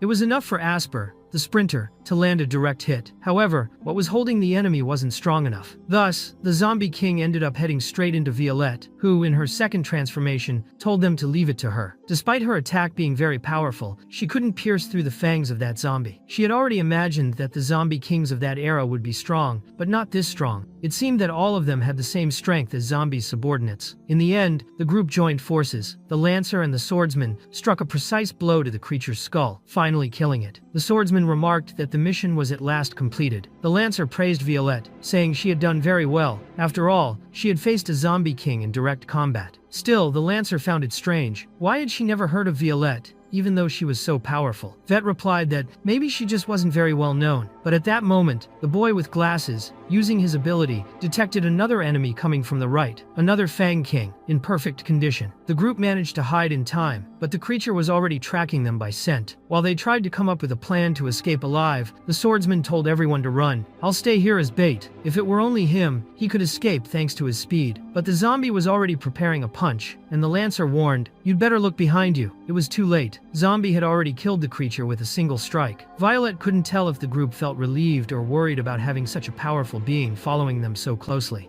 Later, Hero Squad number 23 returned, with their mission completed. They were introduced as Wang Zikai, an S-rank Esper, Ilea, also S-rank, an A-rank Prophet, and Gan Ling, ranked B. They were accompanied by 2 other members who remained with the group. A robot thanked them all for protecting human civilization and welcomed them to the Esper Association. Aaliyah said they were finally back home, and Wang Zikai commented that soon he would take Zombie to a meeting with the leader. Zombie thought that sounded great and said this had been an amazing adventure. Violet noted that although she had been fighting alongside them for some time, she still hadn't learned how to unleash psychic abilities like the others. Throughout the journey, she still relied solely on her physical strength. Zombie said that wasn't a problem since her power was related to brute force. That was precisely why he had asked her to visit the association, considered humanity's largest shelter during the apocalypse. It was there that research and evaluation of Esper's mental power were conducted. As Violet observed the environment and the people, she thought the place even resembled the Extraordinary Academy a bit. Even so, she asked if Zombie was sure it was safe to walk around there. The last time he visited an academy, he had to wear a zombie mask as a disguise. Zombie explained that during the era of the divine human civilization, he had no experience interacting with humans. That caused a lot of problems. There was even a time when he was nearly burned at the stake. Fortunately, Wang Zikai and the others protected his life, and he ended up gaining humanity's acceptance in that era, being recognized as a true Esper. They then embarked on a journey to defeat the source of the zombie horde. In the end, they defeated the primordial demon responsible for the apocalypse, and became celebrated heroes who saved the world. Zombie said he could trust those companions, and that he could now deal with humans of this era just fine. But later, he was imprisoned. Aaliyah apologized, saying the power he had displayed was so terrifying that they needed to report the incident with great accuracy. The old elders decided to detain Zombie as soon as they found out he had been roaming the city. The prophet explained that even his proactive help against the zombie kings had been included in the report. Ganling also apologized for not being able to stop the decision. Violet commented that apparently killing a zombie king instantly didn't help make a good impression. Zombie said he hadn't wanted it to turn out that way either. But for some strange reason, zombie kings just collapsed every time he touched them. Zombie didn't remember being that strong. He became convinced that there was something broken in that dream. He decided the best course of action was to start everything over and create a new memory so Violet could learn properly. He tried to focus and wake up from the dream, but it didn't work. He tried again, and then again, but nothing happened. Violet asked what exactly he was doing, and Zombie replied that he was facing some technical difficulties. It seemed they were stuck in the dream and couldn't leave. Violet didn't believe it. That was definitely not a small problem after all. The two of them were now trapped in the past. Meanwhile, in the present, the group was still at the bar, drinking a bit more. The leader remarked that ever since Zombie started dreaming, he and Violet had simply vanished, and wanted to know if that was normal. Dawn replied that when it came to Zombie, anything could be considered normal, but the leader was still puzzled by the strange patterns that had started appearing in his brain. Dawn admitted she wasn't so sure about that part. Then, suddenly, a massive rift opened in the sky above the current human civilization, like a giant black hole beginning to suck in everything around it. The leader commented that he had a slight suspicion this wasn't exactly normal. At the same time, a journalist was reporting on how Zombie's presence was positively influencing the city's development. She showed footage of harmonious coexistence between humans and zombies, and said it had already been a few days since the last catastrophic event. But the moment she said that, the black hole began to pull in the entire city. Strange creatures started appearing in the sky, and the reporters were caught in the chaos. The path to the city was blocked, and monstrous zombies began attacking them. That was when Agu appeared to protect them. He reassured the journalists, saying that the king had ordered the protection of humanity. Then he tore up the entire road and threw it at the head of one of the creatures, creating a safe path back. The reporters thanked him. Agu informed them that he had surrounded the entire city to prevent the creatures from getting closer. In the sky, the flying creatures were being eliminated by Dawn's machine gun, who was still wondering why so many hostile zombies were appearing and why a portal was ripping through the skies.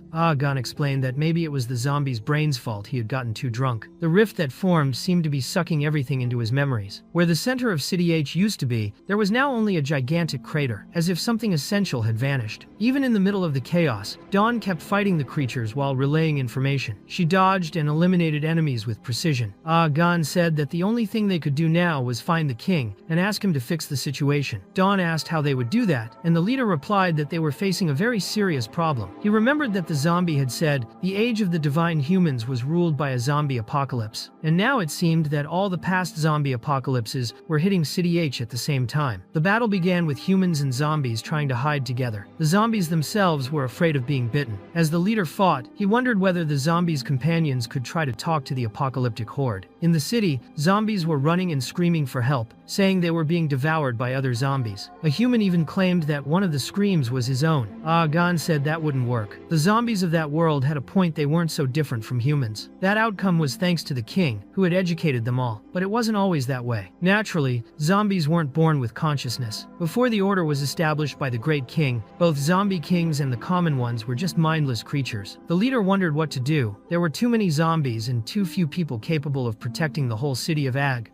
Gu said it was fine. He and Agan were from the civilization of the era of the gods, and were very familiar with that kind of situation. Activating his power, Agu reached his second form and prepared to deal with those unruly beasts. In the background, the one commanding that horde was the mutant zombie king. Agan said. He had expected that. Behind every powerful horde, there was always a zombie king. If Agu could defeat him in direct combat, he would become the new lord and controller of that horde. Dawn wondered if he could really fight alone against a creature of that level, since the zombies from that era were incredibly strong, according to the zombies' descriptions. But Agu claimed there was no reason to worry. It was just another zombie king. Back when he worked for the association, he faced that kind of enemy quite often. Meanwhile, the zombie was starting to panic. They were trapped, and the humans around them were so terrifying that they might torture him. The zombie thought that maybe the best solution was to blow up the whole world, but quickly realized he wouldn't be able to wake up afterward. That would be an even bigger problem. Violet commented that none of the options looked good. That's when a woman approached, introduced herself as Greta, a security officer, and said she was there to take him for evaluation. The zombie got excited because he recognized that presence. It was the Greta from that era. He banged on the glass and begged to be let out, saying that back then he held an important position within the association. He pleaded with Greta, now someone he knew, to fix everything. But she didn't understand any of it and replied coldly, asking why he was acting like they were close and who had given him permission to call her by a nickname. She was clearly irritated. Violet was surprised to realize that this beautiful and imposing woman was actually Greta before she became the zombie known as Agu. Later, a major event was about to happen. All the espers of the association had been gathered that day. They were different from each other but united in purpose. Without their efforts, humanity wouldn't have reached the peace it was enjoying at that moment. The summons was for something very important. The man giving the speech introduced himself as Zolai, the supreme president of the association. He declared that the one responsible for destroying 3 shelters, displacing thousands of citizens, and murdering 17 espers, the 6-armed zombie king, had finally been successfully captured. The execution would be carried out by his own son, Zos, who was preparing to showcase his special abilities. When he drew his sword using his family's secret technique, the audience held its breath. But Zos's strikes were weak. They barely scratched the enemy, who didn't even react to the pain. Wang Zikai criticized the council, saying it was just another useless spectacle. Aaliyah commented that half of the espers killed on that mission had died just to capture a living creature and turn it into theater. Ganling explained that the official justification was to boost public morale. The prophet, resigned, said there was nothing they could do. As part of the hero squad, their duty was to keep fighting and make up for the failures of those who only served to pose at events. Suddenly, the 6-armed zombie king broke free and was about to kill Zos. That's when a true esper appeared. Greta faced the creature with swift strikes. When the enemy tried to crush her, she used her psychic ability to make it float and then pierced it with an energy blade. The execution was successfully completed, and everyone saluted the association. The victory was celebrated with the chant, "Long live the espers." Violet was puzzled that such a beautiful woman had turned into the zombie Agu, and asked the zombie what he had done to her. He explained that it was Greta herself who chose her current appearance after being executed by humans. She wanted something that looked cuter. Violet thought her aesthetic sense was awful. Meanwhile, Zos, frustrated by his failure, blamed everyone else. He said no one could contain a simple creature and that he had almost been hurt. Annoyed, he demanded a new execution target immediately and pointed at the zombie, declaring that, on behalf of the association, he sentenced him to death, effective immediately. The zombie, confused, asked what was going on. Wang Zikai commented that a proper review should be conducted before anything. Ganling stated that the whole group had witnessed that the zombie didn't deserve execution. Greta reinforced that she had conducted the evaluation herself. Despite some odd behavior, he wasn't aggressive. Zos mocked the situation, saying it was cute to see a zombie helping humans, and that if the zombie obediently accepted his execution,